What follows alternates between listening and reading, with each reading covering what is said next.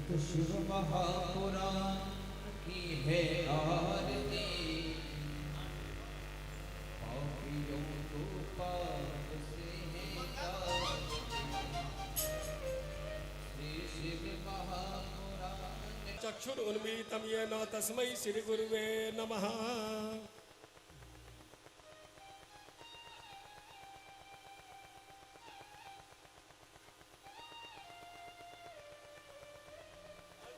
चाबियाल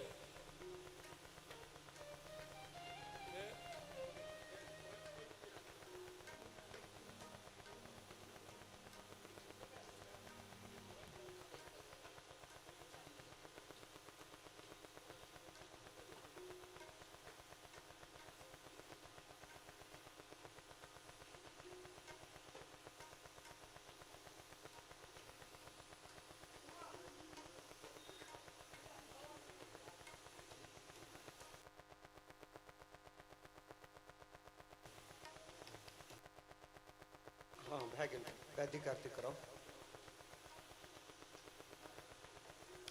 महाराज जी वैदिक आरती फटाफट करवा दियो, कार्यक्रम चालू है जिससे लेट भै गेली। अमिदगं हविः प्रजननं मे असुदसवीरगं सर्वगणगं स्वस्तये आत्मशनि प्रजाशनि पशुशनि लोकसंयमशनिः अग्निः प्रजां बहुलां मे करोत्वन्नं पयोरेतो अस्मासु धत्त।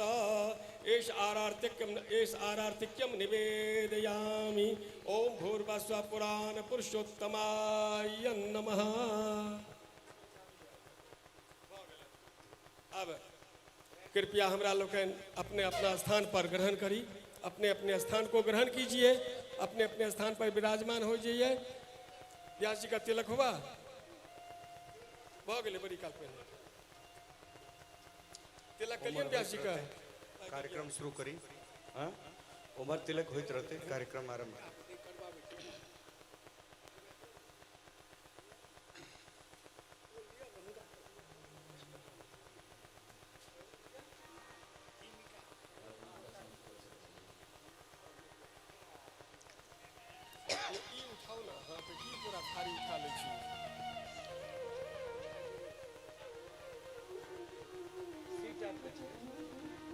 चला दियो 5-7 मिनट चला दियो मोबाइल में। नहीं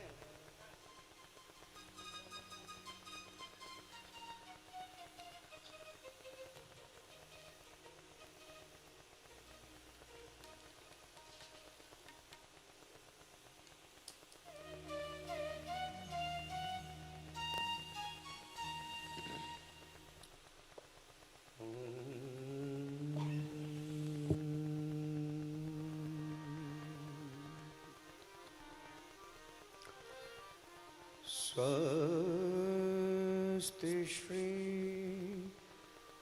गणेशाय नमः। श्री जानकी वल्लभ विजयते।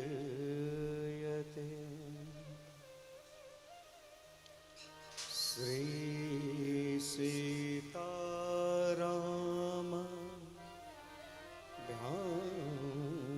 नमः। श्री राधा कृष्ण नमः। उमा महेश्वर नमः।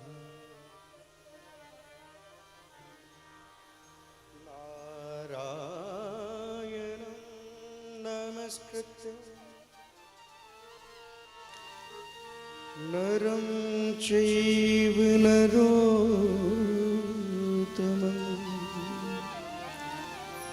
देवीं सरस्वतीं व्यासं ततो जयमुदीरये।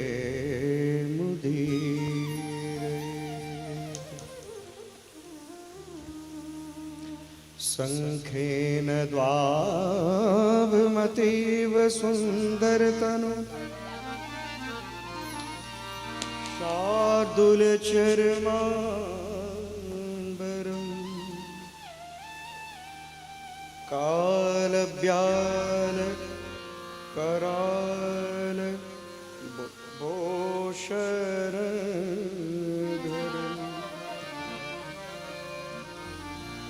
गंगा शशांकर प्रियम् काशी संकलकल्म शाघसमनम् कल्याणं कल्पद्रुमम्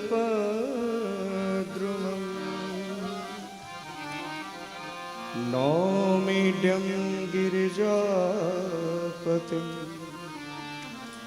गुरुनिधिं कन्दर्पहं शङ्करम् श्रीगुरुचरण सरोज रज निज मन मुकुर सुधार वरनो रघुवर विमल यश जो दायक फल चार बुद्धिहीन तनु जानिके सुमिरो पवन कुमार बल बुद्धि विद्या देहु मोहि हरहु कलेश विकार।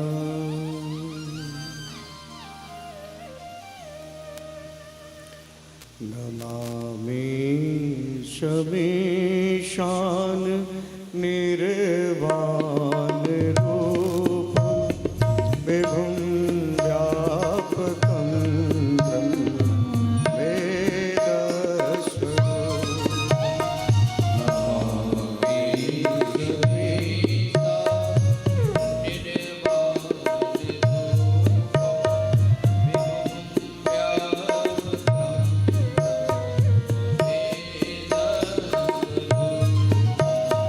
निजं निर्गुणं निर्विकल्पं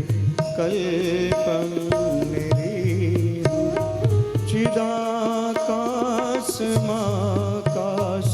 चिदाकाशमाकाशवासं भजेऽहं निराकार ओंकार मूलं तुरीयं गिरा ज्ञान गोतीत मीशं गिरीशं नमामि शमीशा।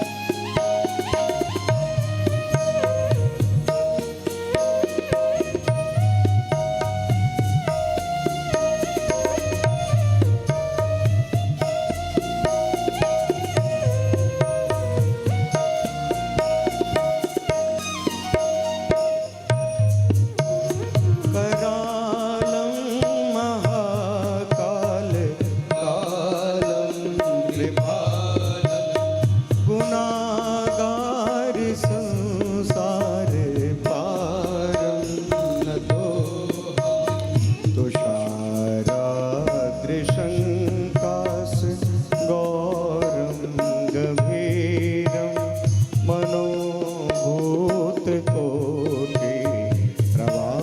श्रीशरीर स्फुरण मौलिकल्लोलिनी चारुगन्ध लशकाल बालन्दु कंठ भुजंगा चलत कुंडलंधो सुनेत्रं विशाल प्रसन्नाननं नीलकण्ठं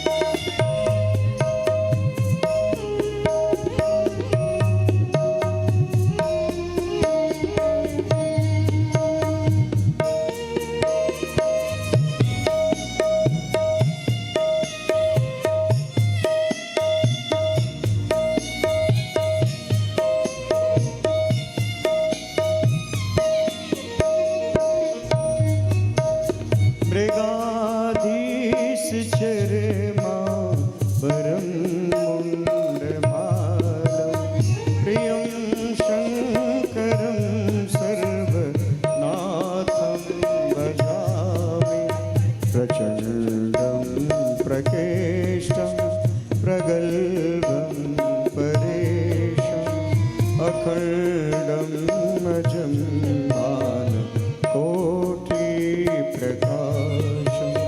त्रयशूलनिर्मूलनं शूलपाणि भजेऽहं भवानी पतिभावगम्यम्।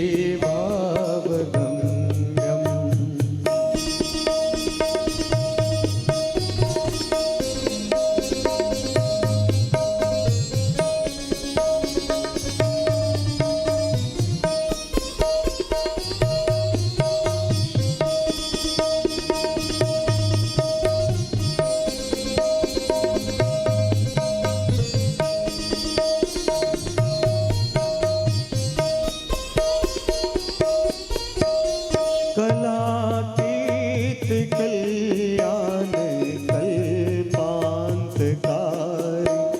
सदा सज्जदानन्द दाता पुरारी चिदानन्द संदोह मोहापहारी प्रसीद प्रसीद प्रभो नयावदुमानाथ पादार भजन्ति है लोके परे वानरा न ताव शुभं शान्ति संतापनाश प्रसीद प्रभो सर्वभूतादिवासम्।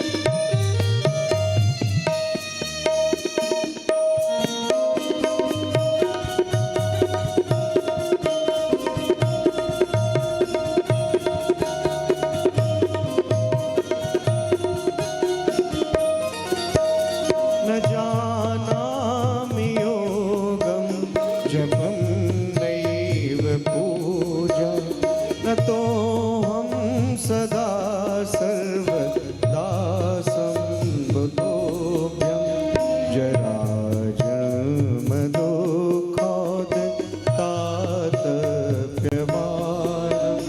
प्रभो पाहि आपन् नमामीश शम्भुं नमामीश वेशान निर्वाणरूपं विभुं व्यापकं ब्रह्म वेदस्वरूपं विभुं व्यापकं ब्रह्म वेद।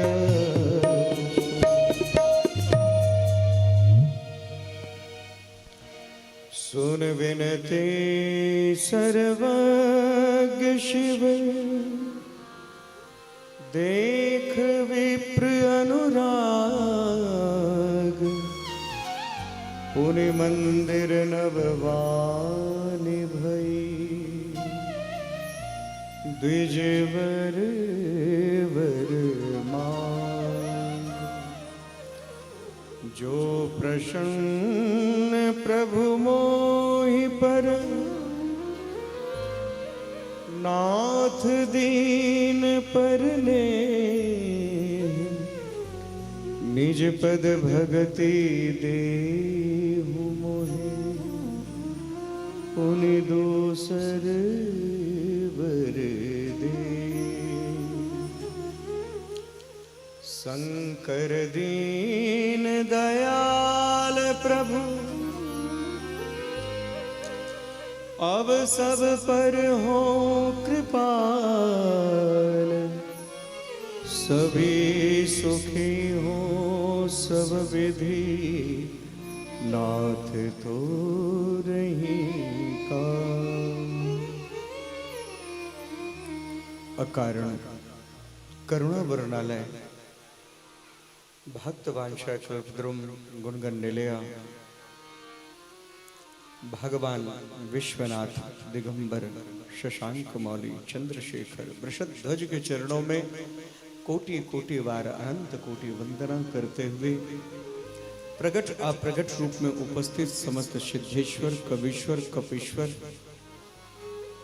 श्री नंदी जी महाराज, हनुमान जी महाराज, सुखदेव जी महाराज, समस्त दिव्य विभूतियां पवित्र मां कमला के पावन तट पर विश्वनाथ मंदिर, जहां विश्वेश्वर विश्वनाथ भगवान कृपा करुणा बरसाते हुए रजौर ग्राम सहित समस्त क्षेत्रवासियों पर कृपा की अमृतमयी वृष्टि पान करते हुए मंदिर के महादेव जी, गोसाई जी, सन्यासी जी महाराज,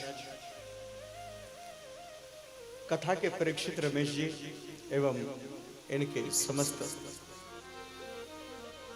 रतन जी सहित बिंदेश्वर जी सहित समस्त भ्रातागण जो कि और गांव के समस्त गणमान्य व्यक्ति,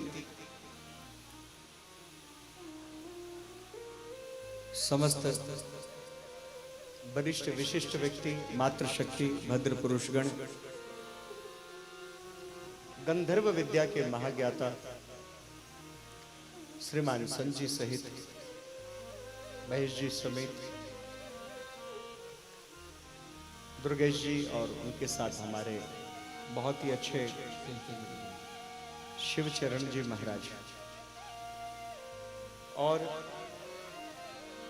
माइक के माध्यम से कथा का लाभ पहुंचाने वाले दुर्गा टेंट हाउस मधेपुर, जिसको संचालित कर रहे हैं, वीडियोग्राफी के द्वारा जन जन के तक यूट्यूब के द्वारा कथा का लाभ पहुंचाने वाले,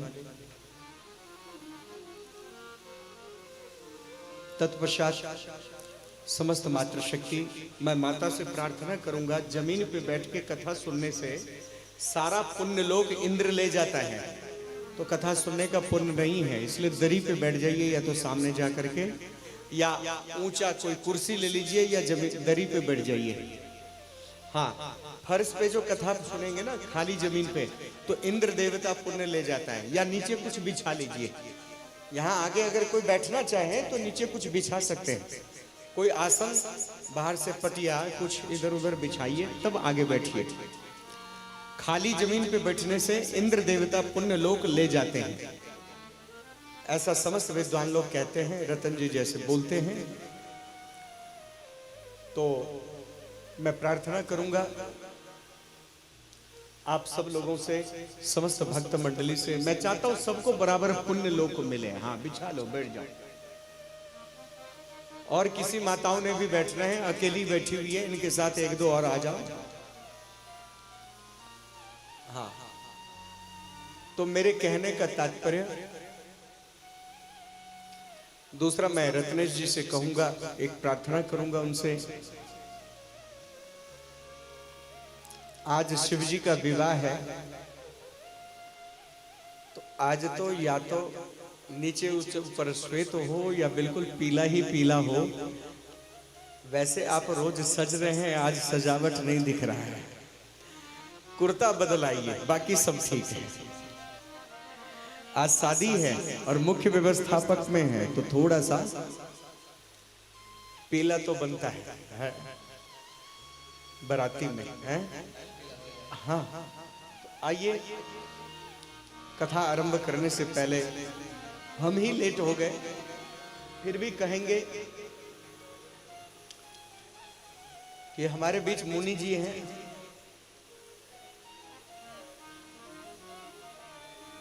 बहुत अच्छा मंडल जी, संत रूप है मुनि मंडल जी। तो मैं कहूंगा कि बीच में मैं इनसे प्रार्थना करूंगा, या नहीं तो अंत में एक नचारी ये गाएंगे। आज सुबह सुनाया था, बड़ा आनंद आया। यही नाम है ना आपका? आइए,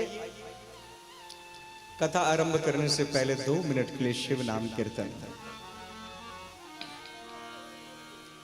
भज मन मेरे ओम नमः शिवाय।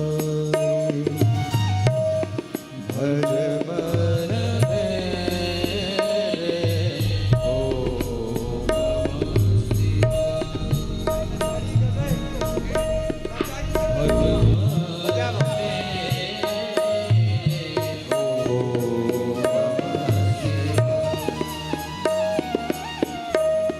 जप मन मेरे ओम नमः शिवाय। जप मन मेरे ओम नमः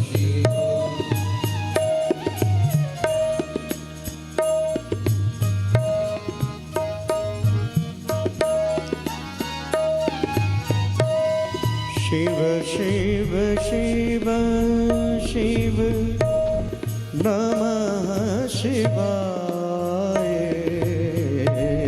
शिव शिव शिव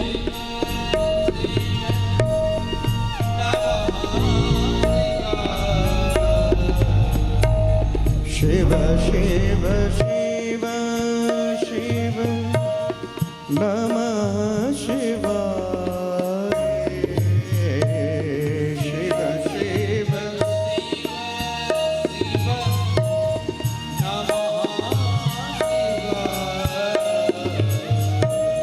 भज मन मेरे ओम नमः शिवाय। भज मन मेरे ओम नमः शिवाय।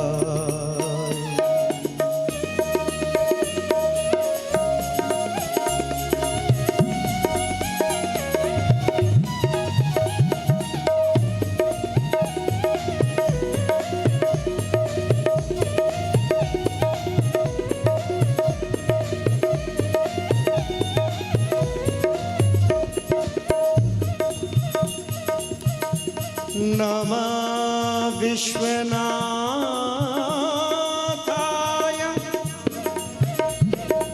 देववंद पदायते।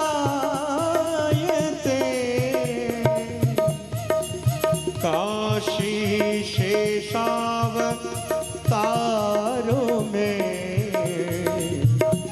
देव देव उपादिश।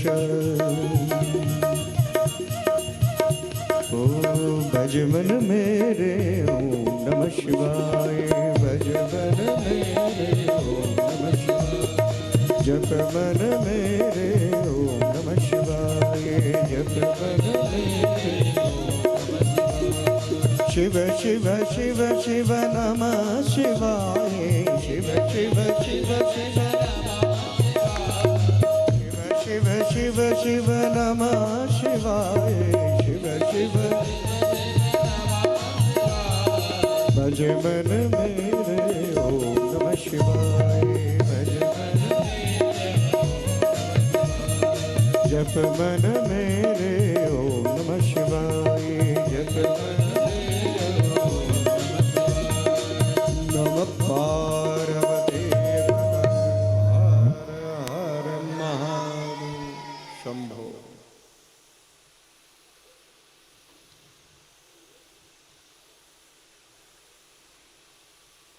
अनेकोनेक प्रकार के पुष्पों के द्वारा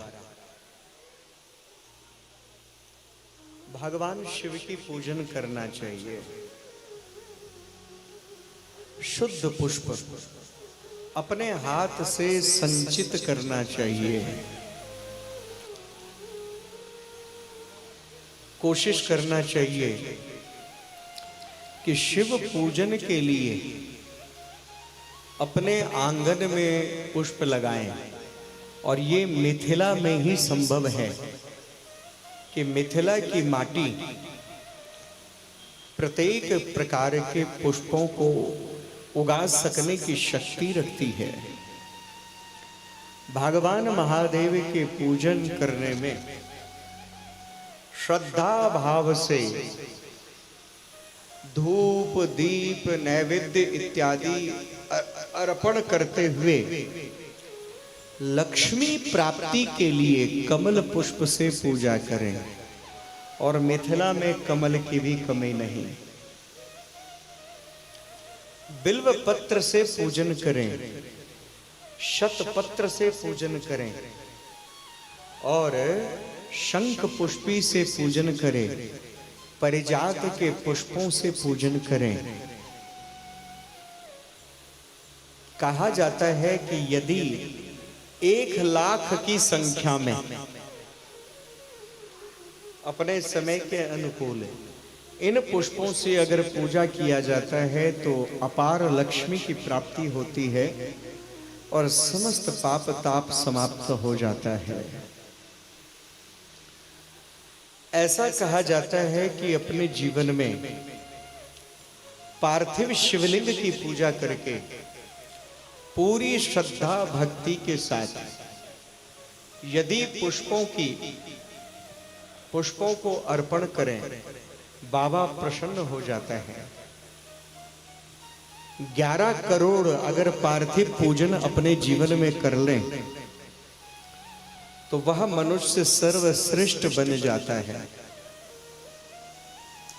वह मनुष्य सर्वश्रेष्ठ बन जाता है। यदि कोई प्राणी भयंकर रोग से ग्रसित हो तो कम से कम 54,000 पार्थिव लिंग की पूजन करें और महामृत्युंजय का जाप करें। हर प्रकार के रोगों को बाबा दूर कर देते हैं। इस प्रकार से जो विद्या प्राप्ति की इच्छा करता हो उसे नित्य प्रति पार्थिव लिंग की पूजा करना चाहिए। जिसको यश प्राप्ति की इच्छा हो वह भी 1,000 पार्थिव लिंग की पूजा कम से कम करे। ज्ञान चाहने वाला अनंत 1 करोड़ की संख्या में कमल पुष्पों की पूजा करें। 1,00,000 पंचाक्षर मंत्र जाप करने से नमः शिवाय इसकी 1,00,000 की संख्या में जाप करने से पूर्व जन्मों की बातें भी स्मरण हो जाती है। ज्ञान की दृढ़ता प्राप्ति होती है। इस प्रकार से पार्थिव शिवलिंग की, मिट्टी के शिवलिंग, पार्थिव लिंग की पूजा करने का बहुत बड़ा महत्व है। दुश्मन को यदि विनाश कराना हो, शत्रुनाश की यदि आपके मन में इच्छा हो, क्या समझे जी, यदि शत्रुनाश की इच्छा हो तो अड़हुल पुष्प, जिसको गुड़हल पुष्प भी बोलते हैं, अड़हुल के पुष्प से पार्थिव लिंग की पूजा करें। अड़हुल पुष्प को लेके बाबा विश्वनाथ पे चढ़ाएं। बंदूक, जिसको गुल दुपहिया का पुष्प बोलते हैं, इसके पूजा करने से आभूषण इत्यादि की प्राप्ति होती है। चमेली के पुष्प से अनेकों प्रकार के वाहनों की प्राप्ति होती है। असित के पुष्प से महादेव की पूजन करने से भगवान विष्णु प्रिय हो जाते हैं। अपराजिता की पुष्प से पूजन करो महादेव की, इससे भगवान नारायण प्रसन्न होंगे और उनका आशीर्वाद होगा। इस प्रकार से बिल्व पत्र सहित अनेकों अनेक प्रकार के पुष्प हैं।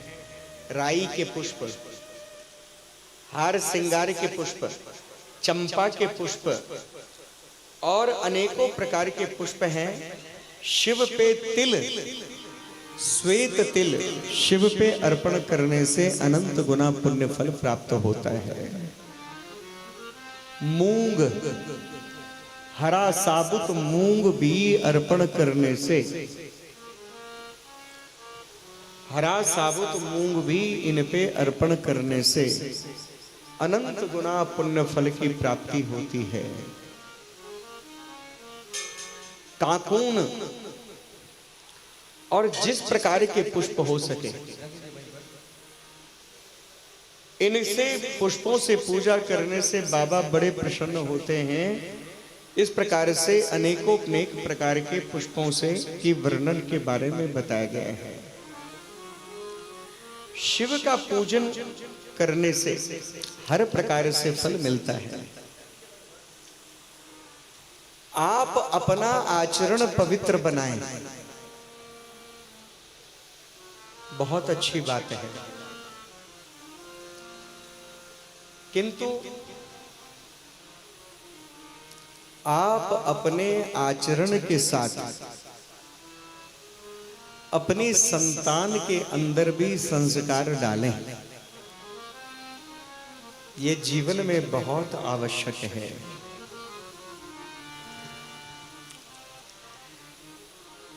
यज्ञदत्त जी महाराज बहुत विद्वान ब्राह्मण थे। दूर दूर प्रदेश में यज्ञ इत्यादि कराने जाते थे। दूर सुदूर प्रदेश में यज्ञ इत्यादि में जाते थे। इस कारण हेतु उनका नाम ही यज्ञदत्त था। बहुत सरल थे, बहुत ज्ञानी थे। अब दूर दूर जाने के कारण आप कोई भी काम करते हैं पेट भरने के लिए, याद रखिएगा, आप कोई भी काम कर रहे हैं, गृहस्थ आश्रम में कर्म करने के लिए एक समय निर्धारित है। उसके पश्चात आधा समय आप अपने बच्चों को नित्य प्रति दें। और यदि नहीं दे सकते हैं, कहीं प्रदेश गए हैं, तो लौट के आइए, फिर 5-7 दिन बच्चों को टाइम दीजिए। बहुत जरूरी है, समाज में नहीं भटकिए, बच्चों को टाइम दीजिए। फिर समाज में घंटा 2 घंटा 3 घंटा समाज में भी भ्रमण कर लीजिए, करना है तो बच्चों को समय जरूर दीजिए। यज्ञदत्त तो विद्वान, उनके घर में एक पुत्र ने ना जन्म लिया। दीक्षित वंश के ये ब्राह्मण थे। पुत्र का नाम गुणनिधि रख दिया। ए पीछे नारियल बाद में रखना, शोर ना करो पीछे। पुत्र का नाम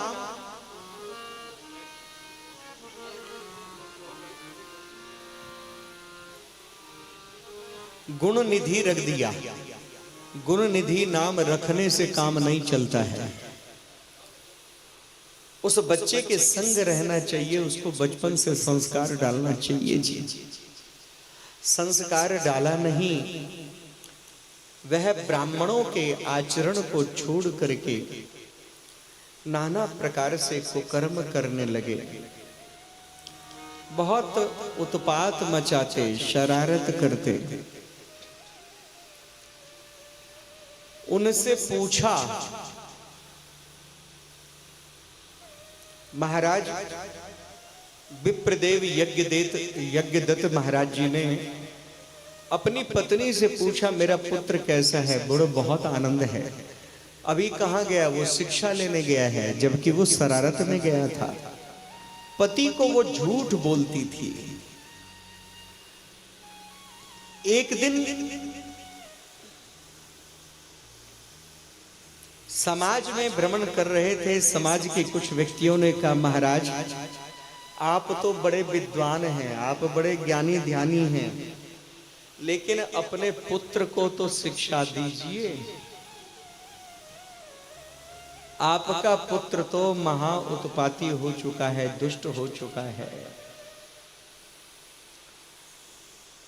यज्ञदत्त ने अपनी पत्नी से पूछा, तुम्हारा लाडला पुत्र कहाँ है? बोले क्या बताऊं, वो तो गया है अभी विद्या पढ़ने।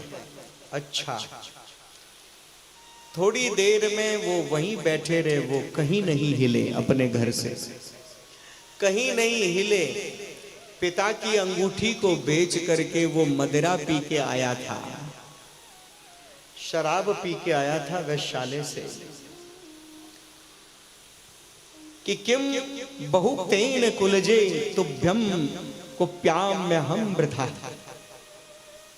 बहुत अधिक तुम्हें कुछ कहने से क्या लाभ, तुम पर मैं व्यर्थ में ही क्रोध कर रहा हूं।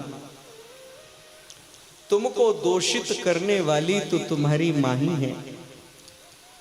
कुपुत्र के होने से पुत्रहीन होना वो ज्यादा अच्छा है।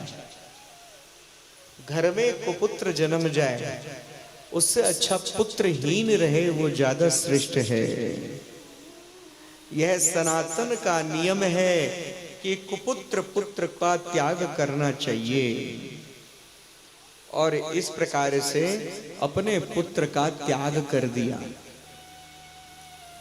वह गुणनिधि घर से निकल करके भटकते भटकते वन के पशुओं को मारने लगा, खाने लगा, जीव जंतुओं की हत्या कर कर के खाने लगा।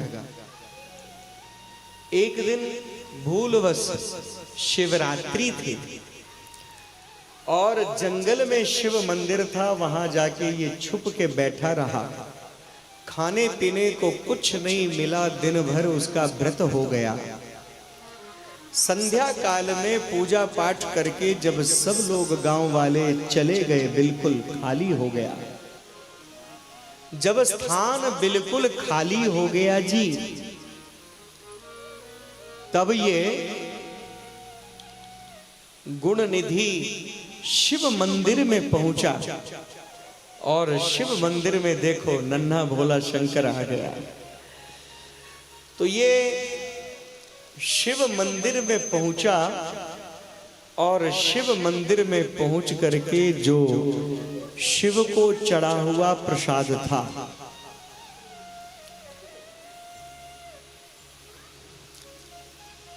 शिव को जो चढ़ा हुआ प्रसाद था, वह शिव प्रसाद, शिवलिंग पे चढ़े हुए प्रसाद को उसने पेट भर के खाया।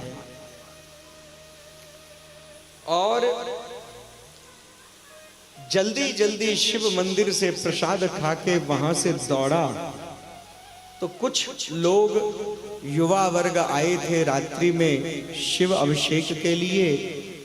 उनके पुत्र को देखा कि शिवलिंग से उठा उठा के प्रसाद खा रहा है, उसको दौड़े मारने के लिए और पकड़ के उसको खूब मारा। वो दौड़ दौड़ के शिव मंदिर में लौट आया और शिव जी के चरणों में गिर पड़ा। महादेव मेरे अपराध को क्षमा करें। महादेव की ऐसी कृपा हुई जी, ऐसी कृपा हुई महादेव की कि यमदूत आए यमलोक ले जाने के लिए, लेकिन शिव दूतों ने, शिव गणों ने उसे छुड़ा दिया और वही अगले जन्म में कलिंग देश के राजा बने। इस जन्म में इसने शिव की घोर साधना किया, दीपमाला किया, उपासना किया।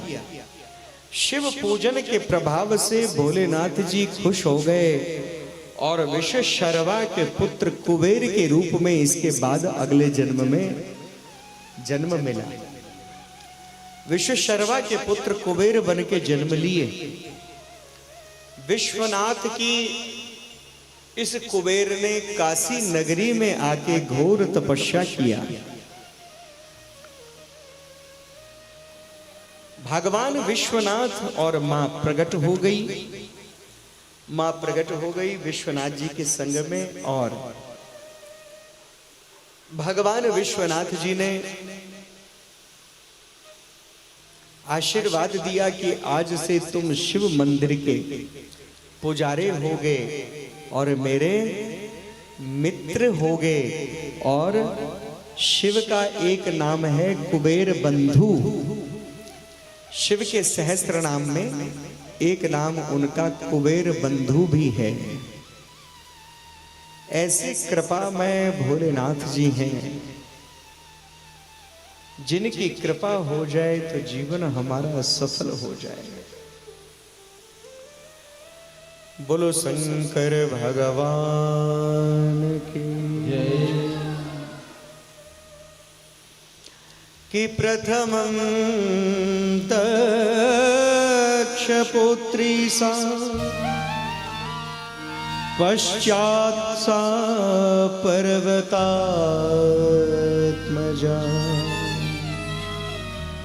कथमेक शरीरेण द्विजयोरप्यात्मजामता।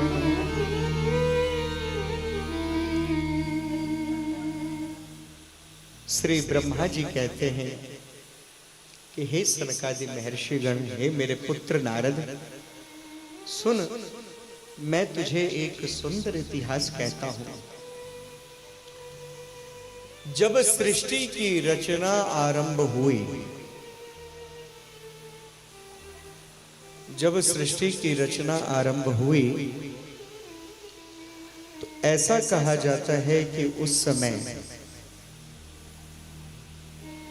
ब्रह्मा जी के अंग से, अंगूठे से जन्म हुआ दक्ष का। दक्ष जो है वो परम उपासक थे, परम याज्ञिक पुरुष थे, नारायण के प्रिय भक्त थे। उसकी घोर भक्ति से साथ में वो मां भवानी, मां दुर्गा, मां काली के परम भक्त थे। अड़हुल पुष्प के द्वारा घोर उपासना किया इन्होंने मां भगवती का, बड़े बड़े यज्ञ के द्वारा। तो मां भगवती प्रसन्न हो गई और दक्ष के घर में, थोड़ा इसका बेस कम करिए, इको या बेस, इको लग रहा है ना, हल्का सा कम करिए। अब मोबाइल मत चलाना, मोबाइल के लिए बोलता हूँ, वो हमारा वाला दे दीजिए, चार्ज हो गया होगा, दे दीजिए। पहले से हटा के रखे हो तुम।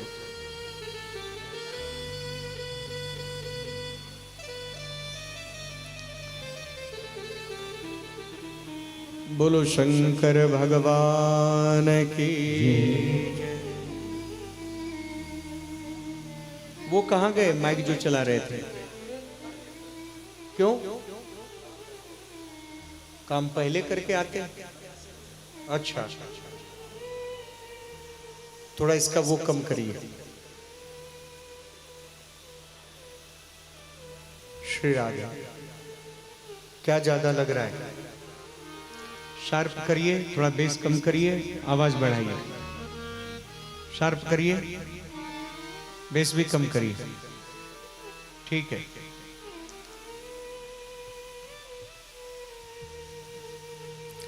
बोलो शंकर भगवान की जय।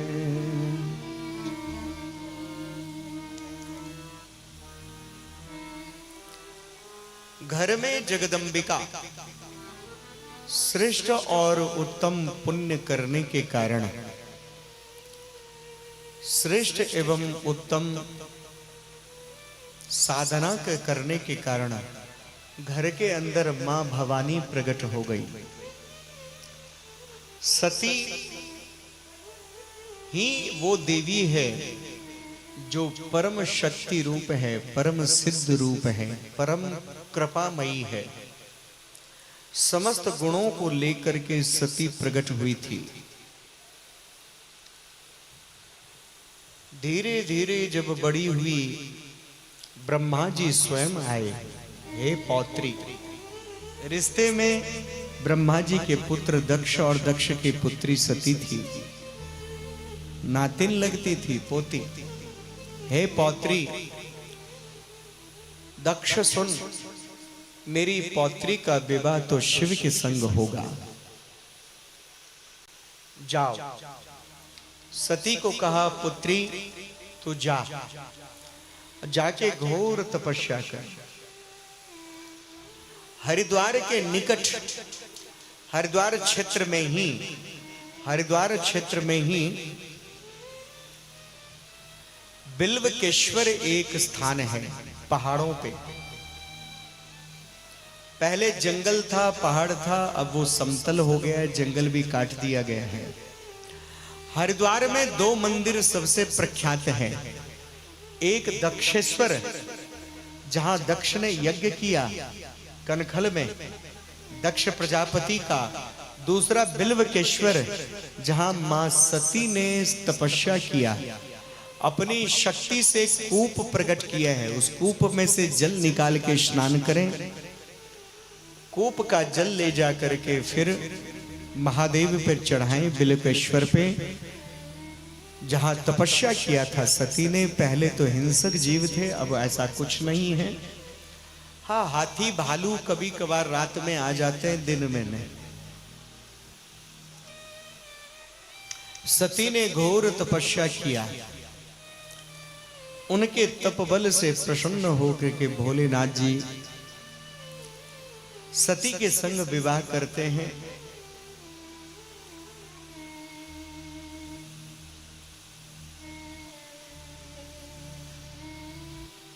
पिता का गुण चाहे कितने भी दृढ़ हो, पिता का गुण कुछ न कुछ आ ही जाता है। ये दक्ष की पुत्री थी, हर कार्य में दक्ष थी, शक्ति अवतार थी। शिव के संग विवाह हुआ, शिव प्रसन्न हुए। एक दिन शिव बट वृक्ष के नीचे बैठे हुए थे, उनके मन में आनंद की सी अनुभूति हुई। सती के संग उन्होंने तमाम विद्याओं को प्रकट किया, श्रेष्ठ श्रेष्ठ गुणों को प्रकट किया और कहा कि चलो सती, हम तुमको राम कथा सुना के लाते हैं। मेरा शिष्य है पृथ्वी पर, परमात्मा की कथा चाहे गुरु करे या चेला करे, किसी भाव में किसी रूप में करे, बड़े प्रेम से सुनना चाहिए। भगवान विश्वनाथ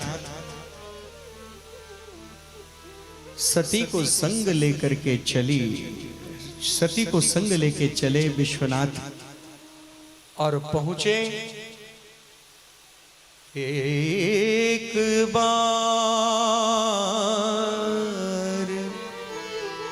त्रेता जुग माही,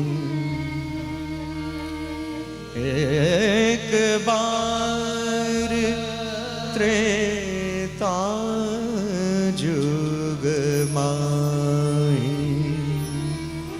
शंभु गए कुंभज ऋषि पाए, शंभु गए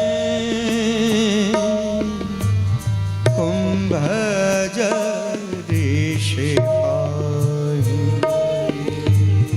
संग सती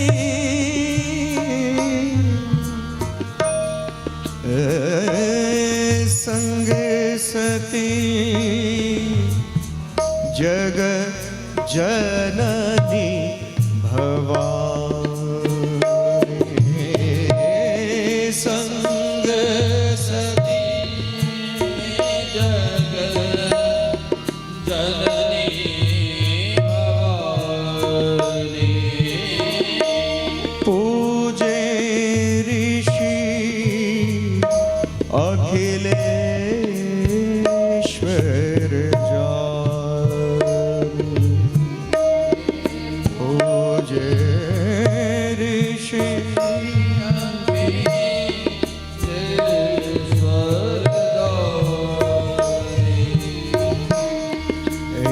एक बार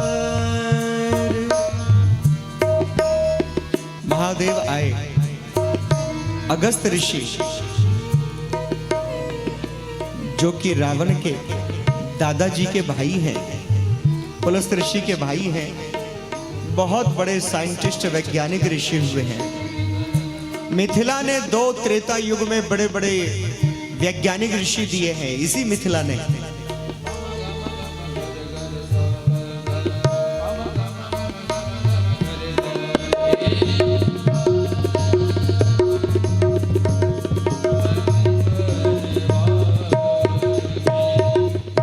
मिथिला ने 2 साइंटिस्ट त्रेता युग में दिए हैं।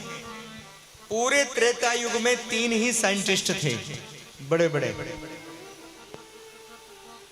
तीसरा तंत्रसार से साइंटिस्ट बना था मेघनाद, तंत्र क्षेत्र से। लेकिन वैदिक क्षेत्र के 3 साइंटिस्ट थे, जिसमें प्रथम विश्वामित्र, जिन्होंने गायत्री को प्रकट किया। मां गायत्री को प्रकट किया विश्वामित्र जी, ये मिथिला के थे। महर्षि अगस्त, जिन्होंने शत्रुओं को मारने का मंत्र बताया और तमाम अस्त्र शस्त्र प्रदान किए, आविष्कार किए हुए राम जी को। वो महर्षि अगस्त जिन्होंने आदित्य हृदय का स्तोत्र, सूर्य उपासना की विधि राम जी को बताया। राम जी से सूर्य उपासना की दीक्षा दी राम जी को। वह महर्षि अगस्त भी मिथिला के ही बहुत बड़े वैज्ञानिक ऋषि थे। तीसरे थे वाल्मीकि। 2 ऋषि भारत में त्रेता युग में, 3 में से 2 बड़े बड़े वैज्ञानिक ऋषि, शक्तिशाली ऋषि मिथिला के ही थे, जिनके पास रावण भी नहीं जाता था, डरता था जाते हुए। भस्म कर देंगे, मार डालेंगे। ऐसी शक्ति मिथिला में है, ऐसी ऊर्जा शक्ति, तेज शक्ति मिथिला में है जो पूरे भारत में कहीं नहीं। तभी तो IAS IPS मिथिला के ही ज्यादा निकलते हैं ना जी। इसलिए अब हम लोग अपनी शक्ति को भूल गए हैं। उल्टा सीधा खाने पीने के चक्कर में जीवन बताते हैं, राक्षसी भोजन खाते हैं, दवा के शराब पीते हैं, खूब दवा के शराब पीते हैं, खूब दवा के वो क्या बोलते हैं, मांस खाते हैं, और नाना प्रकार से एक दूसरे से लड़ने झगड़ने में, खटपट करने में अपने जीवन को बर्बाद करते हैं। और फिर जाकर के शहरों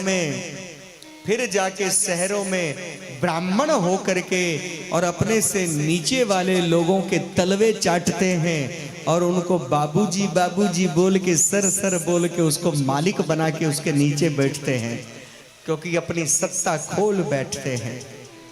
नौकर बन के काम करते हैं। बोले क्यों? कारण कि आहार खराब कर लिया, विचार खराब कर लिया, संस्कार बर्बाद कर लिया। जब संस्कार बर्बाद कर लिया तो परदेश में जाके नौकरी ही करोगे, और क्या करोगे? नौकर ही बनना पड़ेगा। मिथिला के तो ब्राह्मण ऐसे थे कि तुम चले तो चली धरती, चले अंबर, चले कोटि कोटि पगडग, तुम ना ही चले चले कोई नहीं। मिथिला से संपूर्ण भारतवर्ष का राज्य चलता था, संपूर्ण भारतवर्ष का साम्राज्य चलता था। क्या चंद्रगुप्त को हम भूल गए हैं? क्या मौर्य समाज को भूल गए हैं? क्या अशोक सम्राट को हम भूल गए हैं? क्या भूल गए हैं चाणक्य को? तो मिथिला से ही सब कुछ चलता था। थोड़ा बहुत हवा पानी चलेगा, क्योंकि आज बोले की बारात है ना। और तो बाबा अपने विवाह में थोड़ा आनंद नहीं दे तो कैसे चले? तो सुनो, उनके गण सब आने शुरू हो। हाँ, अगस्त ऋषि ने सम्मान दिया और महर्षि अगस्त को कथा सुनाना। महर्षि अगस्त जी ने कथा सुनाना, भोले शंकर को कथा श्रवण कराया। सती और महादेव की पूजा करके भोलेनाथ जी ने कहा, पुत्र तू मुझे राम कथा सुना। सती इधर उधर डोलती रही, घूमती रही कि ये तो मेरे पति का चेला है, इससे क्या सुनना। लेकिन भोलेनाथ जी ने बड़े भाव प्रेम से कथा तो मेरे इष्ट की है, बैठ के सुनने लगे। संपूर्ण कथा सुनने के पश्चात, बोल बेटा गुरु दक्षिणा के रूप में तुझे क्या दूं, तूने कथा सुनाया है तो कथा सुनाने के बाद तुझे क्या मैं दूं, क्योंकि कथा निष्काम नहीं सुना जाता है, तो कुछ न कुछ मुझसे मांग ले। तो कहा, गुरुदेव हे भोलेनाथ, जब आप जैसे महादेव श्रोता बन के आए हैं तो मैं आपसे एक ही मांग करता हूं। बोले, बोलो क्या मांग है? कि मुझे आप ऋषि पूछी हरि भगति सुहाई,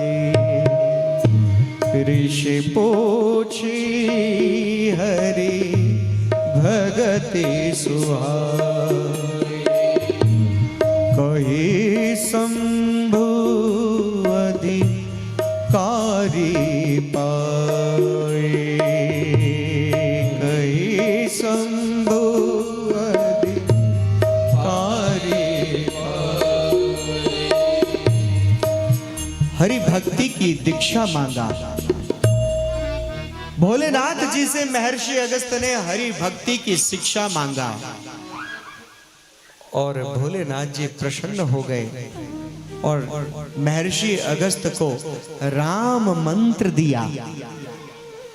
भोलेनाथ जी ने अपने मुख से महर्षि अगस्त को राम मंत्र दिया, गुरु मंत्र दिया। राम मंत्र देके महर्षि अगस्त को अपना प्यारा दीक्षा देकर के शिष्य बना लिया। अब भोलेनाथ जी जब चलने लगे तो पार्वती ने कथा नहीं सुना था, क्षमा करिएगा सती ने। तो जब सती ने कथा नहीं सुना तो जब आई पति के साथ कथा सुनने के लिए, जब पति के साथ कथा सुनने के लिए आई, तब गोस्वामी बाबा सती की महिमा गाते हैं कि संग सती जग जननी भवानी, संग सती जननी भवानी,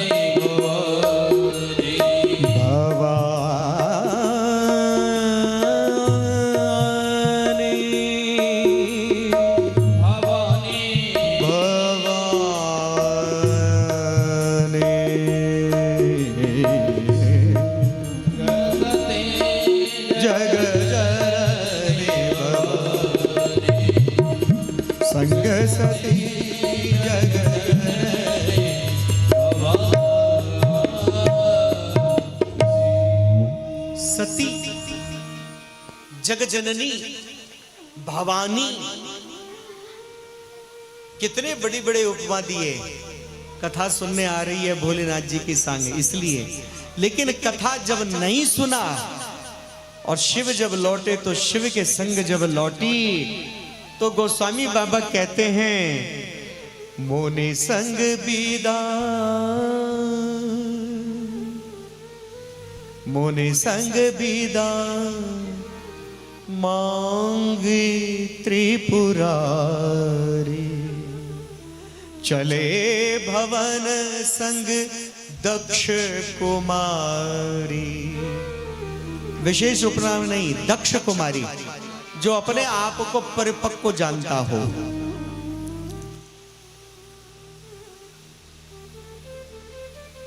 बाबा क्या कहते हैं, आज सती की उपमा कथा नहीं सुना तो क्या उपमा दिया, चले संग दक्ष कुमारी, दक्ष कुमारी,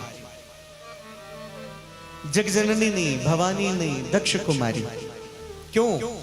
दक्ष कहते हैं पारंगत, जो अपने आप को समझ ले मैं सबसे महान हो गया, सबसे बड़ा हो गया, अब पढ़ने की जरूरत नहीं, सीखने की जरूरत नहीं, वो दक्ष पुत्र हो जाता है। वो हमेशा फेल होने लगेगा, नीचे गिरेगा। इसलिए खेत के आयर में भी, खेत के मेड़ में भी कोई भैंस महिष चराने वाला भी आपको कोई शिक्षा दे तो बड़े आराम से बैठ के कुछ न कुछ सीख लो। 80-90 साल की उम्र तक भी कुछ न कुछ सीखने की कोशिश करो। और जो बड़े बड़े ग्रंथ को पढ़ करके डॉक्टरेट की उपाधि, MA PhD की उपाधि लेकर के और फिर सोचने लगे मैं बहुत बड़ा ज्ञानी हो गया, समझ लो उसी दिन से वो फेल होना शुरू हो जाता है, उसी दिन से बर्बाद होना शुरू हो जाता है। कितने बड़े से बड़ा पद मिल जाए, बड़े से बड़े क्षेत्र में पहुंच जाए, अभ्यास सबके लिए जरूरत है। अभ्यास, नित्य अध्ययन, स्वाध्याय बहुत जरूरी है। स्वाध्याय, क्योंकि आपके चैप्टर को या तो संत खोल सकता है या भगवान खोल सकता है। कोई और खोलेगा तो आप क्रोध से भर जाएंगे, इसलिए कोई और ना खोले, आप अपने किताब को स्वयं खोलो। स्वाध्याय का मतलब ये नहीं होता है कि किताब खोल के पढ़ने लग जाओ स्वाध्याय हो गया, अरे नहीं भाई। स्व मतलब अपना और अध्याय मतलब चैप्टर। अपनी किताब खोलो, अपना चैप्टर खोलो और अंदर अपनी किताब खोल करके देखो कि मैं किस हालत में हूं, मैं किस लायक हूं।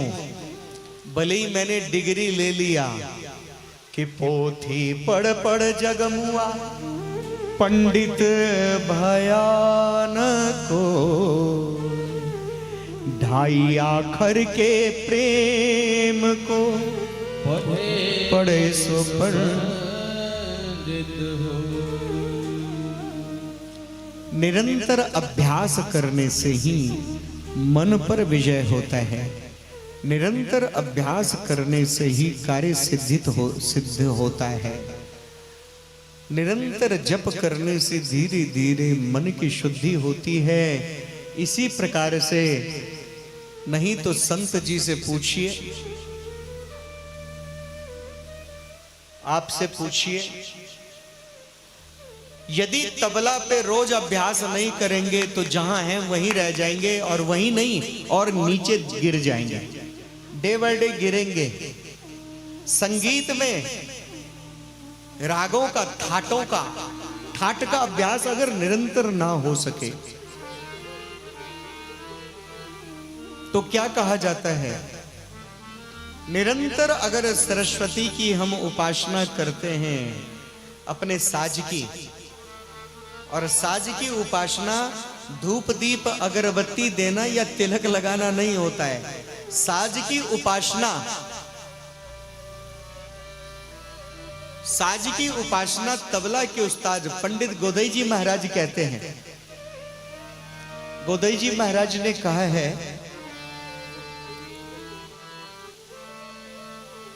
कि साज की उपासना ही यही है कि जहां भी रहो साज को संग रखो, और जहां भी रहो सुबह उठ करके स्नान करो तो बहुत अच्छा, नहीं तो बिना स्नान के भी जल छिड़को ऊपर, मुंह हाथ धो करके शुद्ध हो करके अपने साज को अभ्यास करो। 2 से 3 घंटा डेली, कम से कम, कम से कम।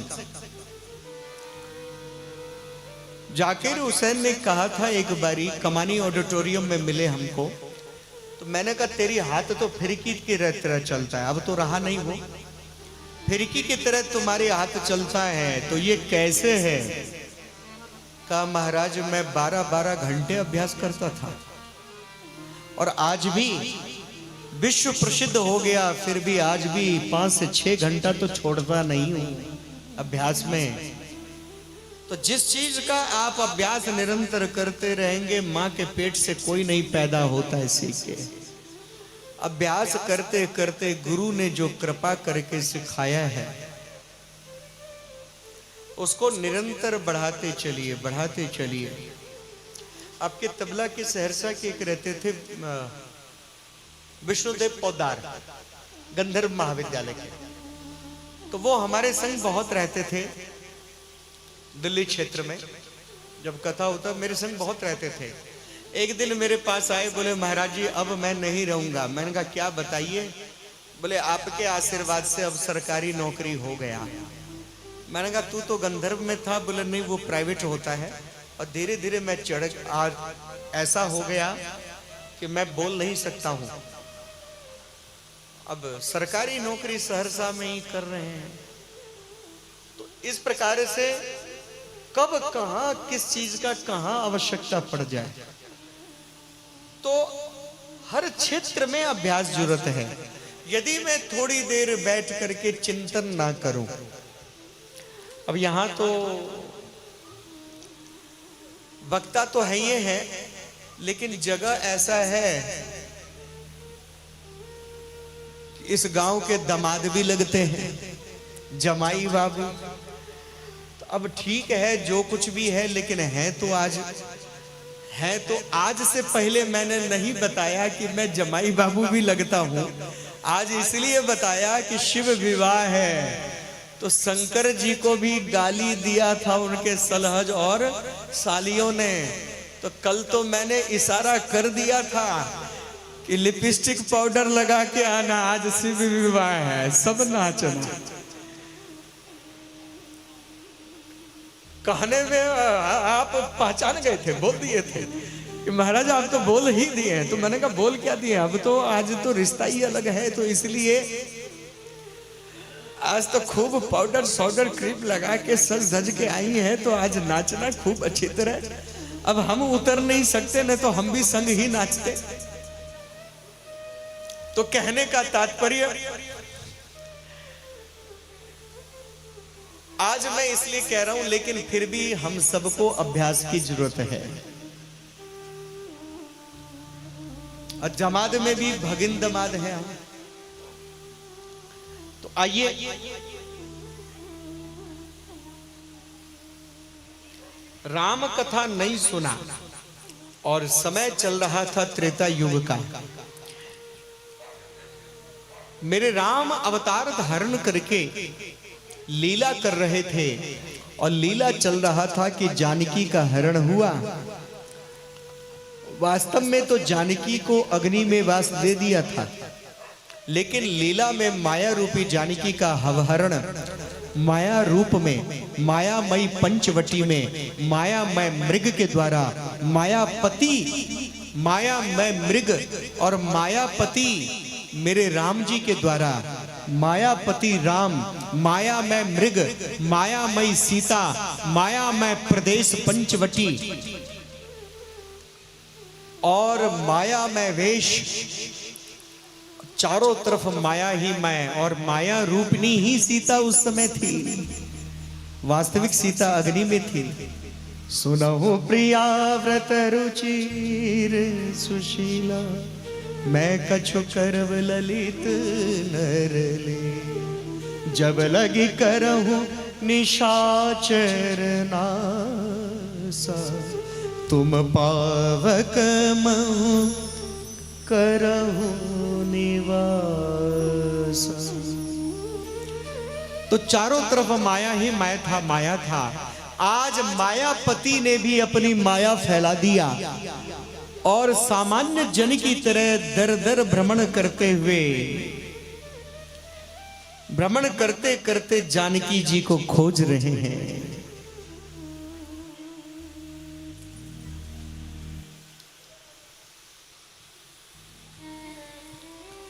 हो बाजीगर के बजरे बांसुरी, बाजीगर की बजरे बांसुरी, मायापुर के मेले में राम जी खोजते हुए जानकी जी को चले जा रहे हैं। हे खग मृग हे मधुकर श्रेणी, हे खग मृग हे मधुकर श्रेणी, तुम देखी सीता मृग नैनी, तुम देखी सीता।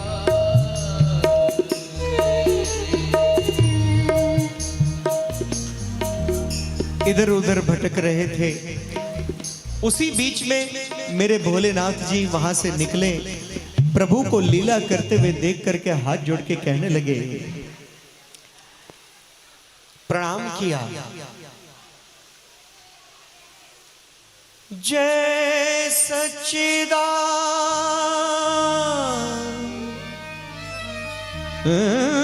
जय सच्चिदानंद जग पावन, जय सच्चिदानंद जग पावन, अस कहीं चले मनोज न सावन, अस कहीं।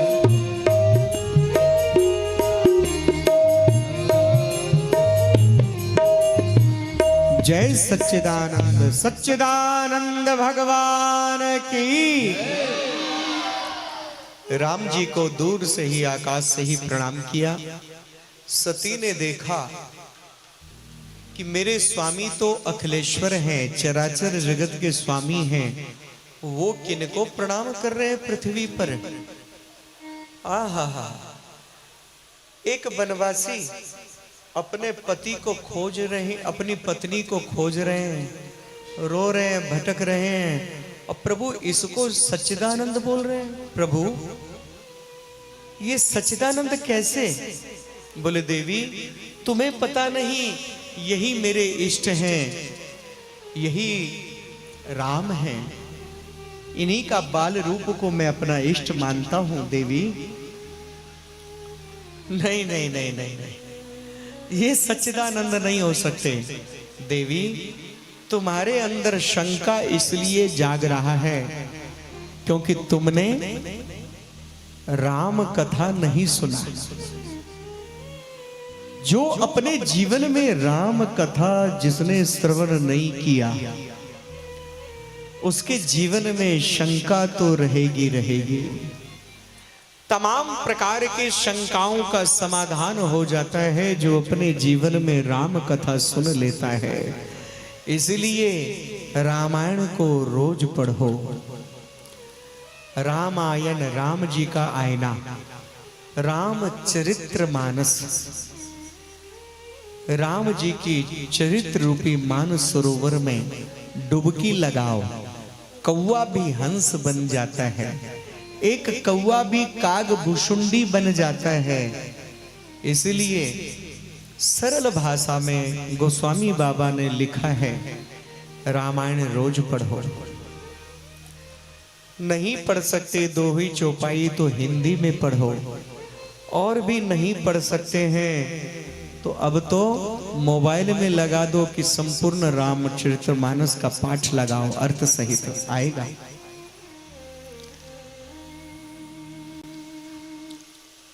सती ने राम कथा नहीं सुना तो विश्वनाथ के शब्दों पर भी यकीन नहीं हुआ।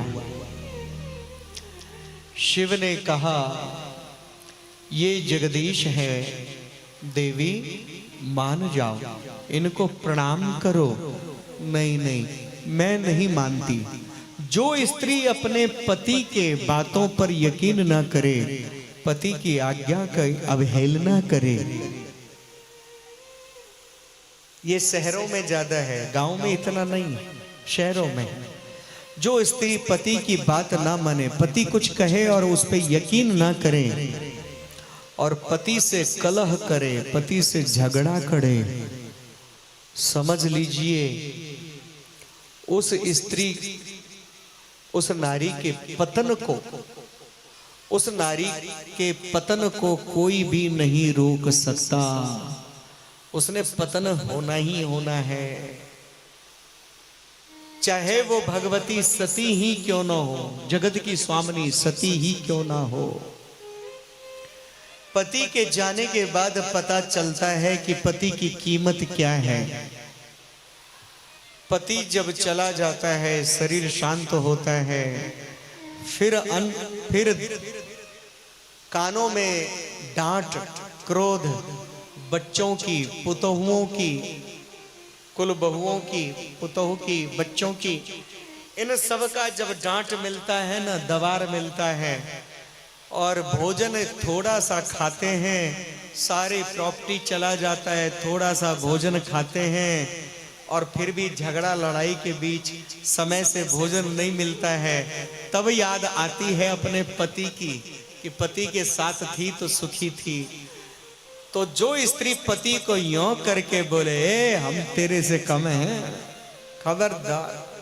पति को क्रोध में बोले, धमकाए, डांटे, वो छुछुंदर का जन्म लेती है अगली बारी। छुछुंदर जानती है, चूहे के साथ में एक छुछुंदर होती है, वो छुछुंदर बनती है। सती को यकीन नहीं हुआ, बोले नहीं मानती। शिव कौन है? विश्वास। शिव स्वयं विश्वास है, और जो अपने विश्वास की बात पर विश्वास ना करे उसका पतन तो सुनिश्चित है। शिव चुप हो गए, शिव ने कुछ नहीं कहा। मनी मन सोचने लगे कि जो तुम्हारे मन अति संदेह,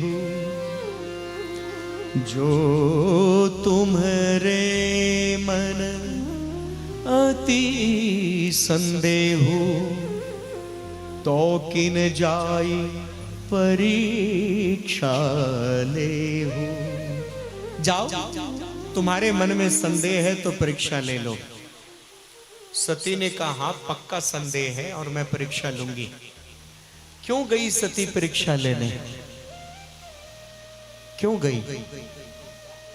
क्योंकि उसने अगस्त ऋषि से रामायण नहीं सुना था, रामचरित्र नहीं सुना। भोलेनाथ जी एक बट वृक्ष के नीचे बैठ गए, सती चली परीक्षा लेने, भोलेनाथ जी वहीं बैठ गए। बोले जाओ, और मनी मन सोचने लगे, होई है सोई जो राम रचि राखा।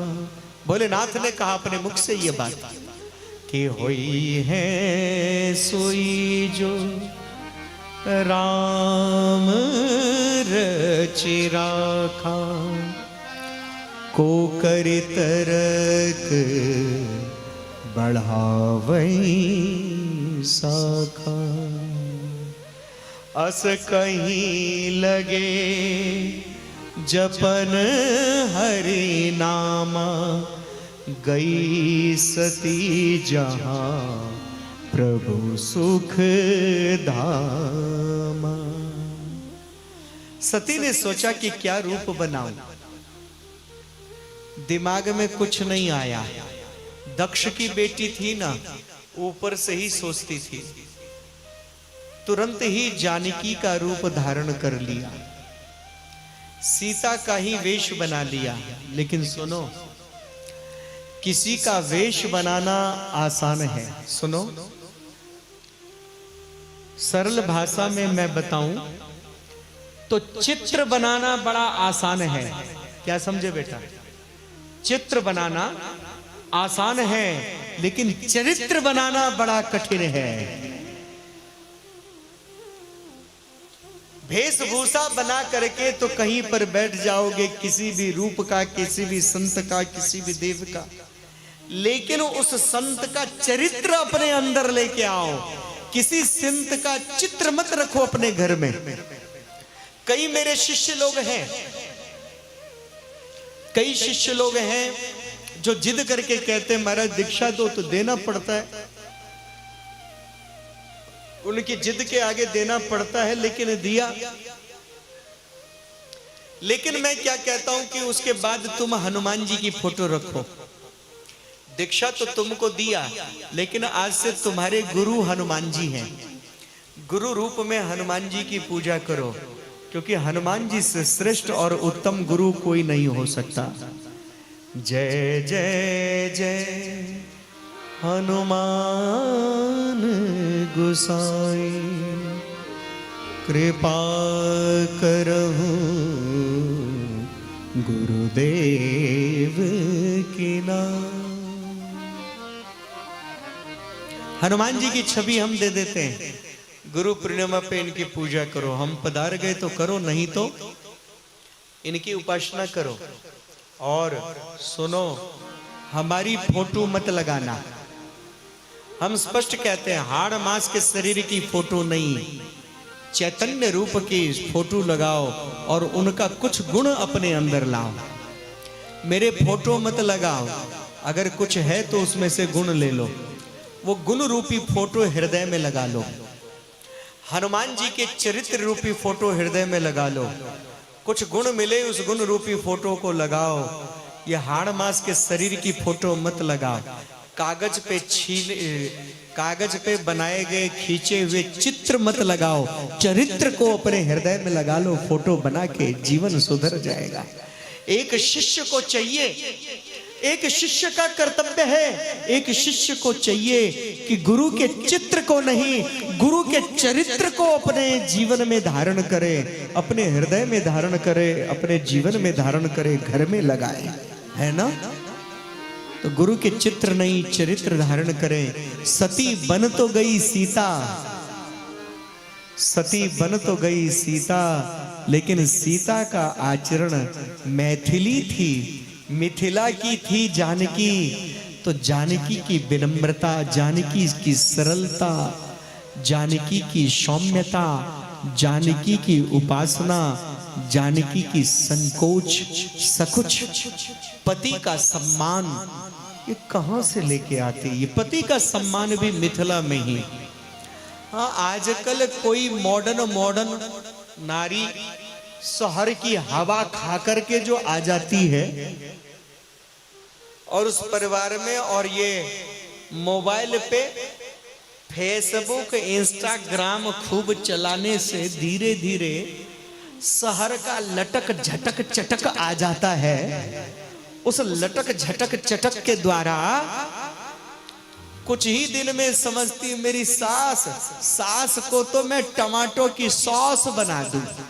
अब सास को तो सॉस बना देती है, पैर देती है। सास का पैर दबाना तो दूर, ये सब शहरी हवा लगने से हो रहा है। लेकिन फिर भी मिथिला मिथिला है।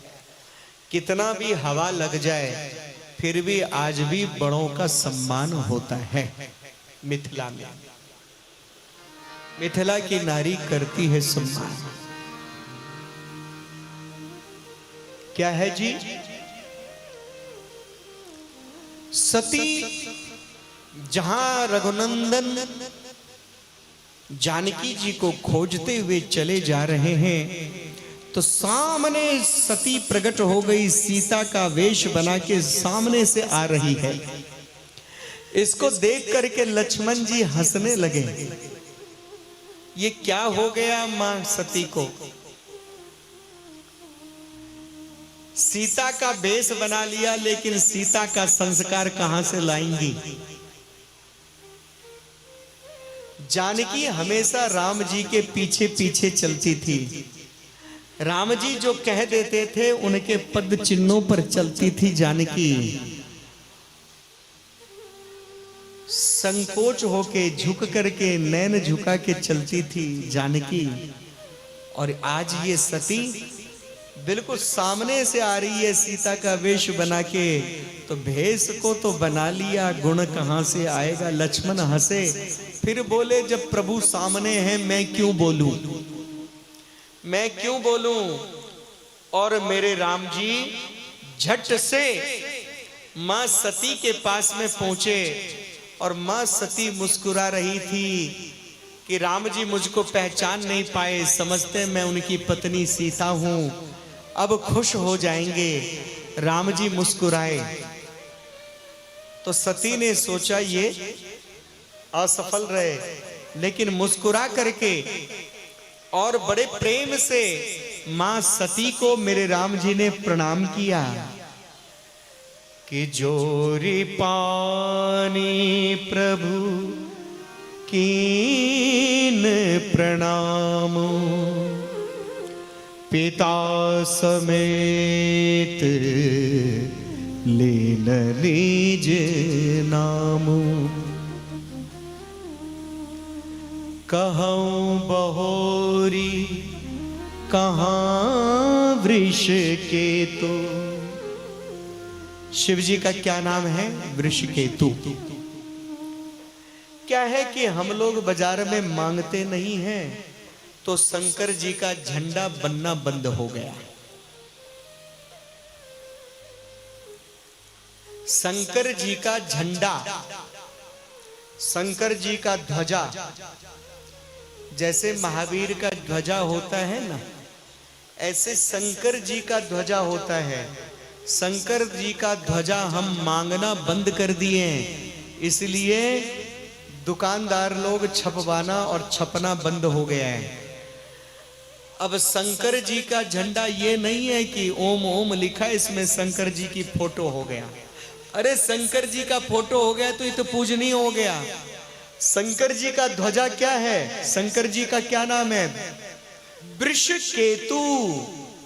नंदी जिस झंडे पर विराजमान हो, धर्म रूप नंदी, तो बैठे हुए नंदी, वो भी नंदी बैठे हुए जिस झंडे पर हो,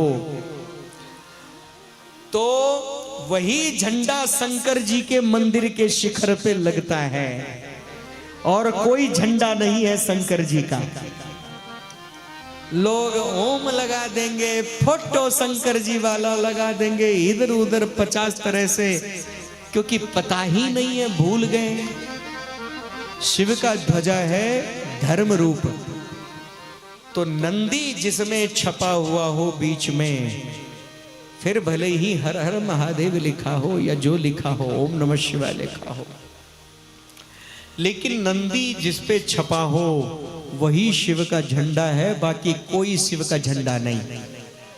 शिव मंदिर में नंदी वाला झंडा लगना चाहिए, क्योंकि भगवान शिव का नाम है वृषकेतु। केतु नाम है झंडे का, वृष मतलब नंदी। नंदी वाला झंडा ही शंकर जी का झंडा है, बाकी सब धंधा है। बोलो शंकर भगवान की। कहूँ बहोरी कहाँ वृष केतु, विपिन अकेली फिरहि के ही हेतु। बोले शंकर कहाँ हैं? आप अकेले क्यों भ्रमण कर रही हैं? धरती को कुरेदने लगी, अब पछता रही है कि मैं शंकर। पति से झूठ बोल दिया कि कछु न परीक्षा लीन गुसाई, किन प्रणाम तुम्हारे ही नाई। मैंने आपकी तरह प्रणाम कर लिया। अच्छा, अरे जगत से छुपा सकते हो, अखिलेश्वर से कैसे छुपाओगे? भोलेनाथ जी तुरंत ध्यान में बैठे, और तब शंकर देखूं धरि ध्याना, सती जो कीन चरित्र सब जाना। सारे चरित्र को पहचान गए, जो जो किया इसने, सब चरित्र पहचान गए। और क्या हुआ? भोलेनाथ ने मन ही मन अपनी पत्नी को, सती को त्याग दिया। इसने सीता मां का रूप धारण किया है, तो मेरे बाएं अंग में नहीं बैठेगी। लौट के आए, सती बाएं अंग में बैठने लगी, सामने आसन दे दिया। सती बैठो सामने, तुमको कथा सुनाता हूं। महर्षि अगस्त से कथा नहीं सुना, चलो मैं तुमको कथा सुनाता हूं। क्योंकि सती से शंकर बहुत प्रेम करते थे। सती परम विद्याओं की ज्ञाता थी, परम शक्ति थी। सती के अंदर बहुत तेज था। सती को सामने बिठा करके प्रभु की कथा सुनाने लगे। लेकिन अगर ललाट में, अगर भाग्य में नहीं लिखा है प्रभु की कथा, तो कितनी भी व्यवस्था हो जाए आप प्रभु कथा को नहीं सुन पाएंगे। और जिसके भाग्य में लिखा हुआ है प्रभु की कथा, मैं देख रहा हूं वो कई कई 100 किलोमीटर दूर दूर से आ रहे हैं कथा को सुनने के लिए। दिल्ली से, दूर से। अभी हमारे रतन जी की बिटिया भी आज दिखी, रत्नेश्वर जी महाराज की बेटी भी आज दिखी, देखा मैंने, तो वो भी आई हुई है। और भी देखा, बिंदेश्वर जी के छोटे पुत्र इत्यादि सबको देखा। सब लोग दूर दूर से आए हैं, रिश्तेदार सब। कई कुछ लोग रास्ते में हैं, कुछ लोग आ चुके हैं, और कुछ लोग दूर दूर गांव से आके अपने कुटुंबी रिश्तेदारों के घर रुके हुए कथा सुनने के लिए। और किसी के भाग्य में यदि नहीं है, ललाट में भाग्य में नहीं लिखा है, वो रजौर गांव में रह करके भी, रजौर गांव में रह करके भी शिव मंदिर में आके कथा नहीं सुन पाता है, क्योंकि वो पार्वती सती की तरह दुर्भाग्यशाली है। जब ललाट में नहीं हो, भाग्य में ना हो, तो कथा कहां सुन पाओगे। जीवन में फिर भैंस चराना ही लिखा है, भैंस ही चराओगे। और जो भैंस पे ही सवारी है, भैंस ही चराएगा, तो अगला जन्म भैंस ही में रहेगा। तो जिसमें चिंतन ज्यादा रहेगा, जिसमें मन ज्यादा रहेगा, वही तो बनेगा। जो क्रोधी रहता है ज्यादा, वो विष खोपड़ा बन करके जन्म लेता है। विष खोपड़ा जानते हैं ना। इसी प्रकार से घर के निकट अगर कथा हो और कथा में जो व्यक्ति नहीं उपस्थित होते हैं, कई लोग बोलते हैं हम माइक से दूर से सुन लेते हैं, तो माइक से भी सुनने की क्या जरूरत है, मोबाइल से सुन लीजिए ना, आप तो त्रिकालज्ञ पंडित हो गए। अरे मोबाइल से सुन लीजिए, फिर तो माइक से भी कथा मत सुनिए। जो कथा का सार तत्व, जो कथा सुनने का पुण्य विश्वनाथ के मंदिर में है, विश्वनाथ मंदिर के प्रांगण में है, वो पुण्य कभी भी घर के छत पे बैठ करके या माइक से कथा बैठ के सुनने में नहीं मिलेगा, नहीं मिलेगा, नहीं मिलेगा। खेत खलिहान में गाय भैंस चराते हुए नहीं मिलेगा, नहीं मिलेगा, नहीं मिलेगा। कथा का सार तत्व बिल्कुल स्थान पे ही बैठ के मिलता है। भोलेनाथ जी समाधि में बैठ गए।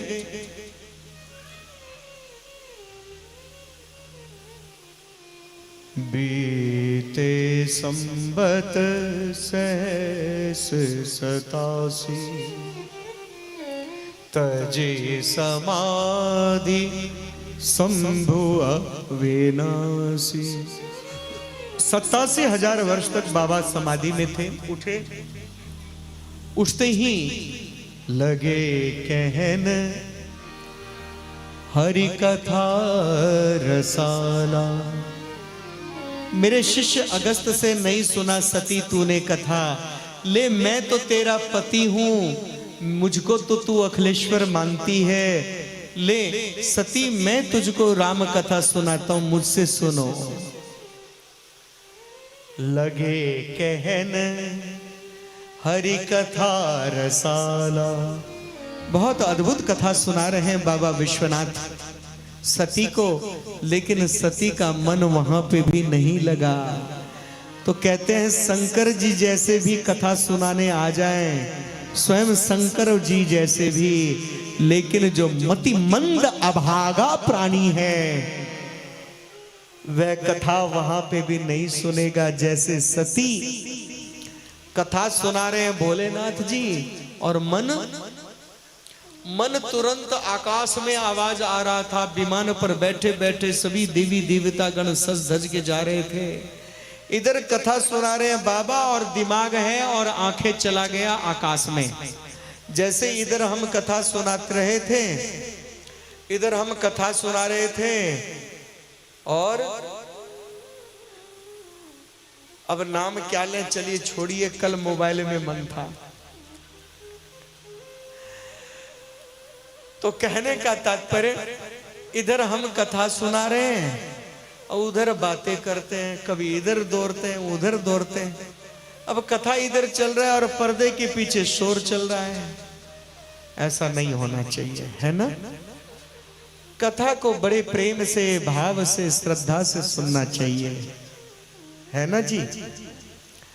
तो इसलिए सती का मन नहीं लगा, और जब सती का मन नहीं लगा, आकाश से विमान देखा, तो जो कथा सुना रहे हैं भोले शंकर, तो भोले शंभू से कहने लगे स्वामी स्वामी स्वामी सुनो। मन बड़ा खिन्न हुआ। कथा कहने वाले के बीच में जो कोई विघ्न करता है, शोर करता है, तो कथावाचक को उसके ऊपर में बड़ा क्रोध चढ़ता है। वो चाहे कितना भी सगा क्यों ना हो, कितना भी सगा क्यों ना हो, कथावाचक को बहुत क्रोध चढ़ता है उसके ऊपर में। और वो क्रोध कथावाचक का नहीं है, वो क्रोध व्यासपीठ का होता है। व्यासपीठ का अपमान करना होता है, कथा के बीच में खटपट करना। इसलिए व्यासपीठ का अपमान नहीं करना चाहिए। सती ने कहा स्वामी स्वामी, पतिदेव पतिदेव। हाँ देवी, ये आकाश से विमान कहाँ जा रहा है? अरे सती, तुझको मैं कथा सुना रहा हूं और तेरा मन जा रहा है आकाश से, आकाश के विमान पर, हवाई जहाज पे। सुन, तेरे पिता ने बहुत बड़ा यज्ञ किया है, उसमें सब सज धज के जाते हैं। मेरे से उनका वैर है, मुझसे अपना वैर मानते हैं, इसलिए मुझको निमंत्रण नहीं दिया। बेटा थोड़ा आवाज कर दो। इसलिए मुझको, हल्का सा, मुझको निमंत्रण नहीं दिया। अच्छा, तो मेरे पिताजी ने यज्ञ किया है तो मैं जरूर जाऊंगी। तेरे को सूचना तुमको नहीं दिया, मत जाओ, बिना बुलाए नहीं जाना चाहिए। नाथ, मैंने सुना है कि माता पिता के घर तो बिना बुलाए ही जाना चाहिए। बेटी को सती, यद्यपि बिना बुलाए माता पिता के घर जाना चाहिए, तथापि यदि वैर कर रहे हो और सभी बच्चियों को बुलाए हो, तेरी 60 बड़ी बहनें महर्षि कश्यप के संग गई हैं,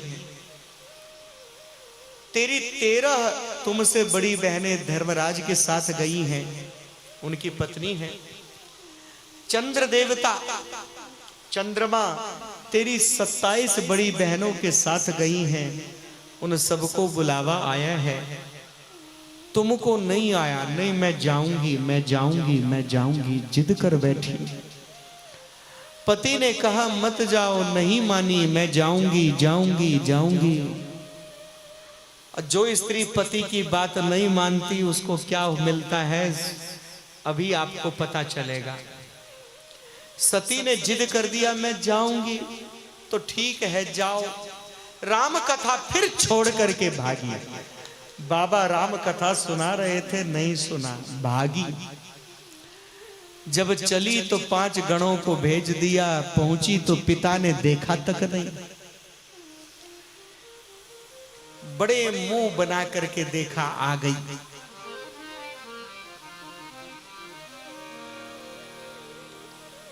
मां तो फिर मां ही होती है ना जी।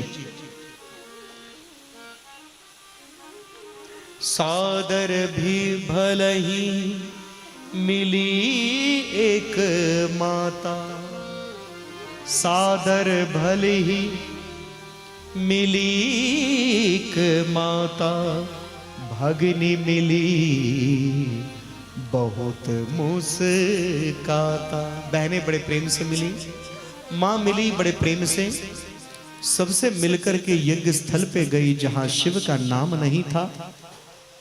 अब अपनी शक्ति को जगा करके विकराल रूप में हो गई। रे हतभाग्य दक्ष, तेरी भक्ति से प्रसन्न होकर के मैं तेरे घर में मैंने अवतार लिया,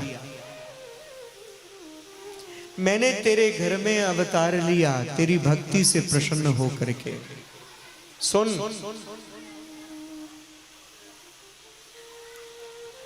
ये बच्चों को थोड़ा शांत करिए। तेरी ये बच्चे क्यों शोर कर रहे हैं पता है? क्यों बच्चे शोर कर रहे हैं? यहां से नहीं, पीछे से आवाज आ रहा है। ये बच्चे लोग क्यों शोर कर रहे हैं? क्यों शोर कर रहे हैं? डांटूंगा नहीं, अरे डांटना नहीं बलराम जी, डांटना नहीं, ये गलती हमारी है, ये गलती मेरी है। बच्चे लोग क्यों शोर कर रहे हैं? अब सभी बच्चे लोग इधर आओ, सभी बच्चे लोग इधर आ जाओ, आ जाओ, आ जाओ, आ जाओ, आ जाओ। मैंने शंकर भगवान की जय जोर से नहीं बुलाया ना, कल बुला रहा था तो बच्चे लोग शोर करते हुए आनंद ले रहे थे। आ जाओ, आ जाओ, आगे आ जाओ, सब लोग आ जाओ, आओ आओ, इधर आओ और आगे आओ, इधर बैठो, बैठ जाओ सारे बच्चे, बैठ जाओ, बैठ जाओ, उधर बैठ जाओ, हाँ बैठ जाओ। ए तुम लोग भी आओ, बैठो इधर, बैठ गए। अब बोलो शंकर भगवान की क्या बात है। अब बच्चे चुप हैं, बहुत अच्छी तरह है ना। आज बिठाया नहीं ना इनको, आइए। क्रोध में आ गई सती, रे हतभाग्य मंद मति दक्ष, तेरी भक्ति से प्रसन्न होके तेरे घर में पुत्री बन के आई, तू मुझको समझ नहीं पाया, जान नहीं पाया। महादेव की कृपा से ही समस्त प्रजापतियों का अधिपति तू बना, और तू महादेव का अपमान करता है। वह यज्ञ कभी सफल ही नहीं हो सकता है जिस यज्ञ में महादेव की आहुति ना हो, महादेव का नाम ना हो। इसलिए सुन, इस तन के द्वारा संबंध है महादेव जी के साथ, मैं अपना तन यहीं त्यागती हूं। भगवती योग अग्नि योग वीर मुद्रा में बैठी।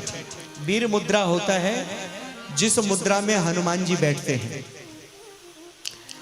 वीरासन पर भगवती बैठ करके अपने गुह प्रदेश गुदा मार्ग में अश्विनी क्रिया को किया, उसको जगाया। जैसे घोड़ा, अश्विनी क्रिया इसको बोलते हैं। कभी घोड़ा को लीद करते हुए देखा होगा, किसी जानवर को जब लीद करते हैं तो उसके बाद क्या करते हैं, अपने गुदे मार्ग को सिकुड़ते हैं, छोड़ते हैं, सिकुड़ते छोड़ते हैं, सिकुड़ते छोड़ते। उस क्रिया का नाम है अश्विनी क्रिया। अश्विनी क्रिया करने से एनर्जी जागती है और ऊपर की तरफ बढ़ता है। तो भगवती ने अश्विनी क्रिया किया, फिर पद्मासन लगा करके बैठ गई। अश्विनी क्रिया के बाद पद्मासन लगा के बैठी, हुम शब्द का उच्चारण करते हुए अपने तेज को धीरे धीरे धीरे धीरे धीरे धीरे मस्तिष्क में ब्रह्मरग्न में ले गई, और संपूर्ण तेज संपूर्ण शक्ति को ब्रह्मरग्न से ले जा करके सीधा कैलाश में पर्वतराज हिमालय के यहां प्रकट हो गए। और इधर शिव को जब समाचार मिला, जैसे ही भोलेनाथ को समाचार मिला जी, जटा से वीरभद्र को उत्पन्न किया, जटा को उखाड़ पटका भूमि पर सेनापति वीरभद्र को बनाया, जाओ दंड दो। रणचंडिका मां कालिका चली और दंड देने के लिए जो जो सामने आए सबका सिर धड़ से अलग कर दिया। भृगु ऋषि की दाढ़ी नोच लिया, पूषा देवता के दांत तोड़ दिए, मुदगल गोत्र ब्राह्मण के शिखा नोच ली। दक्ष प्रजापति आए तो सिर धड़ से अलग करके सिर को यज्ञ अग्नि में भस्म कर दिया, धड़ बाहर रह गया। सभी देवी देवता घबरा गए, सभी देवता घबरा करके भोलेनाथ की शरण में गए। हे भोलेनाथ जी, कृपा कर दो, रक्षा कर दो, रक्षा करो। जय भोला भंडारी शंकर, जय भोला भंडारी। बोलो जय भोला भंडारी शंकर, जय भोला भंडारी। जय भोला भंडारी शंकर, जय भोला भंडारी। जय कैलाशपति शिव शंकर, जय कैलाशपति शिव शंकर, सब जग के हितकारी। जय भोला भंडारी शंकर, जय भोला भंडारी। बोलो ओम नमः शिवाय, बोलो ओम नमः शिवाय, बोलो ओम नमः शिवाय, बोलो ओम नमः शिवाय, बोलो ओम नमः शिवाय, बोलो ओम नमः शिवाय, बोलो ओम नमः शिवाय, बोलो ओम नमः शिवाय। जटाटवी गलज्जला प्रवाह पावितस्थल, गले विलम्बलाम्बिकां भुजङ्गतुङ्गपाल। डमड्डमड्डमड्डमन्निनादवड्डमरवय, चकार चण्डताण्डवं तनोतु नः शिवः शिवम्। जय भोला भंडारी शंकर, जय भोला भंडारी।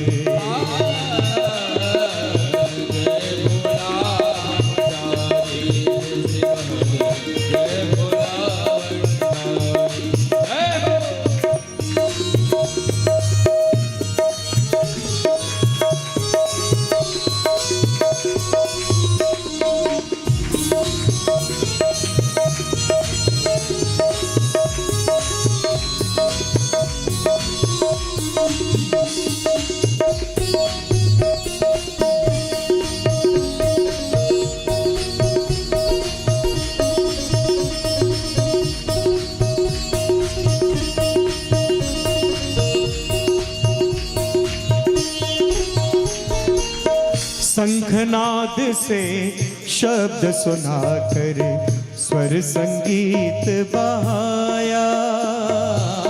शंखनाद से सुनाकर स्वर संगीत बहाया।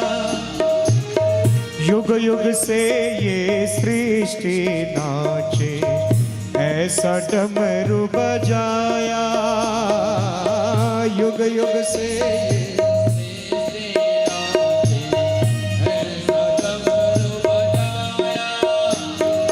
नमामि शंकर, नमामि शंकर, नमामि शंकर, आए शरण तियारी। जय भोला भंडारी शंकर, जय भोला भंडारी।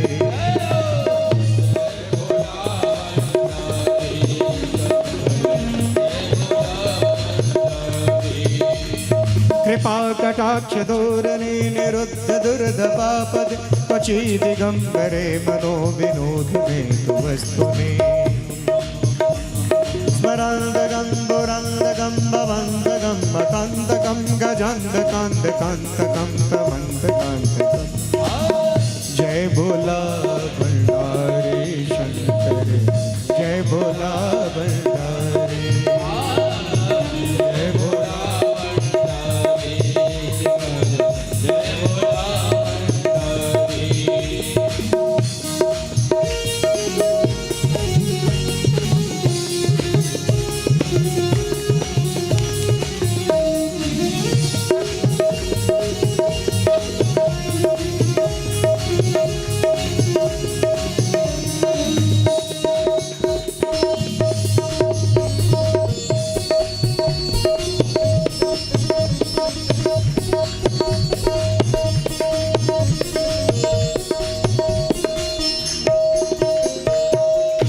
तीनों ताप हरण कर लेता यह है त्रिशूल तिहारा, तीनों ताप हरन जग देता ये त्रिशूल तिहारा। महादेव पर ब्रह्म विधाता, महादेव पर ब्रह्म विधाता, आए शरण तिहारी। जय भोला भंडारी शंकर, जय भोला भंडारी, जय भोला भंडारी,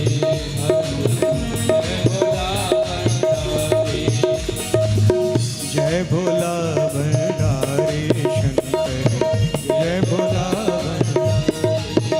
बोलो ओम नमः शिवाय, बोलो ओम नमः शिवाय, बोलो ओम नमः शिवाय, बोलो ओम नमः शिवाय, बोलो ओम नमः शिवाय, बोलो ओम नमः, बोलो ओम नमः शिवाय। आशुष्य तुष्यति शीघ्रम इति आशुतोषम।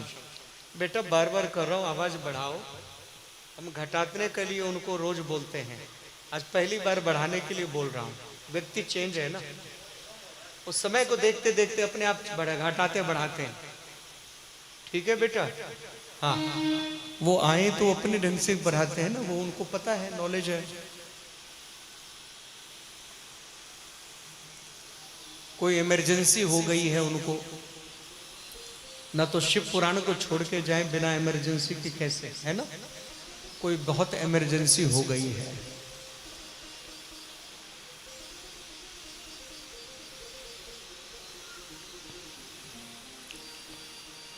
बोलो शंकर भगवान की। क्या बात है, पर इसी चीज की कमी थी। बातचीत जब देखा ना दूर, तब समझ में आया कि गलती हमारी थी, बच्चों को तो यहाँ बिठाना था।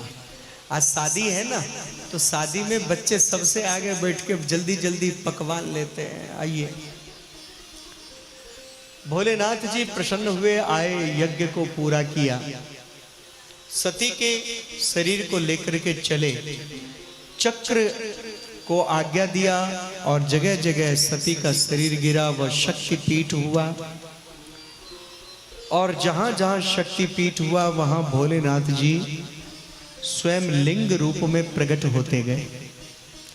तो जहां जहां शक्तिपीठ है वहां वहां भोलेनाथ जी का भी, बोलिए ना, वहां वहां भोलेनाथ जी का भी स्थान है। ठीक है?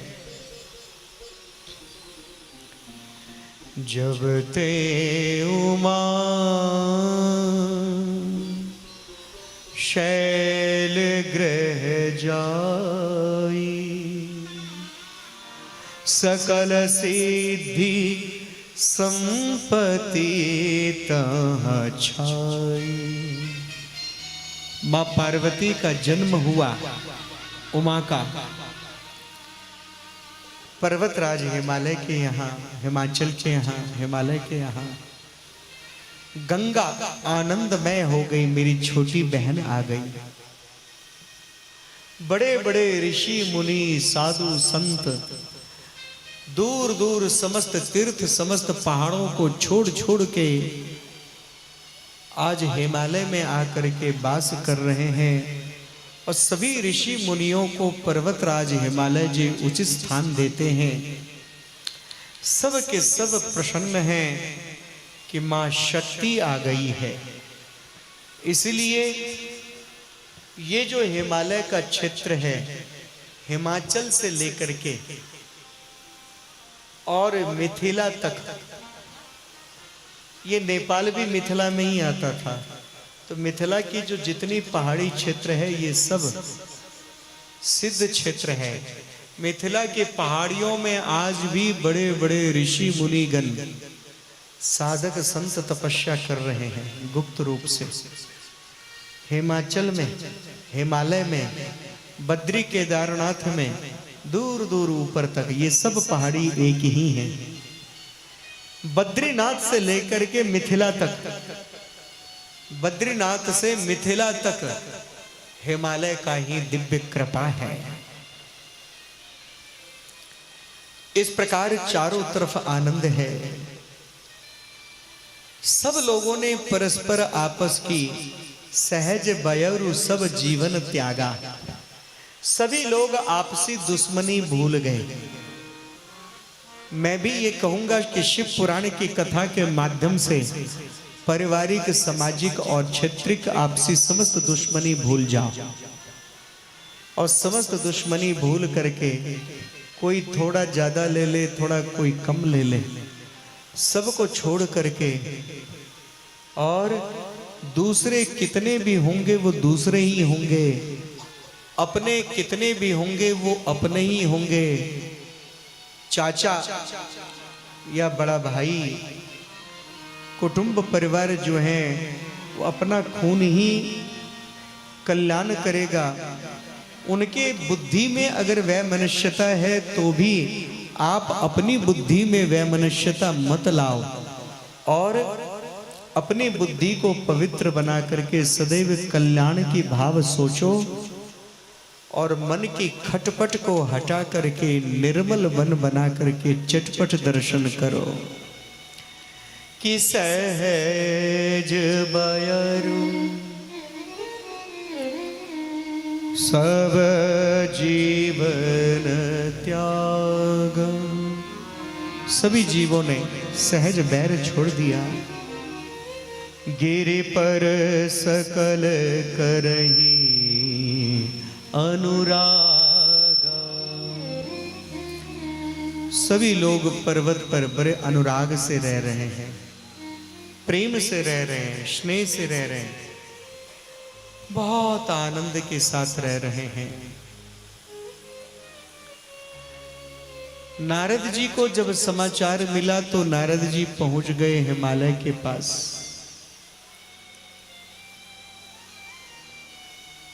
बड़े प्रेम से नारद जी को देखा, पाद्य अर्घ आचमन से उनका सम्मान किया, स्वागत किया। तत्पश्चात कहने लगे, महाराज कि त्रिकालज्ञ सर्वज्ञ तुम, गति सर्वत्र तुम्हारी। हे महाराज, आप त्रिकालज्ञ संत हैं, मेरी बेटी के गुण दोष बताओ थोड़ा सा। इतना सुनना था कि नारद जी कहने लगे, हे पर्वतराज हिमालय, कहे मुनि बेहसी गुण मृदुबानी। कहे मुनि बेहसी गुण मृदुबानी। सुता तुम्हारे सकल गुण खानी। मालकोस लीजिए, उत्सव का टाइम है। ऋषिवर कहने लगे, महने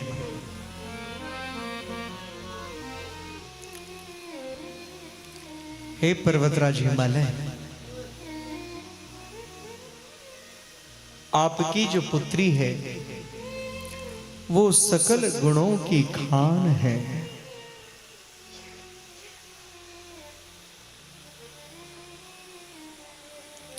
और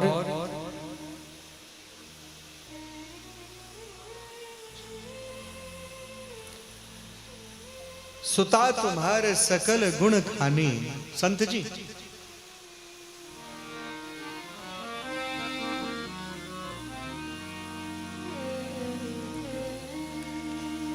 नारद जी कहने लगे, महाराज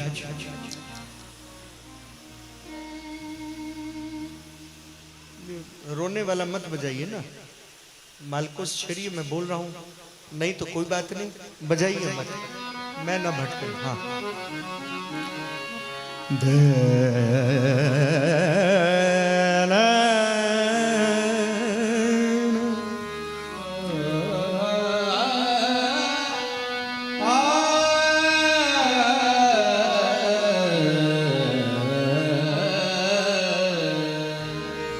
कह मुनि बियस गूढ़ प्रेदवाने, कह मुनि बियस गूढ़ प्रेदवाने, सुता तुम्हारे सकल गुण खाने, सुता तुम्हारे सकल गुण खाने, कह मुनि बियस गूढ़ प्रेदवाने।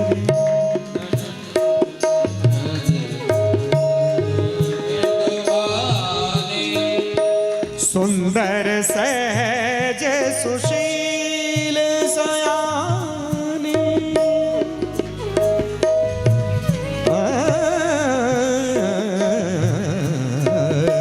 सुंदर सहज सुशील सयानी,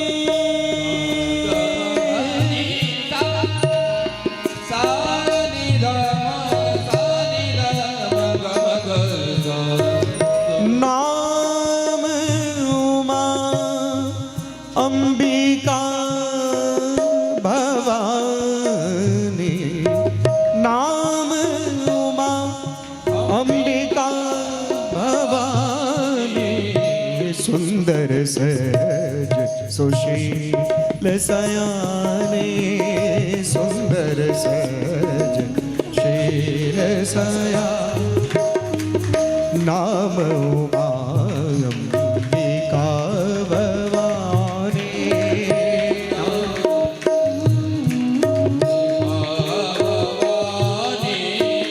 सदा चल एहि कर एहि बाता,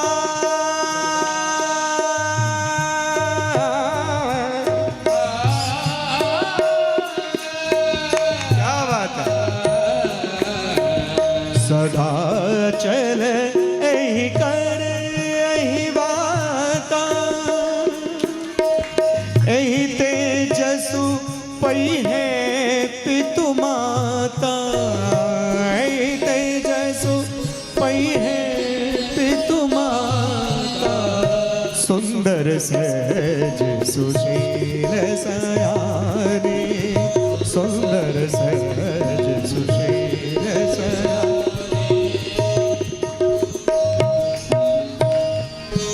महाराज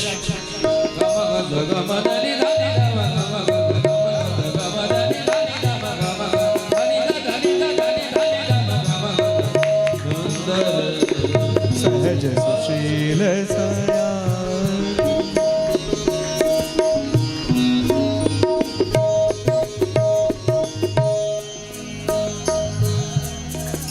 आपके बच्चे में बहुत गुण है, आपके बच्चे में ये जगजननी है, इनके अनेक नाम हैं, अनेक गुण हैं। पतिव्रता स्त्री इनकी पूजा करके श्रेष्ठ पतिव्रत को धारण करेगी। घर के अंदर एक संस्कारी बेटी, चरित्रवान बेटी, सास ससुर की सेवा करने वाली बेटी, गुणवती बेटी एक जन्मती है तो उस कुल का नाम रोशन होता है।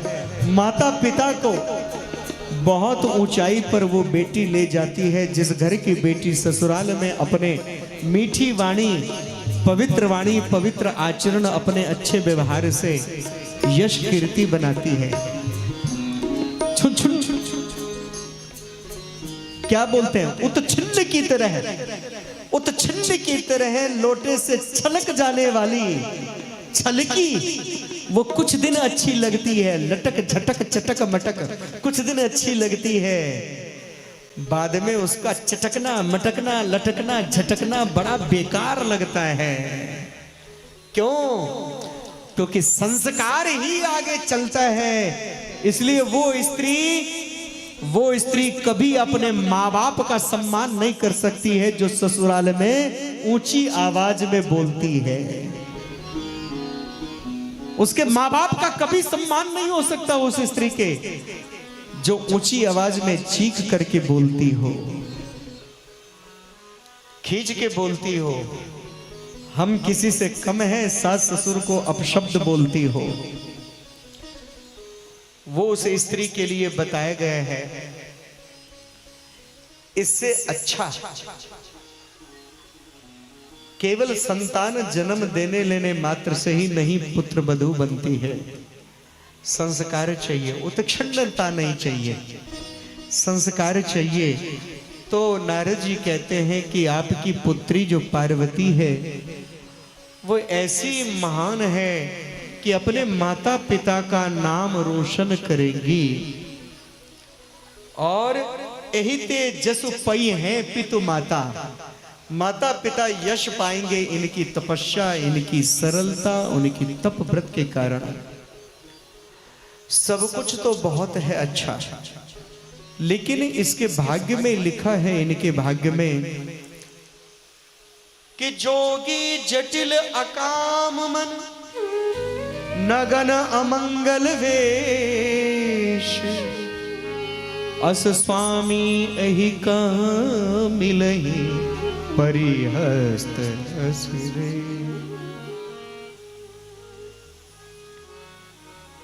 अकामी योगी जटिल ऐसा पति मिलेगा। बोले अच्छा, नहीं नहीं, ये उचित नहीं, ये उचित नहीं, कदापि ये उचित नहीं है। इतना सुनना था।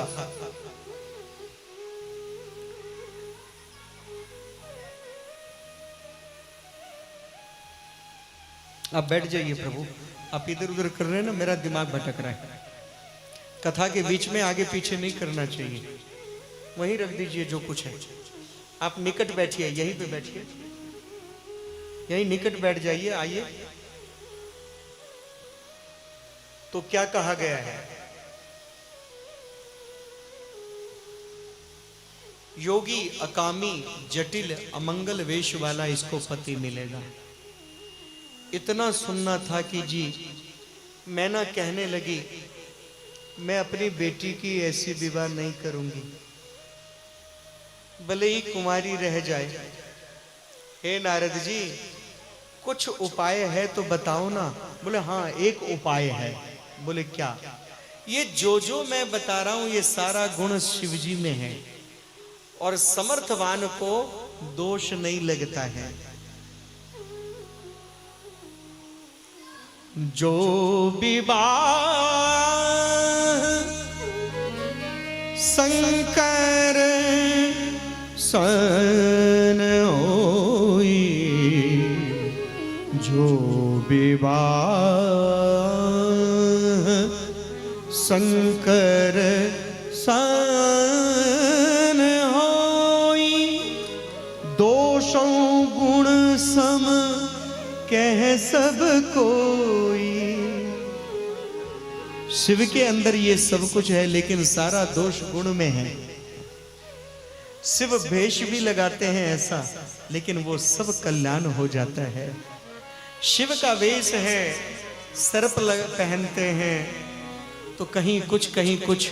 आज नचारी इन्होंने गाया था, बहुत अच्छा मैंने सुना कि शिव का जितना भी अमंगल वेश है वो सब मंगल हो जाता है।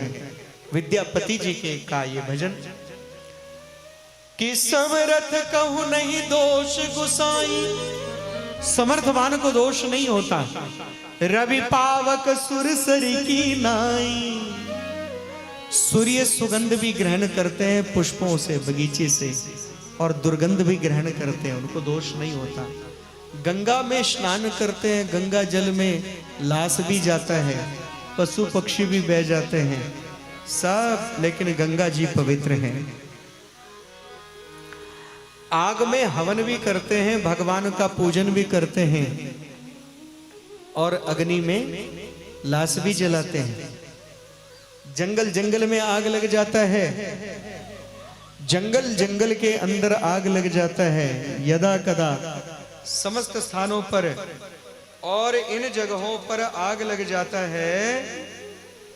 और इन स्थानों पर आग लगने के पश्चात भी ऐसा कहा जाता है, अग्निदेव कितने को भी जिंदा भी जला देते हैं। कई लोग आग लगने से जिंदा जल जाते हैं, लेकिन अपराध नहीं लगता, दोष नहीं लगता। समझ गए ना? दोष नहीं लगता। ये एक बार तो आज विवाह है ना, सारा प्रसाद लाके यहीं रख दीजिएगा। हाँ, सारा प्रसाद यहीं रख दीजिए, उसके बाद फिर वितरण में ले जाइएगा। लेकिन सुनिए, बीच में अभी नहीं आइएगा, सामने विघ्न होता है, सामने पब्लिक के बीच में। तो मेरे कहने का तात्पर्य बड़े ध्यान से सुनिएगा कि शिव के अंदर जो जो अमंगल वेश है वो सब मंगल हो जाता है। और इसका आज मैंने मुनि जी को, मुनि जी नाम है ना, देखिए नाम आपका पैर जान लिया, भजन सुनते ही आपके नाम की इच्छा हुई। तो मैं मुनि जी से कहूंगा, आज बिठाया है आगे लाके मुनि जी को, जो मुझे सुबह सुनाया था वही नचारी गाएं, उसके बाद हम विवाह में आगे बढ़ेंगे। माइक जरा इनको थोड़ा सा, या ये माइक बेटा एक कॉर्डलेस दो, ला ऑन करो, इधर ला।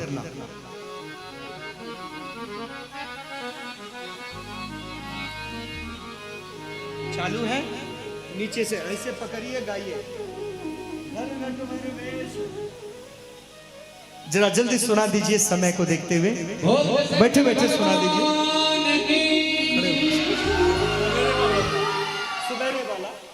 सवेरे वाला ये भी संत है आपके गांव के, सरल संत है। काहू से न रोष तोष, काहू से न बैर है, यही संत का जीवन है। आइए, मुंह के पास माइक रखिएगा। हाँ,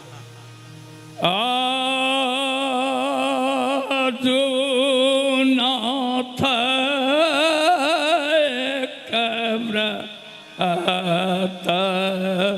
थोड़ा दूर।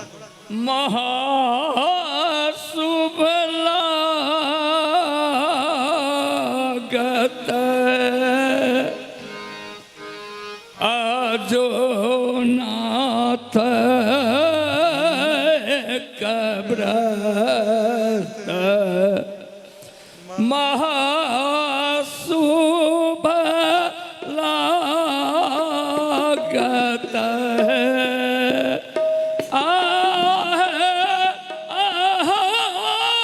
शिव धरो नटबे चिदमरो बजा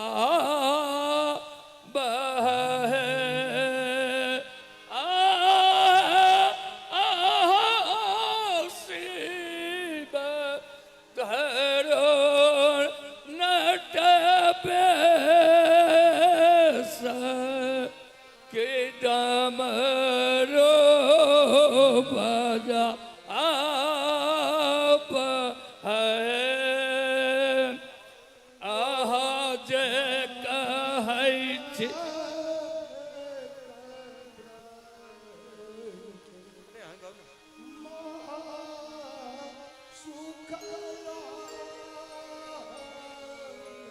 इनको गाने दीजिए, भाव में गा रहे हैं, गाई गाई। हाँ सुनाओ साथ में।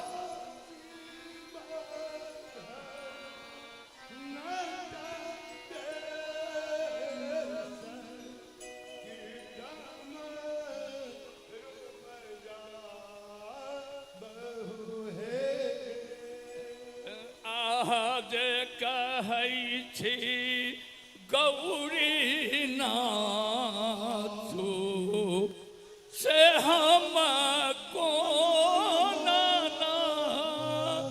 सब है। आहे चारी सोच मोरा होयत से हो कोना बाचत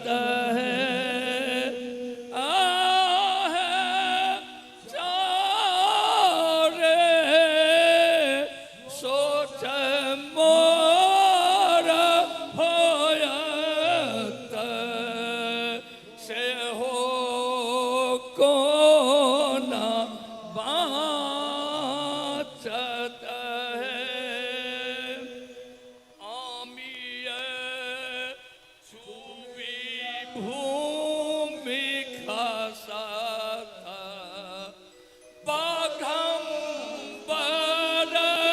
जागत है आमिये चूबी भूमि खसता जल्दी। बाघंबर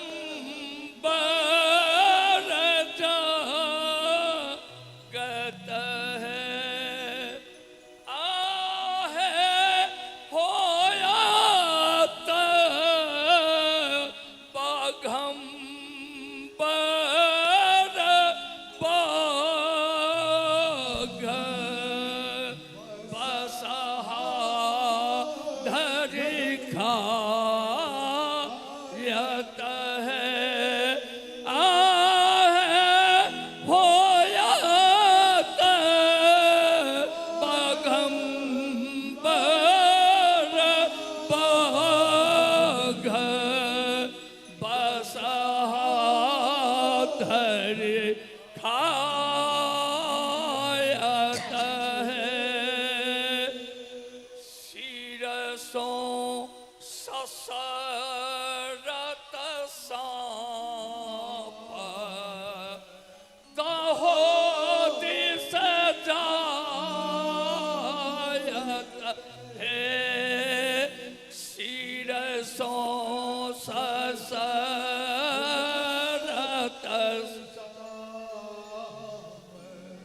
दहो दिस जायत है आहे कार्तिक पोसल मयूर से हो धरि खायत है आहे कार्तिक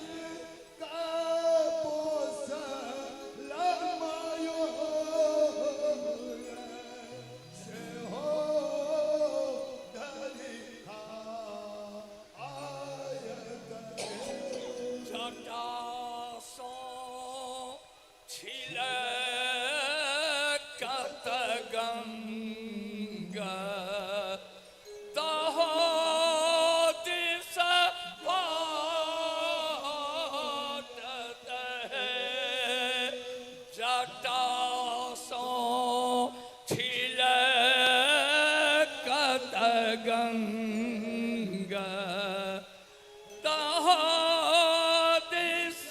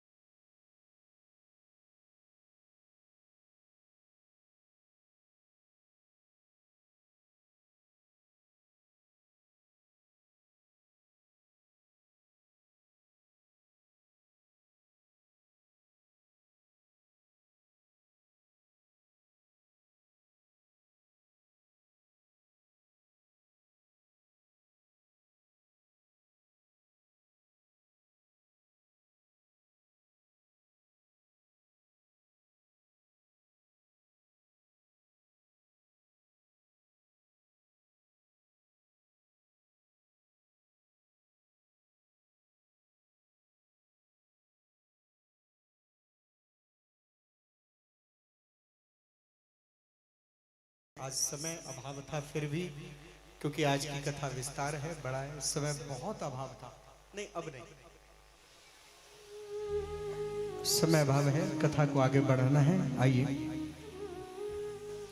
समय के अनुकूल कथा हो तो अच्छा लगता है, और समय हो चला है, 6 बजे आरंभ हुआ। दोनों व्यक्तियों ने बहुत अच्छी तरह भजन श्रवण कराया। आइए, नारद जी कहते हैं कि महाराज सुनो, समर्थवान को दोष नहीं होता, शिव समान समर्थवान कोई दूसरा नहीं है। कि जो तप करे, जो तप करे, कुमारी तुम्हारी भावी उमेटी सकहीं त्रिपुरारी। यदि तुम्हारी पुत्री जाके तपस्या करे तो भावी को मिट सकने की ताकत महादेव में है। एकांत में अपने पति को समझ करके, जान करके मैना कहने लगी, हे पतिदेव, नारद जी क्या क्या बोल रहे थे, मैं उनकी बात समझ नहीं पाई, आप बताओ। मेरी छोटी सी बेटी तपस्या करने कैसे जाएगी? बोले अभी नहीं, थोड़ी बड़ी होगी तब।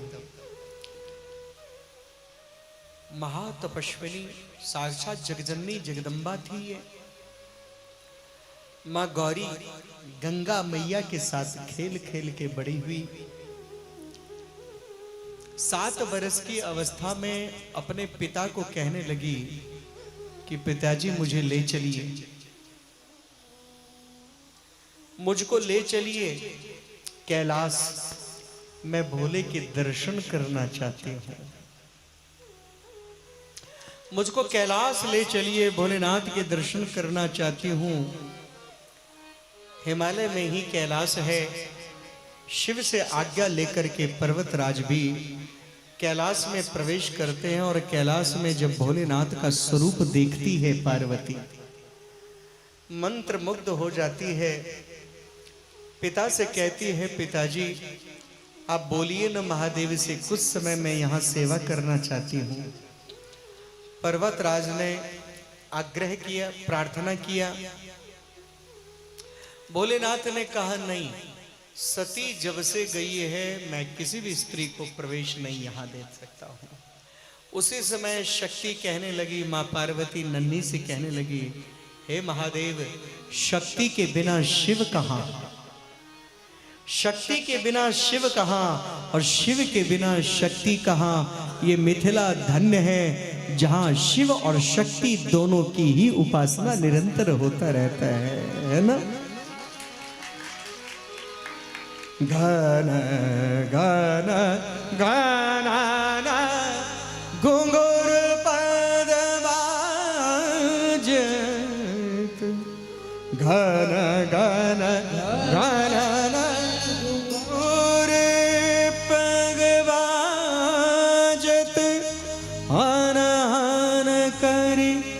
तो है का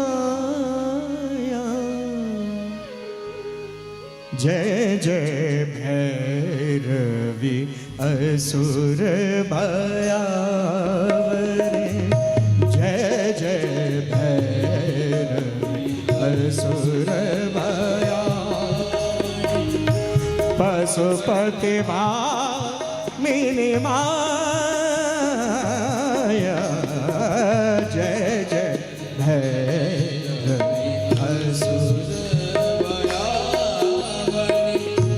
सहज सुमति पर दिया है गोसाउनी सहज सुमति पर दिया गुसाने अनुगति गति पाता जय जय जय जय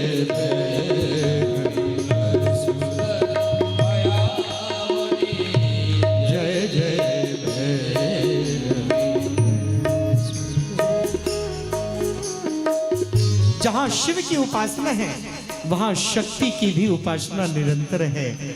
शिव और शक्ति जहाँ इष्ट देव भोलेनाथ हैं, जहाँ इष्ट देव राम है तो गुरु रूप में भोलेनाथ हैं, और यहाँ भोलेनाथ अगर इष्ट हैं तो भवानी घर घर में कुल देवी है। किसी जगह काली नाम से तो किसी जगह लक्ष्मी नाम से तो किसी जगह ललिता तो किसी जगह किसी नाम से, लेकिन मिथिला के घर घर में शिव और शक्ति दोनों की ही उपासना है। 10 महाविद्याओं की उपासना पूर्ण रूप से मिथिला में ही होता है, बड़े भाव प्रेम के साथ में।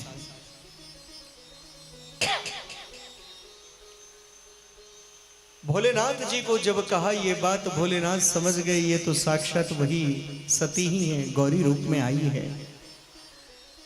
भोलेनाथ जी ने सोचा फिर यहाँ पे कुछ गलत ना करे, किंतु परंतु ना करे, लेकिन गौरी के स्वभाव से समझ गए भोलेनाथ कि अब तक ये चंचल थी, दक्ष की बेटी थी, अब स्थिर हो चुकी है, क्योंकि पर्वत राज की पुत्री है और पर्वत स्थिरता का प्रतीक है, और अब स्थिर रूप में आई है, भक्ति रूप में गौरी आई है। कुछ काल तक कैलाश में भोलेनाथ जी तपस्या में बैठे रहे और कैलाश को झाड़ू बुहारी करती, कैलाश में भोलेनाथ जी की व्यवस्था करती, समस्त कार्य करती, भोलेनाथ जी को मन में बसा करके, दिल में मन में बसा के भोलेनाथ जी को लौट के आई और माता पिता से आज्ञा लेकर के वन की ओर जाने लगी। तपवल रचाई प्रपंच विधाता, तपवल रचाई प्रपंच विधाता, तपवल विष्णु सकल जग त्राता,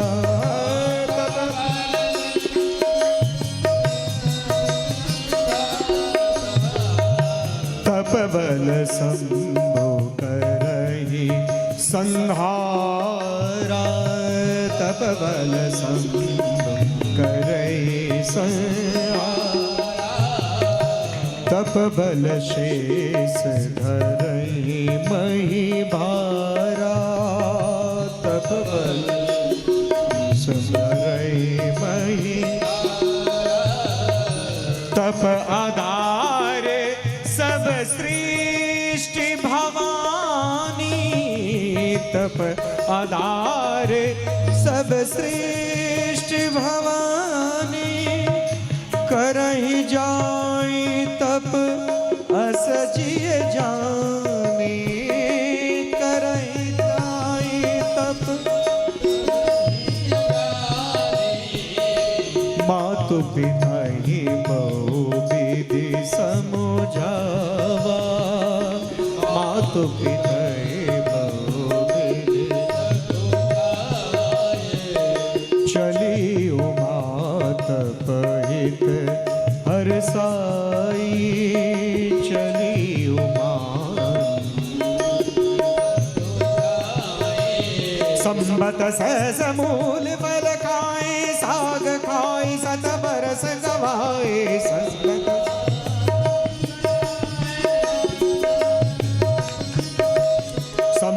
सहस मूल फल खाए, साग खाए 7 बरस गवाए।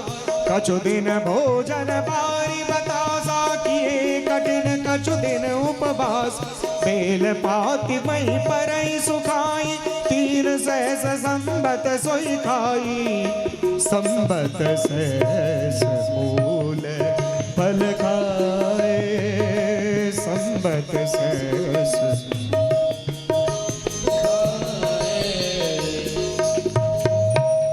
100 वर्षों तक केवल कंदमूल फल खाया, साग खा करके 100 बरस फिर बिता लिया और तपस्या किया। और उसके बाद गिनती नहीं किया गया कि कितने बरस। बोले क्या? कछु दिन भोजन बारी, केवल पानी पी करके कुछ 100,000 वर्षों तक रही। और कछु दिन भोजन बारी, बतासा, बतासा का मतलब हवा। एक बतासा होता है जो मेला में मिलता है, वो बतासा नहीं, हवा का नाम है बतासा। हवा को भी बतासा बोलते हैं। हवा पी करके कई हजार वर्ष तक तपस्या किया। बड़े बड़े महात्मा गण, योगी जन घबरा गए। इतना योग तो हमने नहीं किया, इतनी कोमल सती ने इतना बड़ा तप किया। पार्वती ने सूखे हुए बेलपत्र को उठाती थी, बाबा विश्वनाथ की पूजा करती, शिवलिंग की पूजा करती, और सूखे हुए पत्ते को, पूजा किया हुआ सूखा चढ़ा हुआ पत्ता उठाती और उसे खा करके 3000 वर्षों तक तपस्या किया। भगवती का नाम अन्नपूर्णा पड़ गया कि अन्नपूर्णे सदा पूर्णे, शंकर प्राण वल्लभे, ज्ञान वैराग्य च सिद्ध्यर्थम,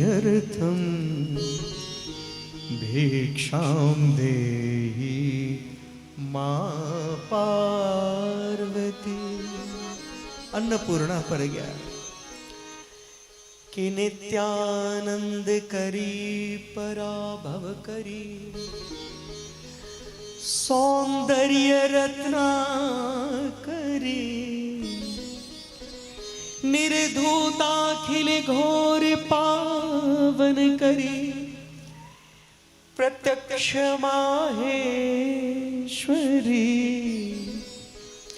प्रलयाचल वंश पावन करी, काशीपुराधीश्वरी,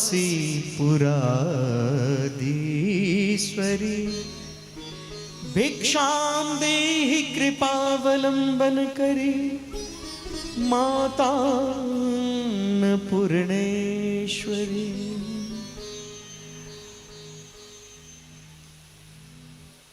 देखे उमहि तब खीन शरीरा, ब्रह्म गिरा भय गगन गंभीरा। भगवती की ऐसी तपस्या को देख के भोलेनाथ जी प्रसन्न हो गए और गगनवाणी में, आकाशवाणी के रूप में साक्षात भोलेनाथ जी कहते हैं कि भयो मनोरथ सफल तब, सुनु गिरिराज कुमारी,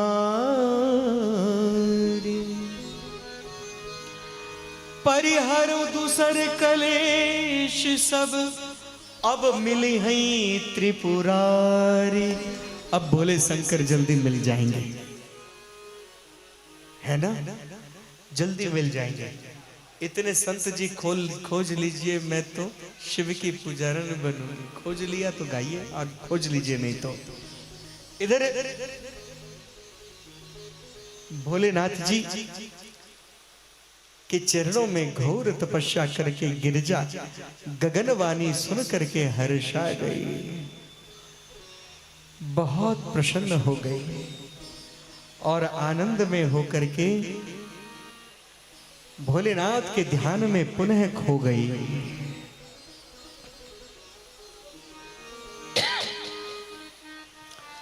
हो मैं तो शिव की पुजारन बनूंगी,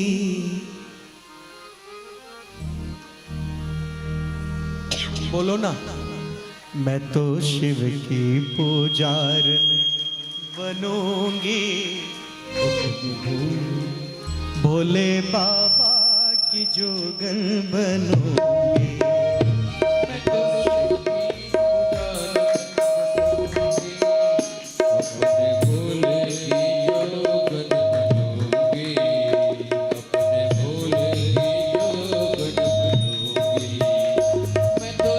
की पुजारन बनूंगी, मैं तो शिव की पुजारन बनूंगी, भोले बाबा की जोगन बनूंगी, भोले बाबा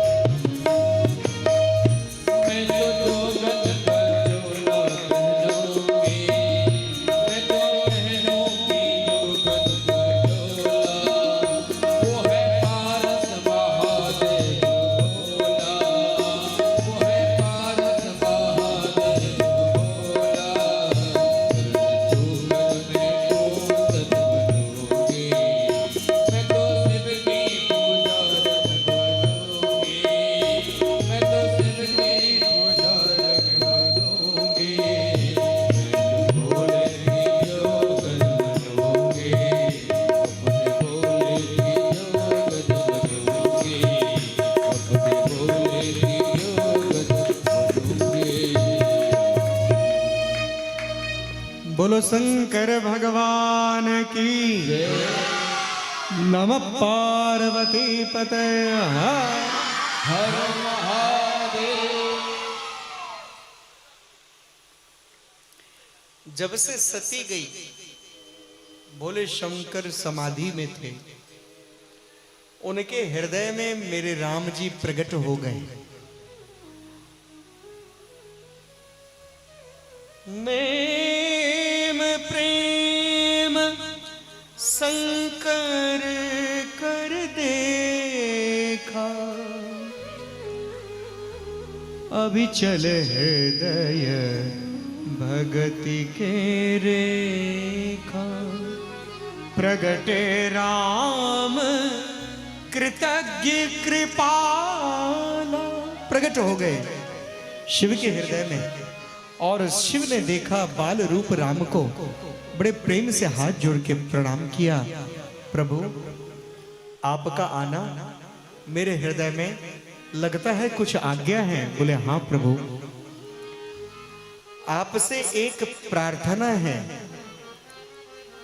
अब विनती मम सुनो सुव शिव, जो मो पर निज ने। यदि मुझ पर स्नेह है तो मेरी एक प्रार्थना है। बोले बोलिए ना।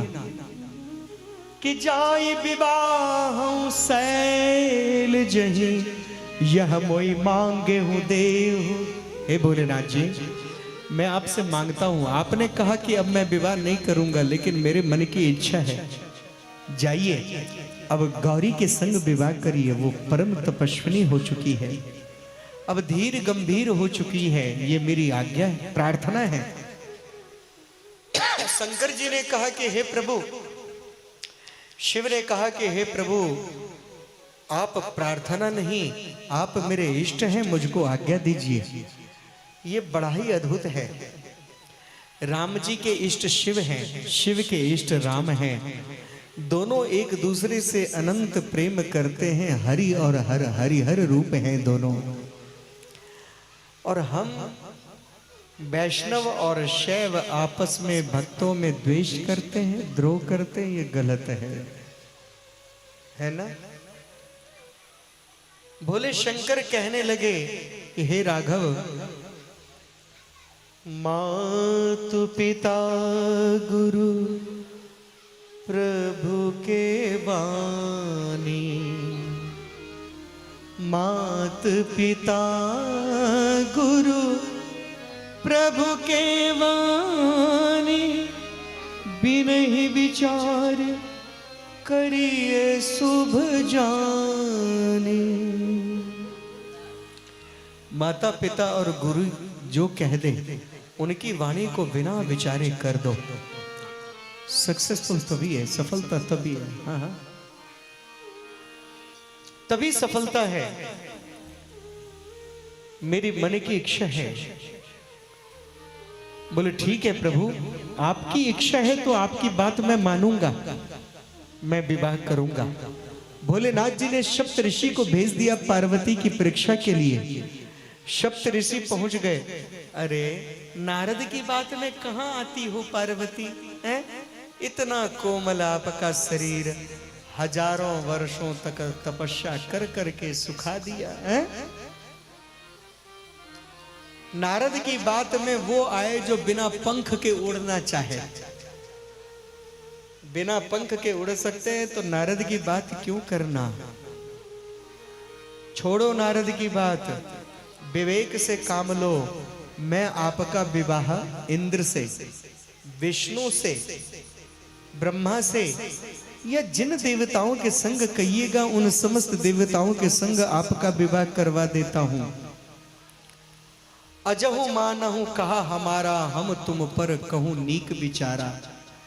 मैं आपको हे गौरी बड़े नीक विचार कहता हूं। क्या खप्पर धारण करने वाले, मुंडमाल पहिरने वाले, अमंगल वेशधारी महादेव के पीछे क्यों हो, क्यों हो। इतना सुनना था कि पार्वती को क्रोध चढ़ा। यदि तुम पहले मिलते हे ऋषियों, यदि तुम पहले मिलते तो तुम्हारे बातों पे थोड़ा सा मैं सोचती, लेकिन अब तो मैंने अपने जन्म को, शिव को हारा दिया है। मैं हार चुकी हूं शिव के चरणों में अपने जीवन को। मेरे गुरुदेव नारद जी ने जो कहा उनकी वाणी को मैं पूर्ण रूप से स्वीकार करती हूं। मेरे गुरु के लिए या मेरे महादेव के लिए यदि अब एक भी वाणी कहा तो मैं, हे सप्तऋषियों, मैं सोचूंगी नहीं कि तुम सप्तऋषि हो। तुम सबको मैं भस्म कर दूंगी, श्राप दे डालूंगी। सप्तऋषि कांप गए। भले ही विष्णु सकल गुणों के खान हो और भले ही अवगुण से भरे हुए मेरे भोलेनाथ हो, लेकिन सुनो, महादेव अवगुण भवन, विष्णु सकल गुण खान। लेकिन सुनो, जही कर मन रम जाहि सना, ते ही सन काम। जिसका मन जिसमें लग गया है उसको उसी से काम है। मुझको कोई नहीं चाहिए, मुझे तो केवल भोलेनाथ चाहिए। बोलो शंकर भगवान की।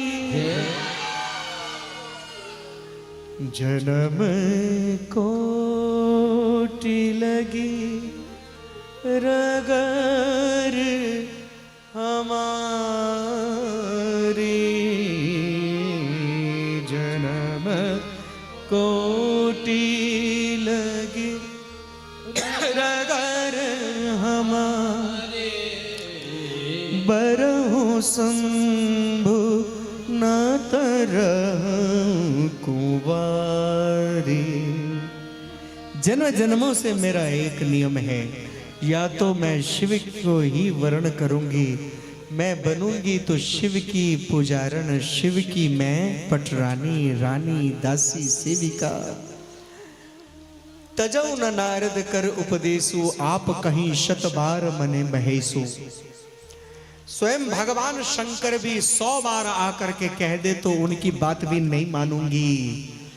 मैं तो बस उन्हीं के चरणों को पकड़ूंगी, उसके अलावा किसी को नहीं। सप्त ऋषि घबरा गए। मां, भोलेनाथ की आज्ञा से हम आपकी परीक्षा लेने आए थे। मां, आप माया हो और शिव माया के स्वामी हैं। शिव और शक्ति आप दोनों ही हो। हम सप्त ऋषि, बड़े बड़े ऋषि मुनिगण भी आपके बच्चे हैं माँ, आपके बच्चे हैं, हम पर क्रोध ना करो। पार्वती को लेने के लिए पर्वतराज हिमालय आए, लौटी। भगवान शिव नटवर का वेश बनाए। अभी विद्यापति जी का भजन गा रहे थे, धर नटवर वेश, नटवर का वेश बनाए। विद्यापति जी ने बिल्कुल एक्यूरेट लिखा, भोलेनाथ नटवर का वेश यहीं पे बनाए।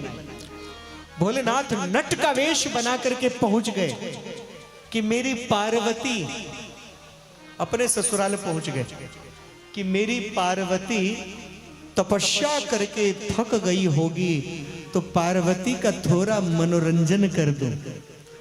तो नट का वेश बना करके, डमरू बजा करके, नाग फरफरा रहा है, गंगा लहरा रही है और दिव्य रूप से भोलेनाथ नाचने लगे, नट का खेल दिखाने लगे। और ऐसा अद्भुत नट का खेल दिखाया जिसको विद्यापति जी ने भजन के रूप में लिख दिया। तो नट वेश बना करके नृत्य दिखाने लगे, उछलने कूदने लगे। कभी आजकल एक बाबा आया था, देखा था, एक ही टांग पे नाच रहे थे, ऐसा ऐसा नट का वेश बना करके, ऐसा नट वेश बना करके भोलेनाथ जी नाचने लगे। और जैसे ही भोलेनाथ जी नाचे, क्या समझे जी, तो उनकी नट वेश से, नृत्य से, उनके खेल से पार्वती हंस पड़ी। पार्वती हंस पड़ी, मुस्कुरा उठी। और जैसे ही पार्वती हंसी तो भोलेनाथ जी आनंदित हो गए। और जैसे ही पार्वती जी हंसी तो सब लोगों ने जोर जोर से ताली बजाया। हाँ, ऐसे ही जैसे अभी आप बजा रहे हैं। नटवा नाच दिखाता था नट, तो नट का नाच अच्छा कोई लगता है तो जोर से ताली बजाते हैं ना, ऐसे खूब जोर से ताली बजाया सबने। पर्वतराज हिमालय ने कहा, मांगो, क्या चाहिए मांगो। हे नट, मांगो क्या चाहिए, हम तुमसे प्रसन्न हैं। तूने मेरी बेटी को, थक के आई है तपस्या से, तूने मेरी बेटी को प्रसन्न किया है, खुश किया है, मांगो क्या चाहिए। बोले रहने दो महाराज, महाराज रहने दीजिए। अरे नहीं नहीं, मांग, तू जानता नहीं मैं पर्वतराज हिमालय हूं, मांग तुझे क्या चाहिए, जो कहेगा मैं दूंगा। नट वेश में आए हुए भोलेनाथ जी कहते हैं, पर्वतराज जी सोच लो, हाँ हाँ जो मांगेगा देगो, दूंगा, तो अपनी बेटी दे दो। नट वेश में थे, कहा अपनी बेटी ही मुझको दे दो ना। अब तो सारे सैनिक क्रोधी हो गए, पर्वतराज हिमालय क्रोधित हो गए, सब उसके ऊपर झपटे। ये झपट्टा देख करके मां हंस पड़ी। मां गौरी हंस रही है और भोलेनाथ जी नटवेश में ही वही अदृश्य हो गए, विलुप्त हो गए। ये कौन था? ये जानती केवल गौरा थी कि नटवेश में कौन था। इसको विद्यापति जी समझे और विद्यापति जी ने भजन के रूप में लिख दिया। इसलिए मैंने आज ये भजन इनसे गवाया है ना। इस प्रकार भोलेनाथ जी एक बारी ब्रह्मचारी रूप में आए, खुद अपनी ही निंदा खुद किया। पार्वती महान तपस्विनी थी, पहचान गई और बात नहीं माने। भोलेनाथ जी लौट के आए, तपस्या में बैठ गए। अब तो सभी देवता घबरा गए। ये तो फिर तपस्या में बैठ के 87,000 वर्ष बिता देंगे। तारकासुर के अत्याचार से सभी दुखी है, क्या करे? तो कामदेव को भेजा तपस्या भंग करने के लिए। कामदेव ने कहा नहीं, मैं जाऊंगा, यदि मैं जाऊंगा तो मैं भस्म हो जाऊंगा, इसलिए मैं नहीं जाऊंगा। देवताओं ने कहा सृष्टि कल्याण के लिए कामदेव भस्म भी होना पड़े तो भस्म हो जाओ। परमार्थ के लिए भस्म भी होना पड़े तो भस्म हो जाओ।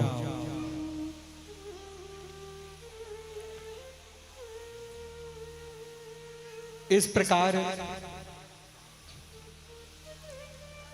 कामदेव जाने लगे तो उनकी पत्नी रति कहने लगी मैं भी चलूंगी, क्योंकि शिव की तपस्या को भंग करने के बाद बचना असंभव है, इसलिए आखिरी दर्शन भी मैं आपका करना चाहती हूं। और दोनों के दोनों मिलकर के चले और शिव की तपस्या भंग करने के लिए और तत्क्षण बाण चलाने लगे। बाण जैसे ही चलाया तो शीत ऋतु में, सर्दियों के समय में बसंत का आगमन हो गया। कामदेव के बाण से बसंत का आगमन हो गया जी। और राग सब बने बराती,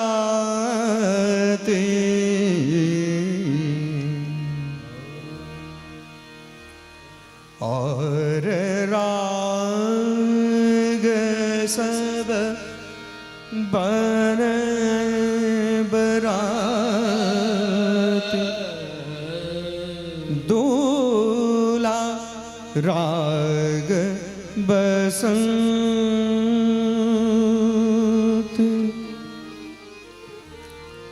राग बसंत।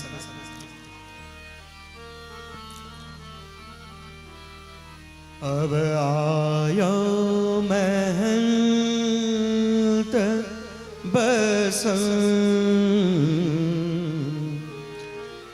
इतते आई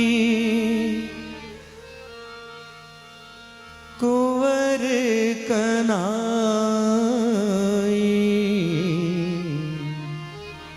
उतते आई कुंवर कनाई, उतते राधा संग। चहुं ओर पुष्प खिलने लगे, वातावरण बहुत सुंदर हो गया।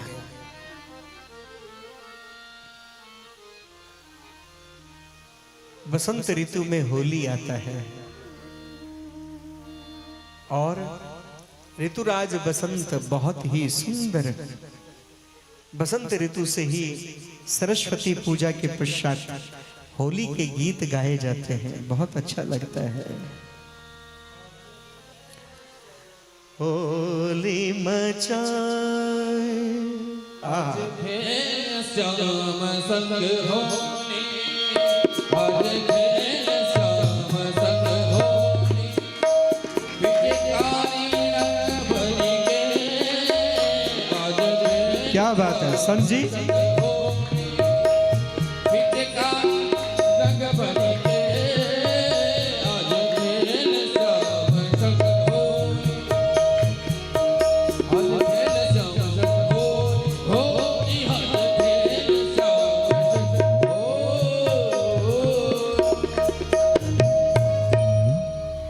एक एक करके बाण चल रहा है। ओ भय काम बस जोगी तापस पावरी की को कहे। जैसे कामदेव ने बाण चलाया, बड़े बड़े योगी मुनि सुंदरियों को देखने लगे, सुंदरियों के चक्कर में पड़ गए। और भोगी लोगों की बात छोड़ो, भय काम बस जोगी तापस पावरी की को कहे। देखई चराचर नारी में जो ब्रह्म में देखत रहे जी, ब्रह्म में जो परमात्मा को देखते हैं वो नारियों को देख रहे हैं। ए जी रे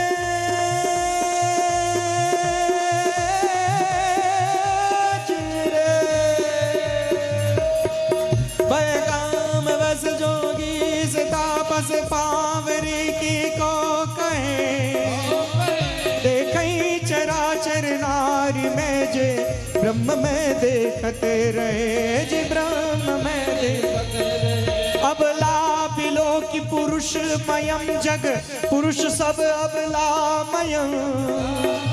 दुई दंड भरि ब्रह्मांड भीतर काम कृत कौतुक अयम में जी काम कृत।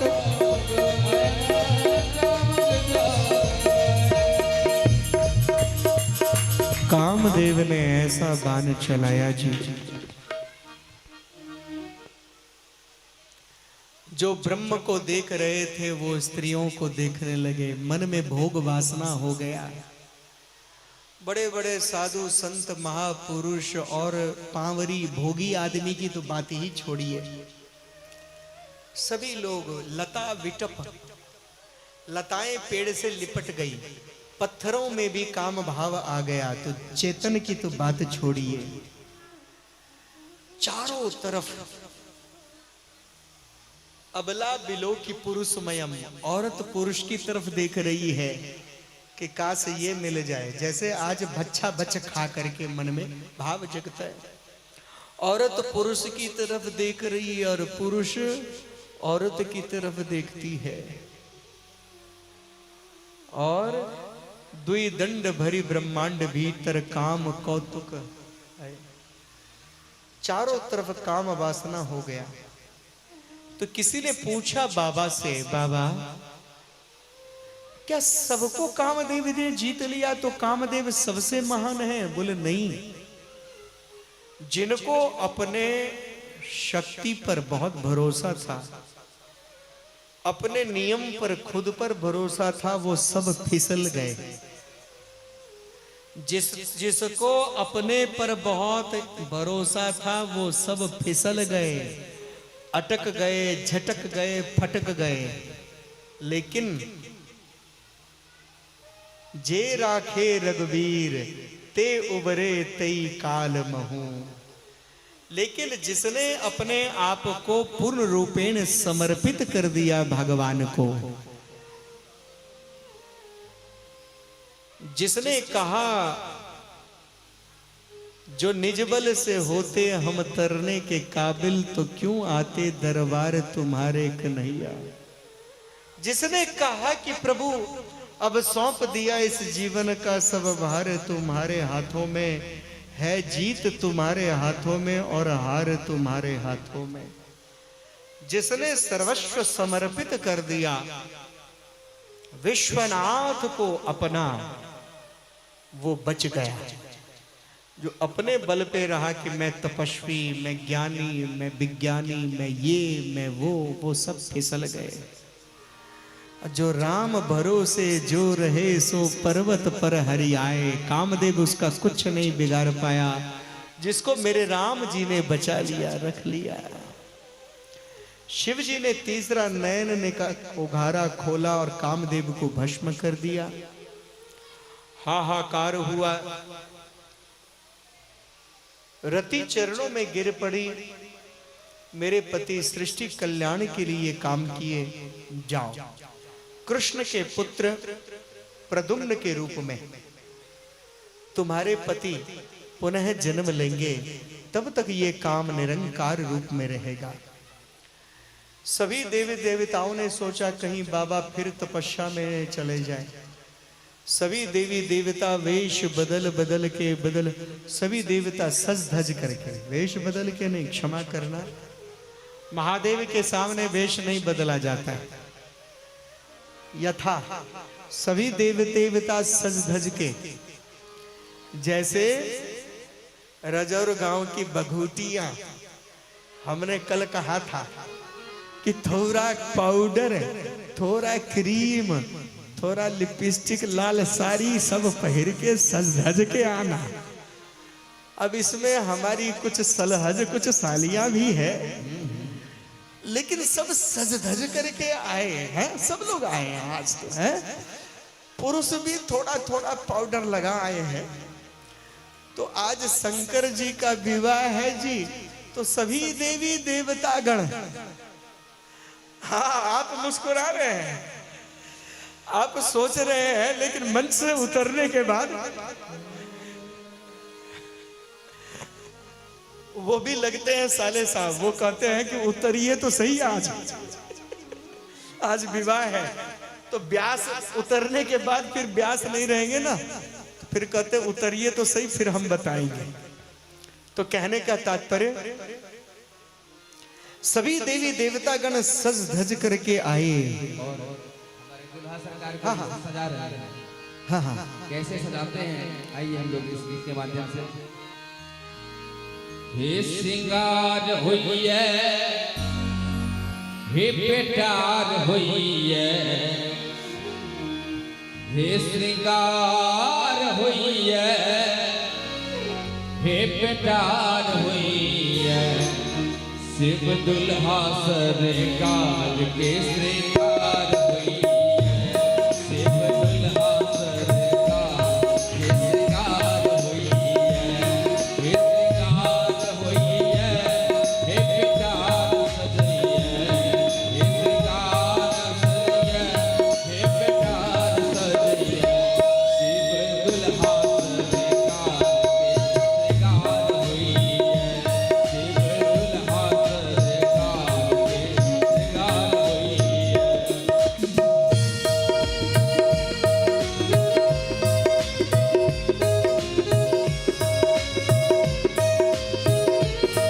बोल हर हर महादेव।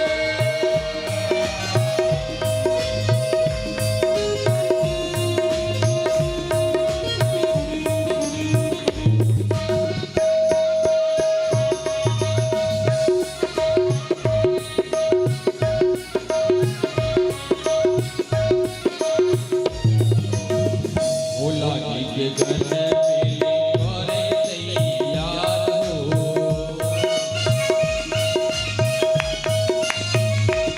हे जटा मुकुट सर पे मोरी सवार हो।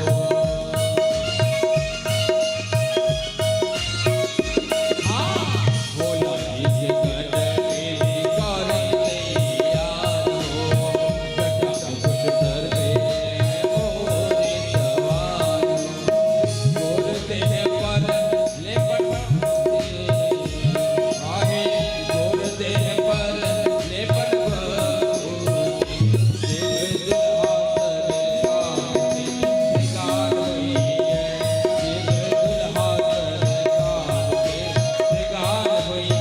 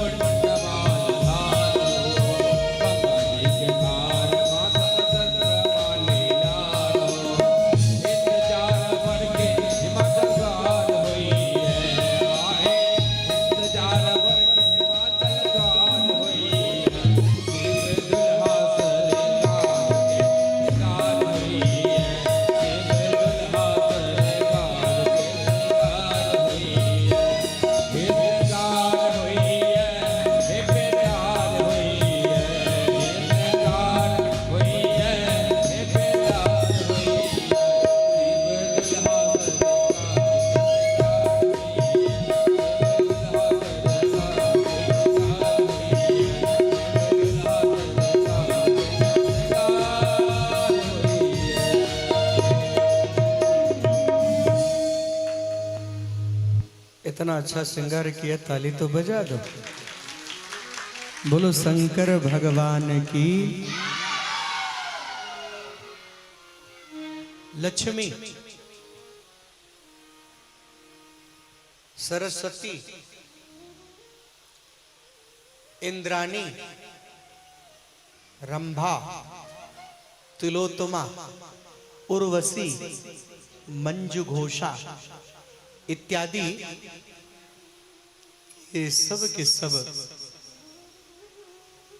रति सहित सची सहित सब पहुंचे। समस्त देवी देवता पहुंचे सज धज करके अपने अपने विमानों से, अपने अपने शक्तियों के द्वारा। और भोले शंकर जी का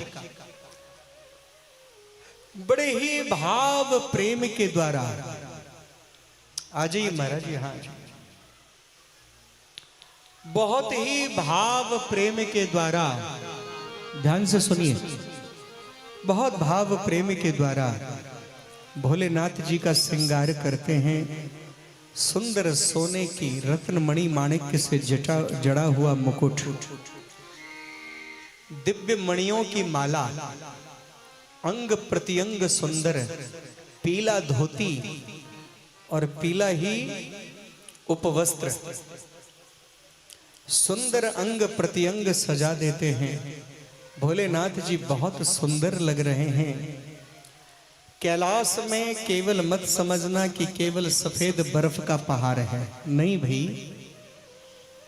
कैलाश जो है ना, वो वैकुंठ से भी सुंदर है। उसमें सोने के बहुत सारे महल हैं, ऊपर बर्फ का पहाड़ है, उसके नीचे हरियाली है। उस हरियाली के मध्य चारों तरफ चांदी और स्वर्ण के महल हैं, चांदी और स्वर्ण के महल, अनेकों कक्ष। और शिव के महल के द्वार पर कल्प वृक्ष है।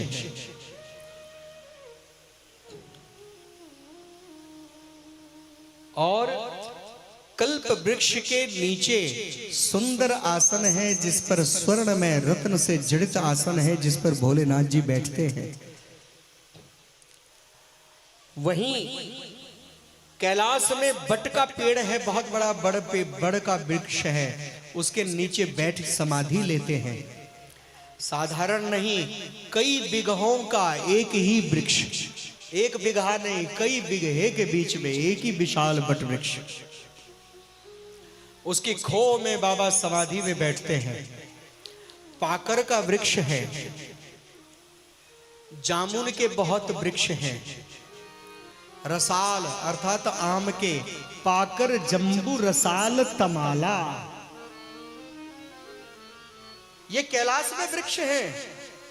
नाना प्रकार से लता विटप है और परिजात के वृक्ष से सुशोभित निरंतर पुष्प से सज्जित। ऐसे कैलाश में भोलेनाथ जी का श्रृंगार करके देवता गुण बोलते, अब चलें? हाँ चलते हैं। सुंदर सा रथ मंगाया गया कि दूल्हा चढ़ के जाएंगे रथ पर। भोलेनाथ जी ने इतने में पीछे मुड़ के देखा, कोई और हो तो उत्सव में पीछे नहीं देखता है, लेकिन भोलेनाथ जी ही हैं जो सबको देखते हैं, सब पर कृपा करते हैं। चेहरे को थोड़ा सा फेरा तो देखा, भैया तुम जाओ। चेहरे को थोड़ा सा फेरा तो देखा कौन? नंदी। नंदी उदास मुंह लटकाए हुए। नंदी क्या हुआ? बोले हमसे ना पूछो। बोले क्यों? तुमसे ना पूछे तो किससे पूछे? बोले हम नहीं बता सकते, आप श्रृंगी से पूछो। श्रृंगी से पूछा, भई बता। महाराज भृंगी से पूछो। तू बता।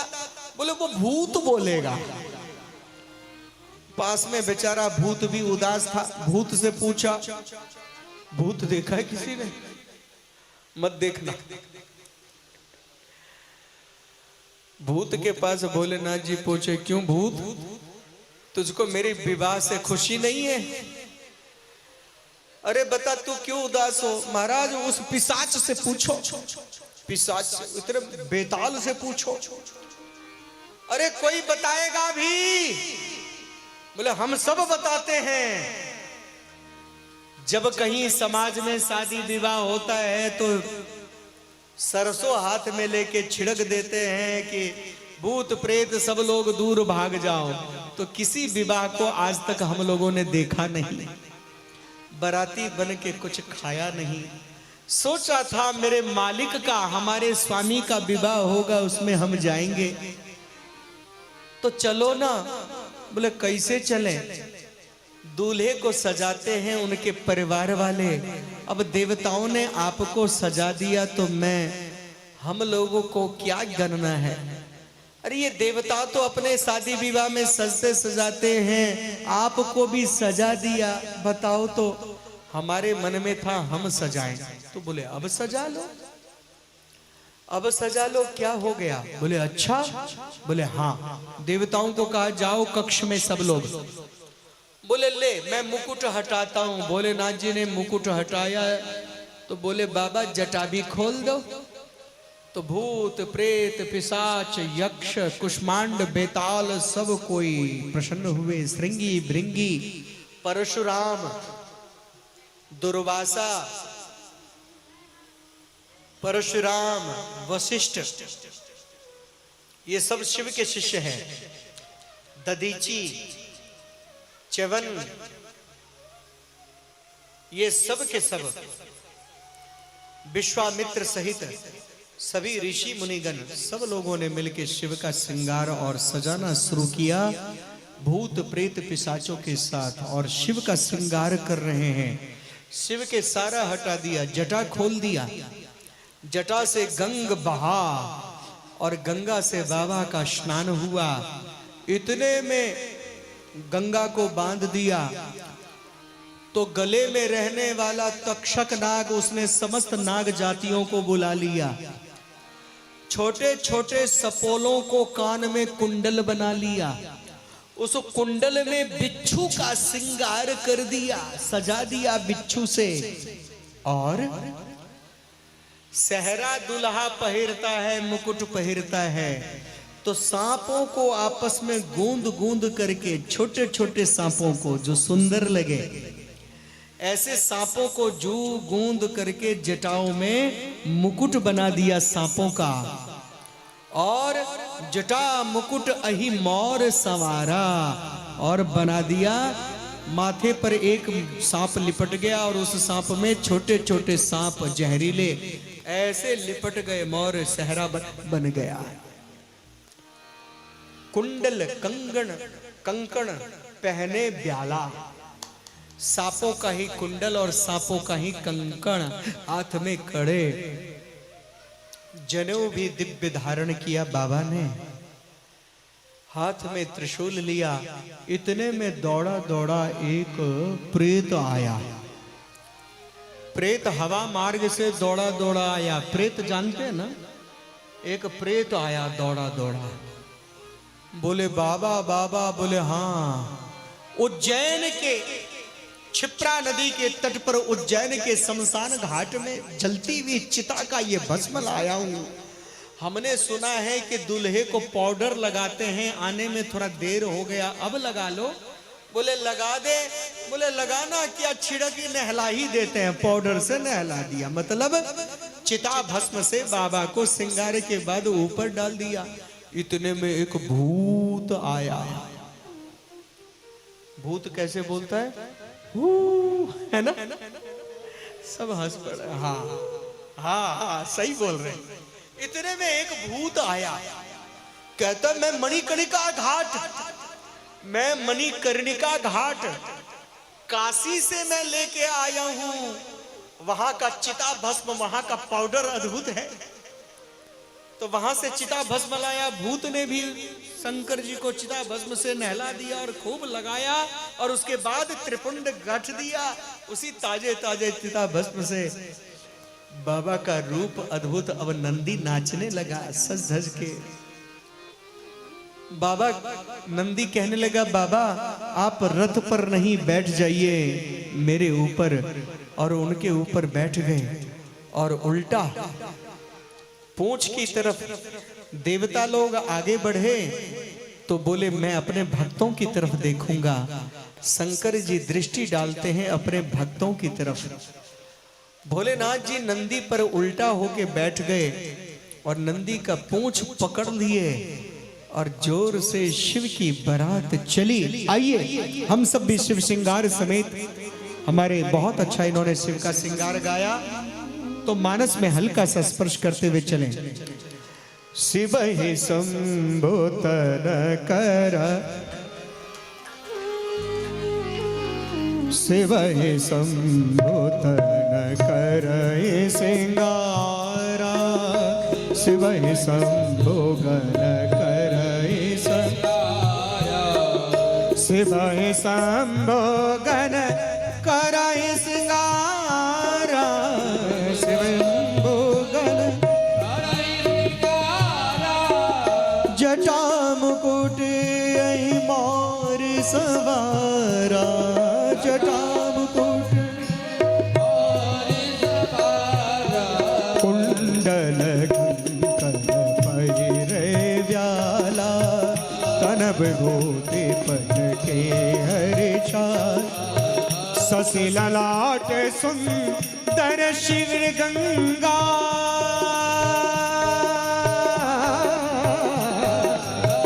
शशि ललाट सुंदर सिर गंगा नयन तीन उपबीत भुजंगा गरल कंठ उर्धर सिर माला आशिव देशिव धाम कृपाला कर त्रिशूल अरु डमरु विराजा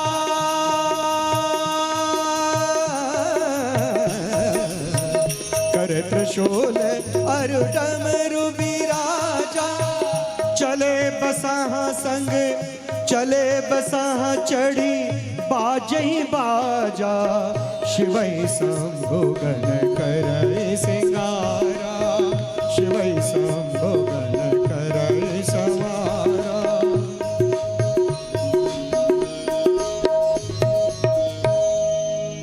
शिव की बारात चली सभी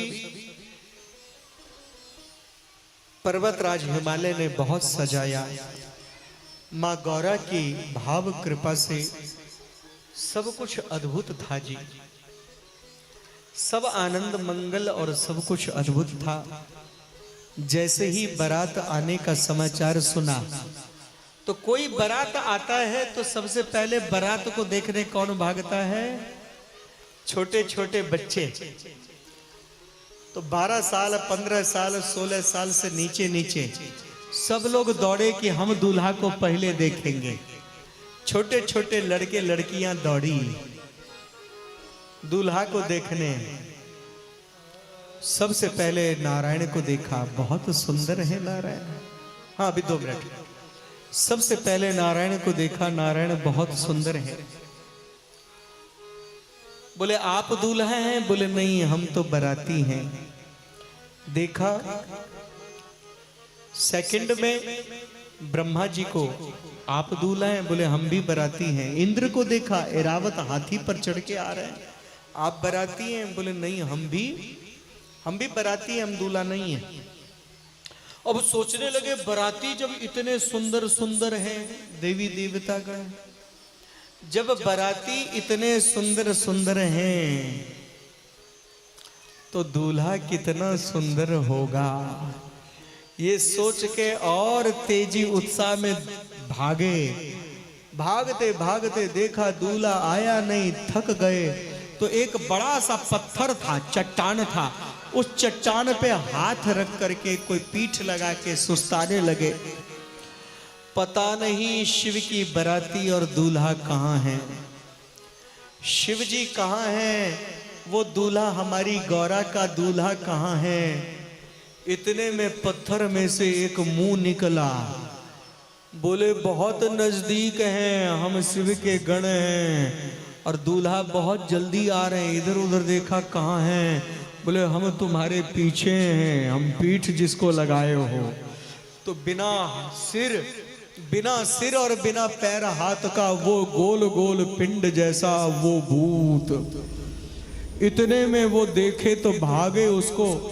वहां से भागे दूल्हा को देखे बिना इतने में ऊपर से 5-5 मुंह वाला तो कोई आकाश में उड़ रहा है कोई वो हो रहा है ऊपर तो किसी ने देखा नहीं ऊपर से कहते ठहरो ठहरो हम भी हैं ठहर जाओ हम भी हैं इन भूतों को जब देखा तो सब बच्चे घबरा गए और सभी बच्चे घबरा करके भूतों को देख करके भाग भागे जोर से, लंक लेके भागे और भागते भागते एकांत कक्ष में छुप गए। जैसे छुपे माताओं ने कहा, क्या देख लिया, क्या था, बताओ ना क्या देखा। बोले मां, बहु जिनस प्रेत पिशाच जोगी जमात वर्णत नहीं बने। खर स्वान सुअर शिकार मुख गण भेष अगणित को गने। हम सब घबरा गए इन भूतों को देख करके कि नाच ही गा वही गीत। हमने देखा नाच गा रहे हैं, ऐसा बारात नाचना गाना। बोले कौन नाच रहे हैं? कि नाच ही गा वही गीत, परम तरंगिनी भूत सब। उनकी बारात में भूत प्रेत है, सब नाच रहे हैं। देखत अति विपरीत बोले वचन विचित्र विधि है। सब घबरा गए। इधर मां मैना, बच्चे सब घबरा रहे हैं और मां मैना क्या कर रही है? सुंदर थाल लेकर के खड़ी है। मां मैना के मन में ये भाव था कि मेरा जो दामाद है भयंकर होगा, इसलिए मां मैना थाल लेकर खड़ी हैं। और इतने में भोले शंकर आते हैं। उससे पहले हमारे संत जी के मन में है कि आज बारात है, एक और छोटा सा भजन में गाऊं, 2-4 लाइन का, ज्यादा नहीं। तो आइए समय को देखते हुए कि समय बहुत हो रहा है, शिव बारात भी होना है। बर देखी सबके, हे बर देखी सबके, लगैया चका चौक विधि ककरोनी सा। बर देखी सबके, हे बर देखी सबके, लगैया चका चौक विधि ककरोनी सा, विधि ककरोनी सा।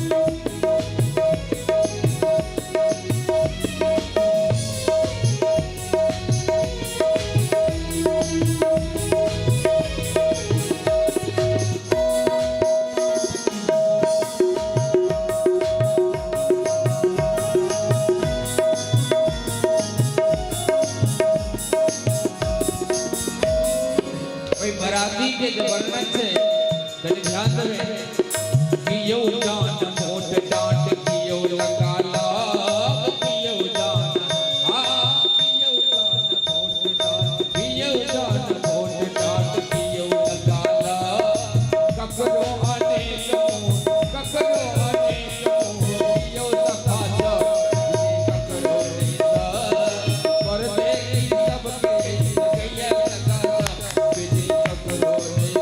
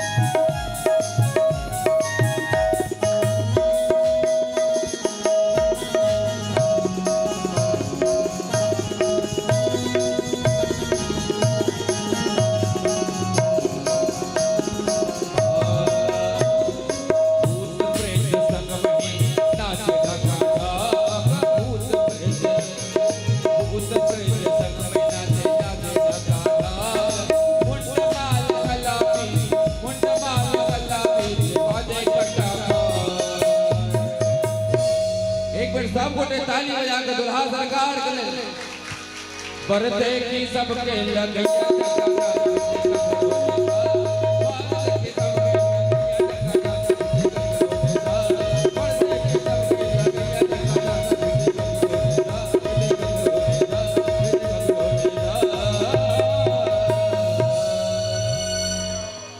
बोलो शंकर भगवान की जय।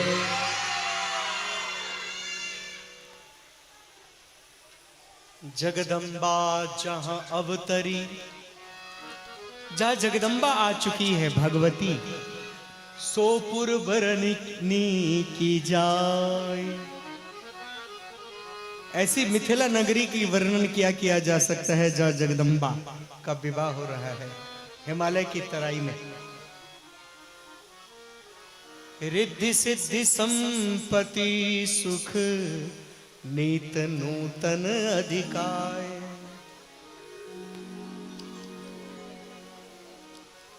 मां मैना बहुत प्रसन्न है, आरती लेके खड़ी है और बारात चल आ रहा है। जैसे ही भोले शंकर आए, नंदी को आज्ञा दिया घूम जाओ। भोले शंकर जी जैसे मैना के सामने आए, मुंह फुला दिया और विकराल रूप बना दिया, आंखें बाहर आने लगी। अब मैना तो घबरा गई। मैंने नारद का क्या बिगाड़ा?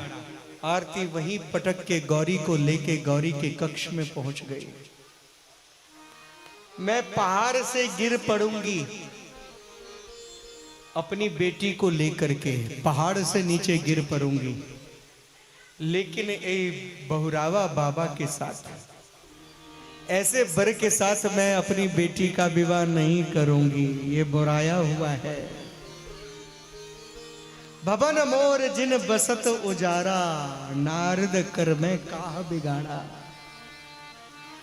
अरुंधति आकर के समझाती है मां मैना को। नारद भी प्रकट होते हैं, कहते हैं हे मां मैना, शिव तो बहुत सुंदर है। श्याम वर्ण में कृष्ण है, राम है नीलमणि, शिव तो कर्पूर गौरम, सत्यम शिवम सुंदरम। जो सुंदर है वही शिव है, जो शिव है वही सत्य है। सबसे सुंदर शिव है। आपके मन में शिव का बेकार रूप था, इसलिए विकराल रूप था, इसलिए शिव ने विकराल रूप में दर्शन दिया। आप मन में पवित्र भाव करके जाइए। जैसे भाव करके जाओगे कि जाकी रही भावना जैसी, जाकी रही भावना जैसी, प्रभु मूर्ति दे खई तीन ते। जाइए पवित्र मन करके।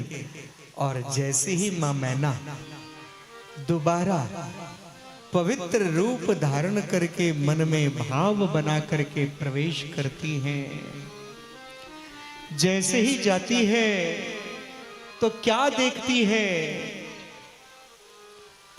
कि सुंदर मणियों की मुकुट, ऐसा मुकुट किसी देवता के माथे पर नहीं।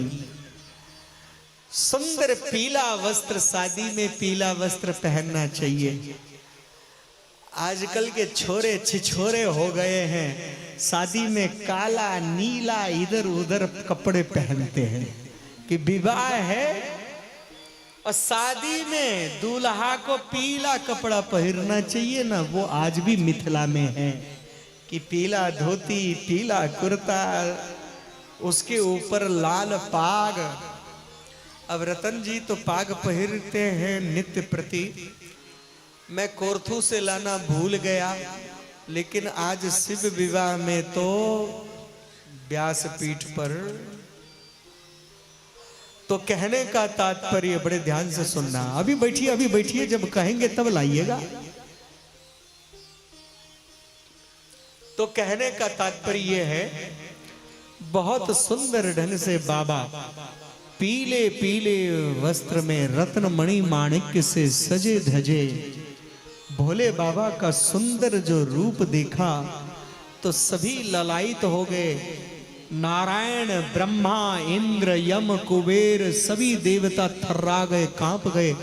ऐसा सुंदर रूप देख के मोहित हो गए। सभी देवी देवता मोहित हो गए, शिव की स्तुति करने लगे, क्योंकि शिव के समान सुंदर नहीं। एक बारी गणेश जी ने कहा, पिताजी आप हमेशा राख में अपने शरीर को ढके रहते हैं, मुझे अपना सुंदर रूप दिखाओ।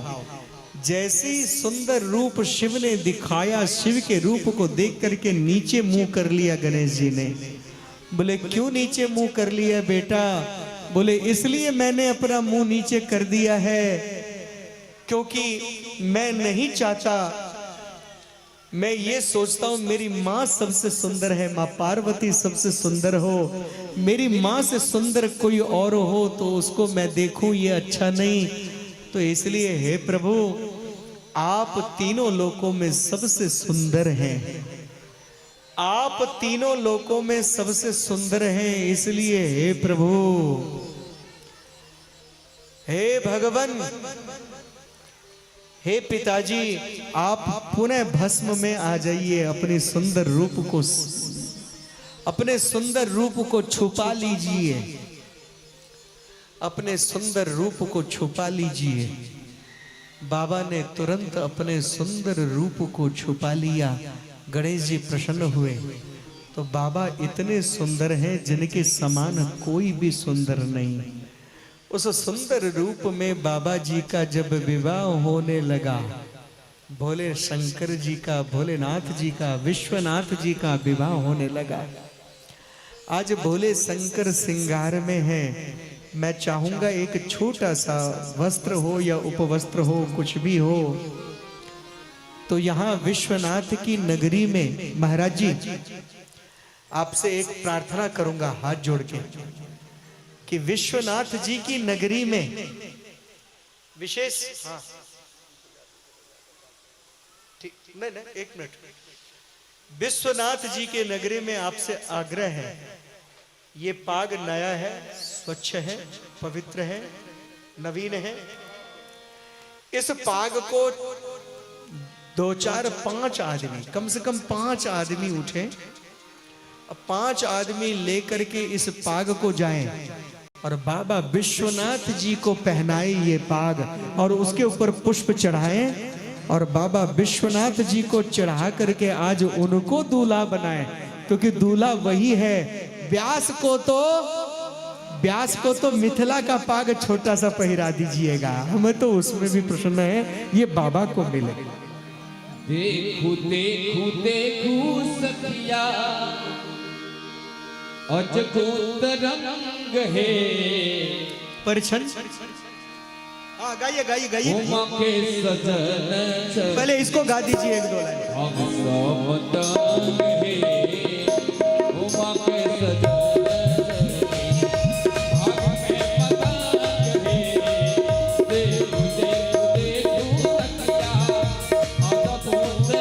मुकुट पहना करके त्रिपुंड भी लगा दीजिएगा बाबा को।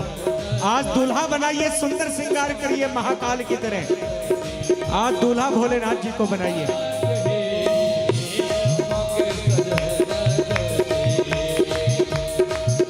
हाँ भस्म लगा के श्रृंगार करिए अच्छी तरह। और शंकर जी से पार्वती तक मोली बांध दीजिएगा, डोरी शंकर जी का पार्वती से डोरी, और अंदर ही होगा, वहीं जाइए वहीं करिए। आज सभी लोग विश्वनाथ जी के दर्शन जरूर करना आरती के बाद। सभी लोग विश्वनाथ जी के दर्शन करना, अभी नहीं आरती के बाद, ठीक है? हेलो, आज दूल्हा बन रहे हैं विश्वनाथ जी, उनका दर्शन सभी करना, इसलिए मैंने पाग मंगवाया। आइए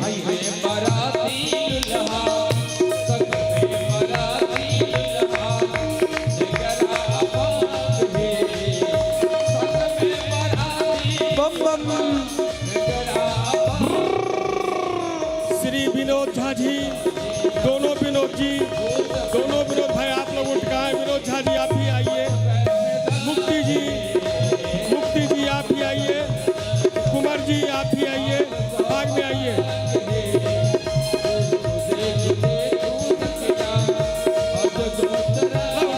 आइए आइए आइए।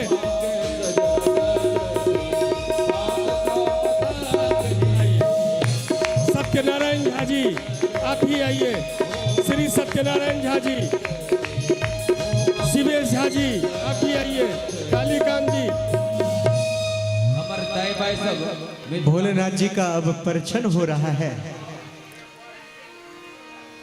कृपया यहाँ रास्ता दीजिए, सामने रास्ता छोड़िए, बाबा मंदिर जाने का रास्ता दीजिए।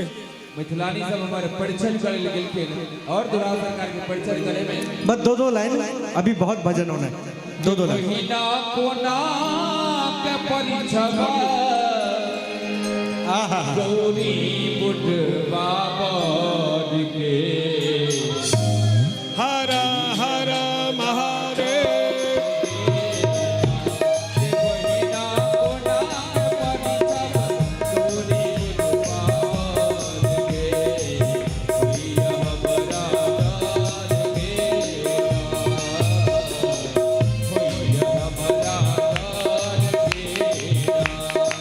सब लोग बैठ जाए, कथा सुने। महादेव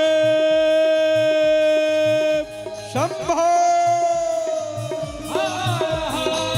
कृपया उतने ही आदमी आइए जितने मंदिर में आ सके।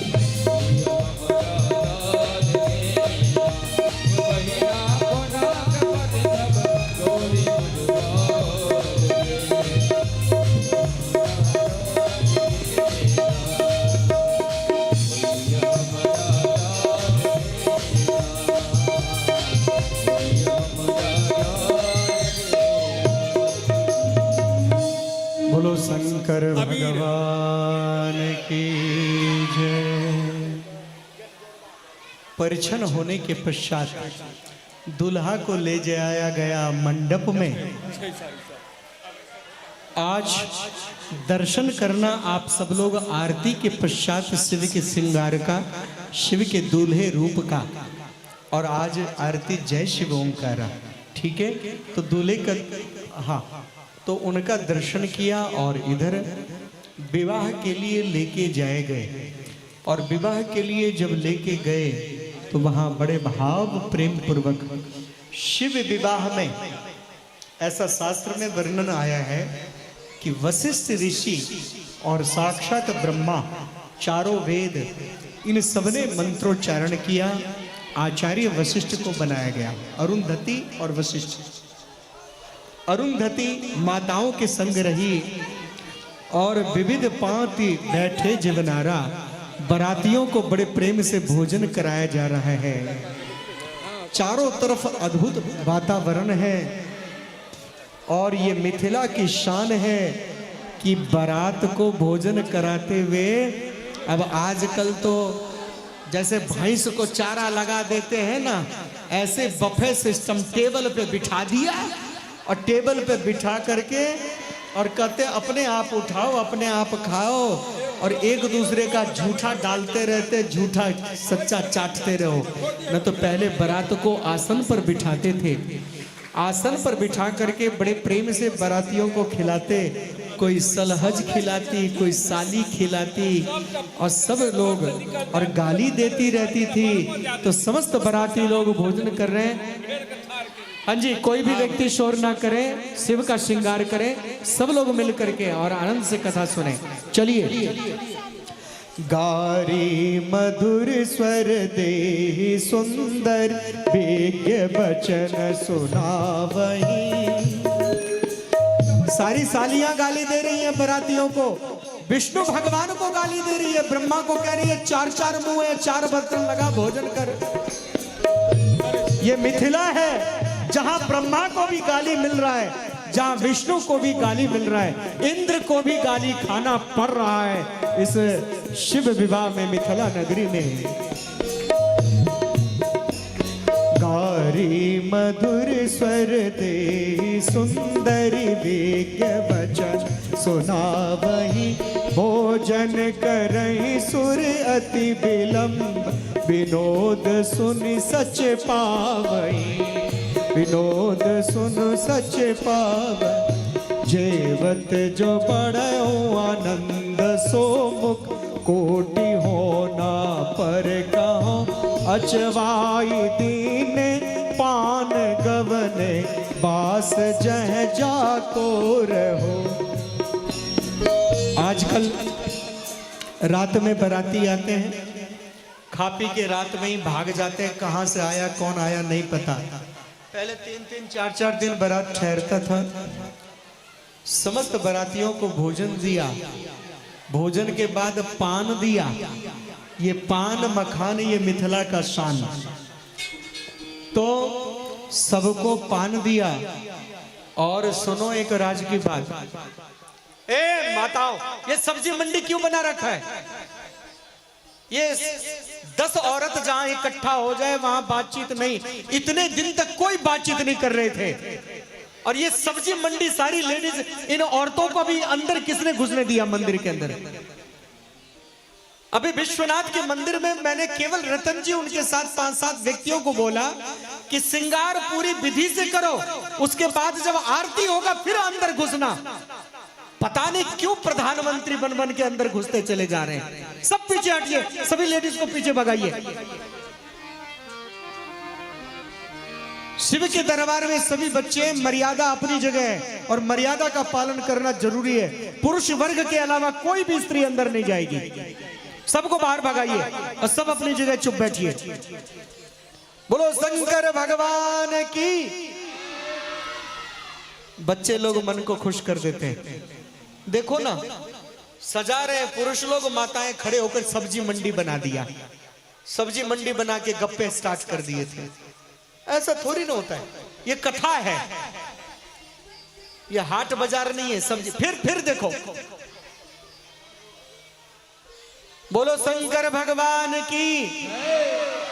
अभी मैं माताओं को भी समय दूंगा, अभी पुरुष को दिया है, अभी माताओं को भी दूंगा। माताएं भी कुछ न कुछ काम करेंगी, स्त्री लोग भी कुछ काम करेंगी।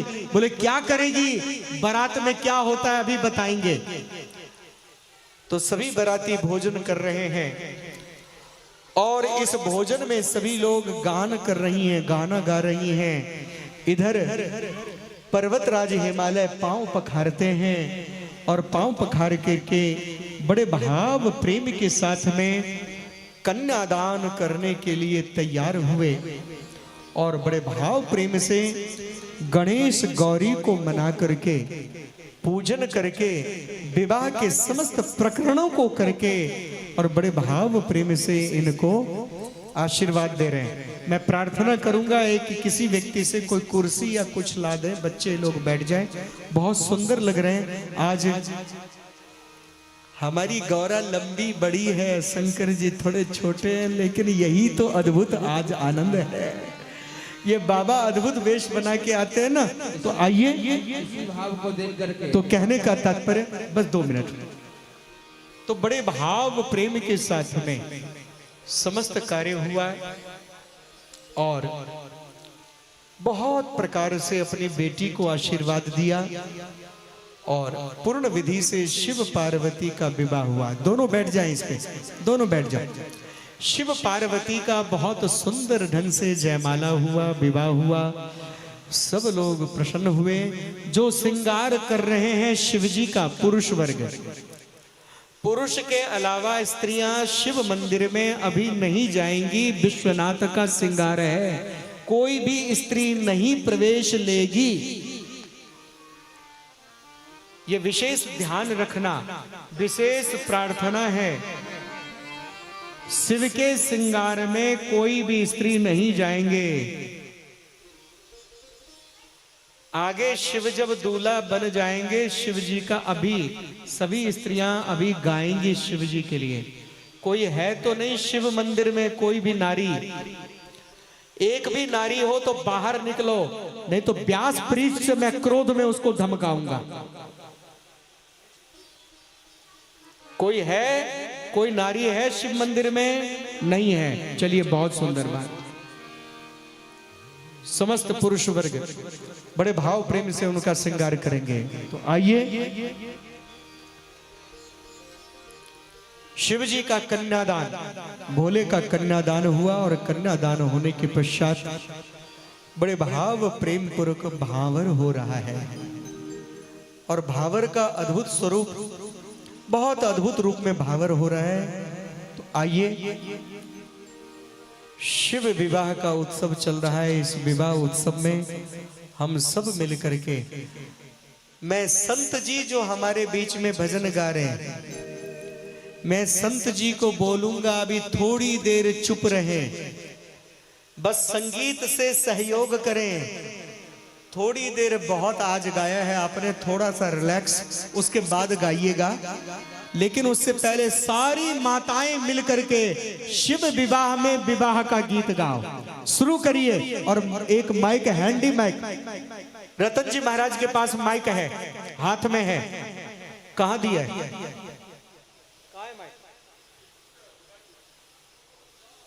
हाँ, ये माइक है।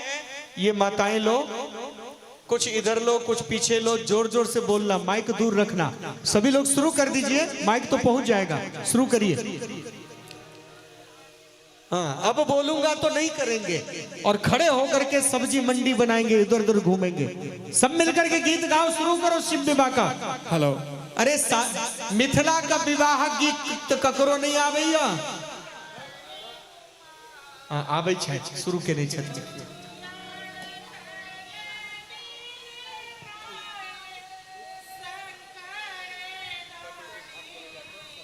दियो न माइक होता और सब लोग गाओ, जल्दी दियो।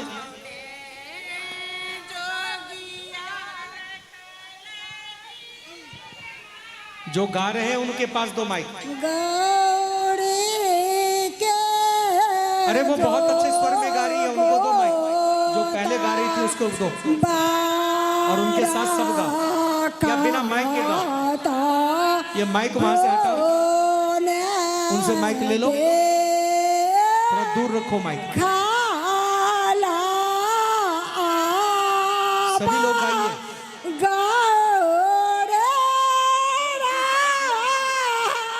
सब कुछ A to Z बाबा का बिया सुंदर सजा दियो, लगथिन की दुल्हा बस वो है छठीन आई, और छठीनो आइए।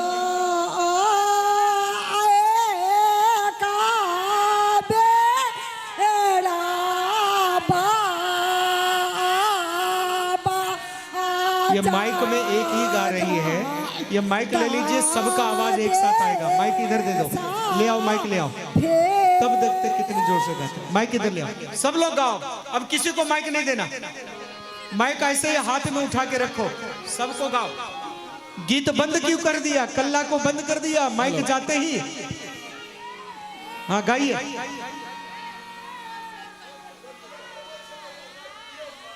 अरे गा कोई और रही थी, सुनिए। अरे पीछे से भी गीत उठाओ। ललित जी आप बैठ जाइए, आप बैठ जाइए। हाँ जी आप बैठ जाइए। पीछे से भी गाइए सभी लोग एक साथ मिलके।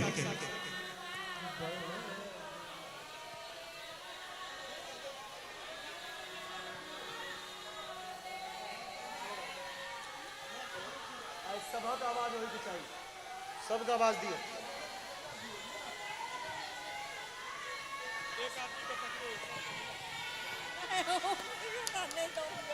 अरे देखो बातें कर रही हैं बिंदेश्वर जी की घर वाली जी। जोर से गाइए ना बिना माइक में। सब लोग गाओ गाओ गाओ, शुरू करो। सभी लोग गाइए। हमारी मम्मियां सॉस लगती है। गाइए गाइए सब लोग गाइए। हाँ हम भी गाए।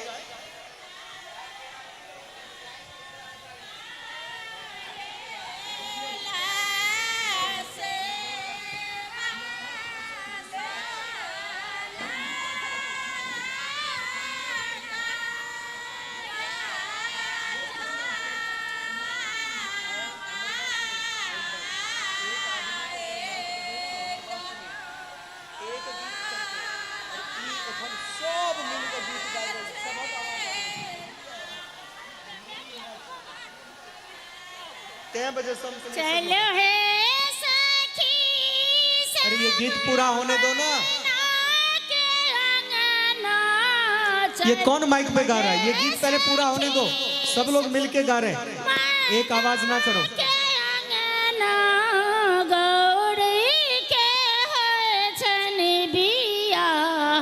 ये माइक दिया कौन है? मैंने माइक देने के लिए मना किया था। माइक लेके कौन बैठ गया?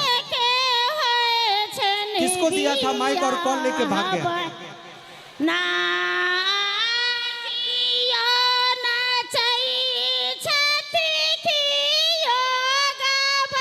बिना आवाज, बिना स्वर, बिना ताल, कितना अच्छा चल रहा था विवाह का गीत। अब बीच में आके ये माइक छीन लो ना उनसे। क्यों नहीं छीन रहे? सब मिलके इतना अच्छा स्वर में गा रहे हैं, बीच में ऐसा तेज आवाज। अब रतन जी किसी को माइक नहीं दीजिएगा, सब लोग मिलके गाओ। सबकी आवाज पहले जरूरी है। इतना तेज आवाज की लग रहा था विवाह का गीत नहीं, कान को फाड़ रहा है। सब लोग मिलके गाओ। माइक में एक गाएगा। ब्याह में क्या होता है, सब लेडीज मिलके एक साथ गाती है, वो आवाज सबसे सुंदर होता है। तो चुप कोई नहीं बैठो, सब लोग एक स्वर में गाओ, कोई एक नहीं, सब मिलके गाओ।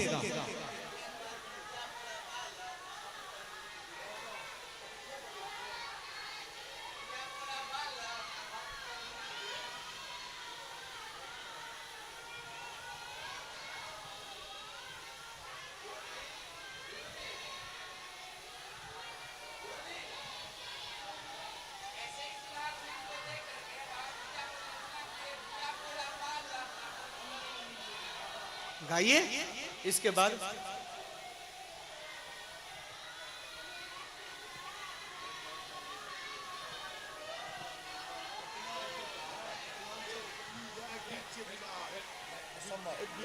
वीडियो में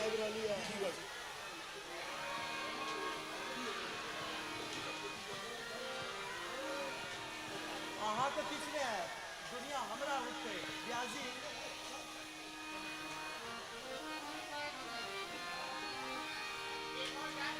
बोलो शंकर भगवान की। आज सुनिए एक मिनट, मैंने किसी एक व्यक्ति को गाने के लिए इसलिए एक व्यक्ति के मुंह पे माइक नहीं दिया, क्योंकि ब्याह में सारी माताएं एक साथ मिलकर के गाती है तो ब्याह वाला गीत होता है। एक गाए तो वो तो गीत होता है। गीत के लिए तो ये आए हुए संत जी बहुत अच्छा अच्छा गीत सुनाते हैं, लेकिन पूरी कथा में, मैं व्यासपीठ से बोल रहा हूं, 7 दिन के बीच में पूरी कथा में अगर गीत का पूर्ण आनंद आया तो आज आप सब माताएं जो मिलके गा रही थी विवाह का गीत, उस गीत का सबसे ज्यादा आनंद आया। एक बीच में जो माइक लेके गा रहा था उसकी वजह से आवाज खत्म हो रहा था। मिथिला का असली फोक गायक, मिथिला का असली विवाह गायक उसी में है जब सब मिलके एक स्वर में गाए। अब एक के पास माइक रहेगा तो एक स्वर नहीं लगेगा ना, एक अमेरिका जाएगा दूसरा इंग्लैंड जाएगा, फिर मिथिला में कौन रहेगा? तो मिथिला में रहने के लिए एक स्वर में सब लोग गाओ बिना माइक के। वही माताओं का गीत होता है। माइक लगे तो दूर लगे और सबकी आवाज एक साथ आए, इसीलिए ये कॉर्डलेस माइक था कि दूर से पकड़ के खड़े रहे, सबकी आवाज उसमें आता रहे, आवाज फुल करके, फुल आवाज करके। तो आइए विवाह का आरती के बाद, शिव की आरती के पश्चात फिर सारी माताएं प्रसाद लेकर के, भले ही घर जाना हो घर जाना, नहीं जाना तो एक आध भजन यहाँ जरूर गाना, भले ही माइक लेना दूर रखना माइक, और सबकी आवाज एक साथ जाए माइक में, उसी का नाम है विवाहक गीत। एक आदमी के मुंह में माइक रहे वो विवाहक गीत नहीं है। तो आप लोगों ने जो गाया मन को हर्षित कर दिया, तो एक आदमी को माइक देना भी गड़बड़ था। चलिए आइए, तो एक ये सुंदर है, लेकिन गाना वो जो विवाह का हो, अद्भुत, और 1-2 लाइन, केवल 1-2 लाइन गा करके सीधा आरती। अमर दुल्हा सरकार आज आरती गौरी शंकर भगवान कोहबरगर गेली और विवाह के बाद कोहबरगर में की खेले हो छे।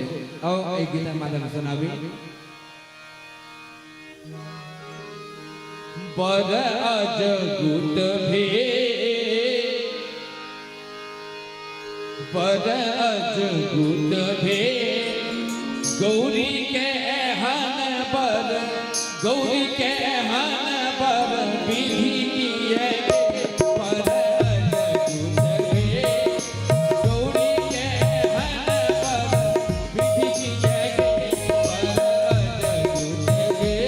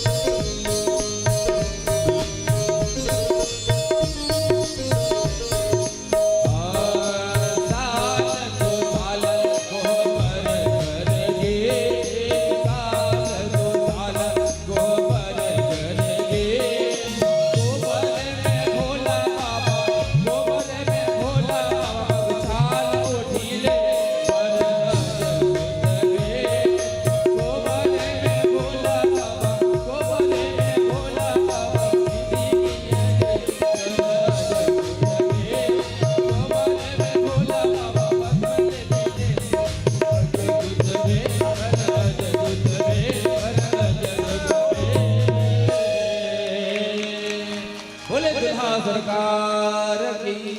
आइए अब आरती। समय को देखते हुए सब लोग आरती रखा हुआ इधर, पंखा बंद कर दीजिए और बड़े भाव प्रेम से आइए अब हम। और यहाँ पे एक आरती यहाँ रहेगा, एक आरती आज शिव जी के मंदिर में रहेगा। आज एक आरती शिव के मंदिर में, एक आरती यहाँ पर। वाह,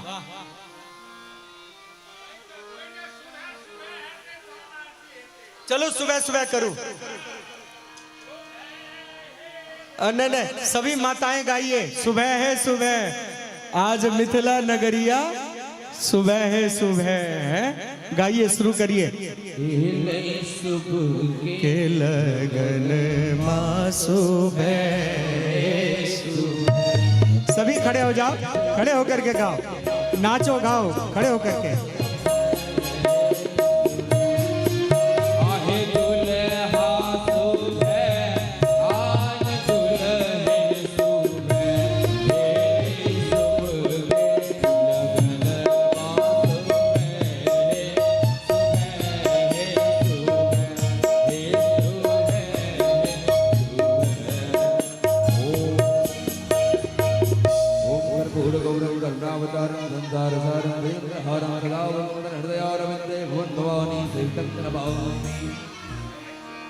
दुल्हा के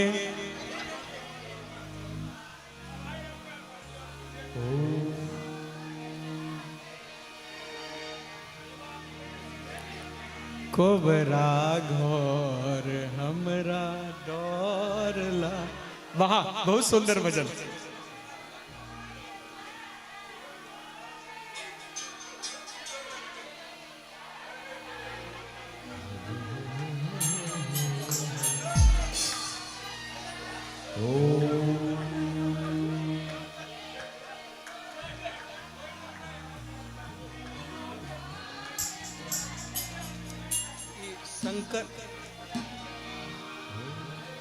शंकर जी से पार्वती तक डोरी बांध लिए ना।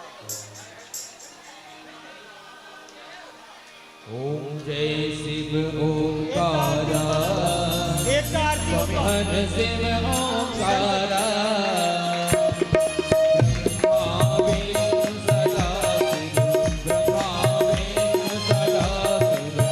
अरे यहाँ पे करिए ना।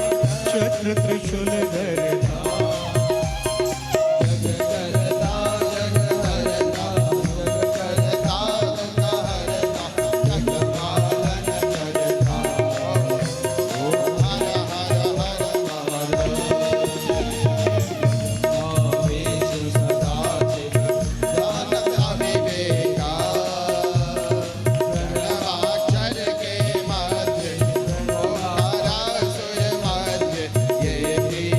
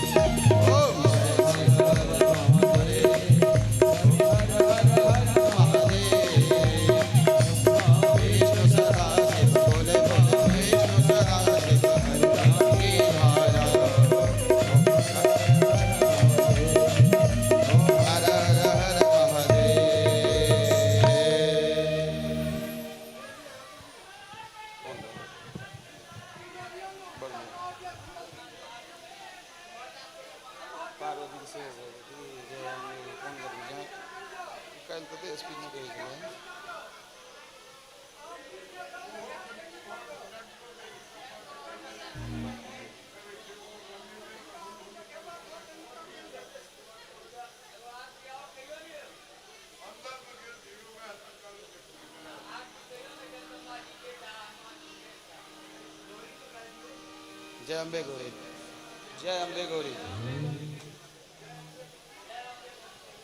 ओम जय अम्बे गौरी मैया जय श्यामा गौरी। तुमको निस दिन ध्यावत मैया जी को सदा मनावत हरि ब्रह्मा शिव जी। ओम जय अम्बे गौरी मांग सिंदूर विराजत टीको मृद मद को। हे मैया टीको मृद मद को। उज्ज्वल से दो नैना निर्मल से दो नैना चंद्र बदननी को। ओम जय अम्बे गौरी कनक समान कलेवर रक्तंबर राजे। रक्त पुष्प गल माला लाल फूल गल माला कंठन पर साजे। ओम जय अम्बे गौरी हे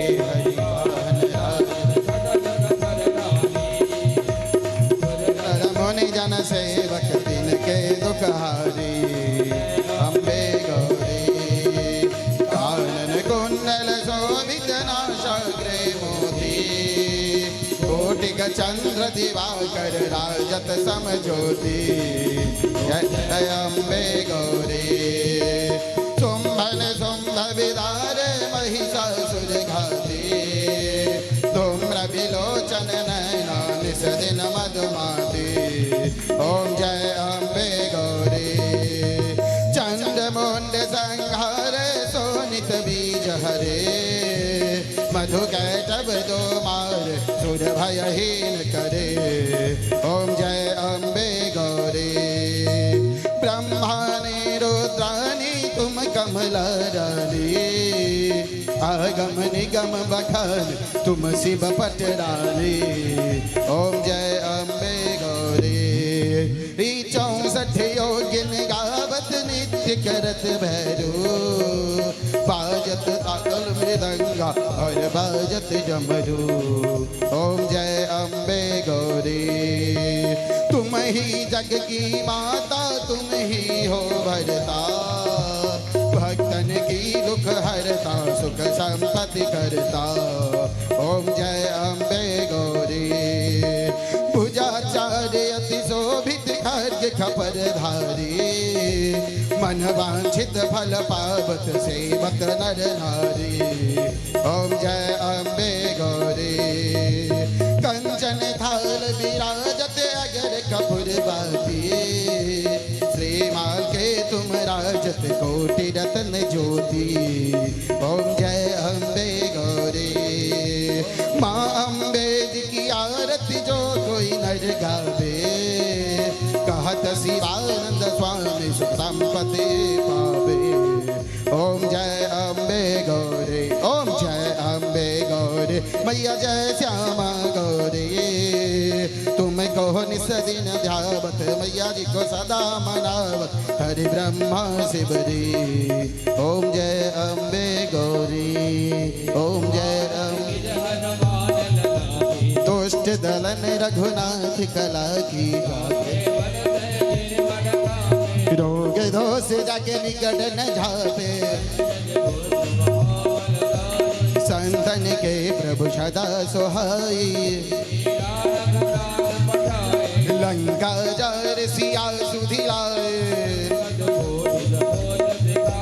जात पवन सुत बारन लाए। की दुष्ट दलन रघुनाथ कला की। सिया राम जी के काज समारे। हेलो हेलो हेलो हेलो आनिस जीवन प्राण उबारे। अहिरा बन के भुजा उखारे।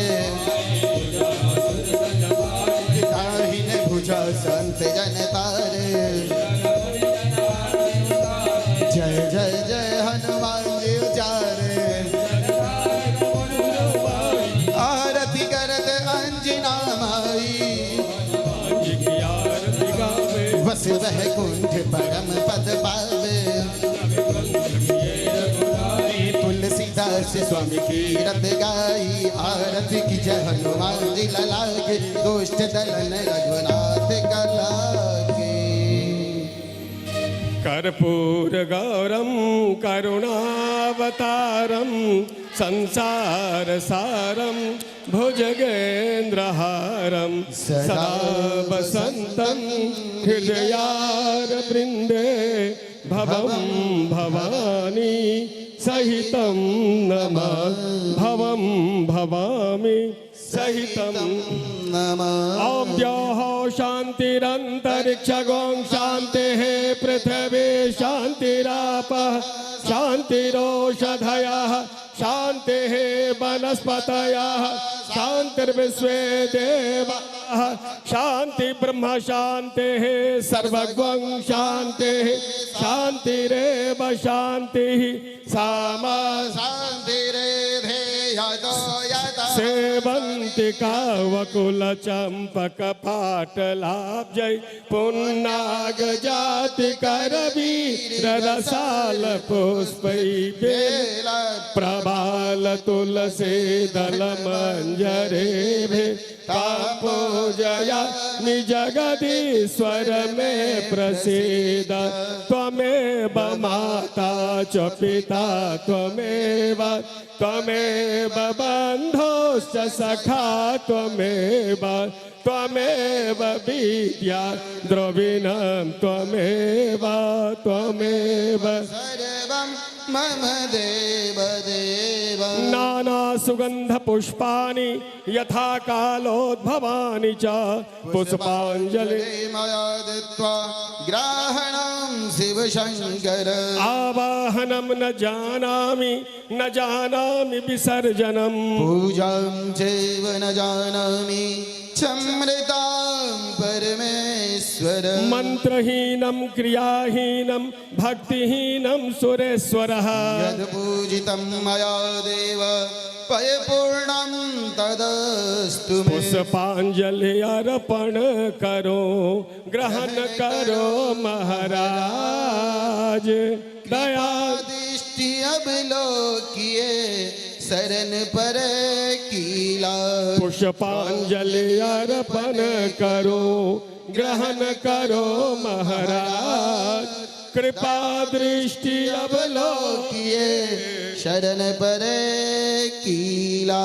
धर्म की जय हो, धर्म की जय हो, अधर्म का नाश हो, प्राणियों में सद्भावना हो, विश्व का कल्याण हो।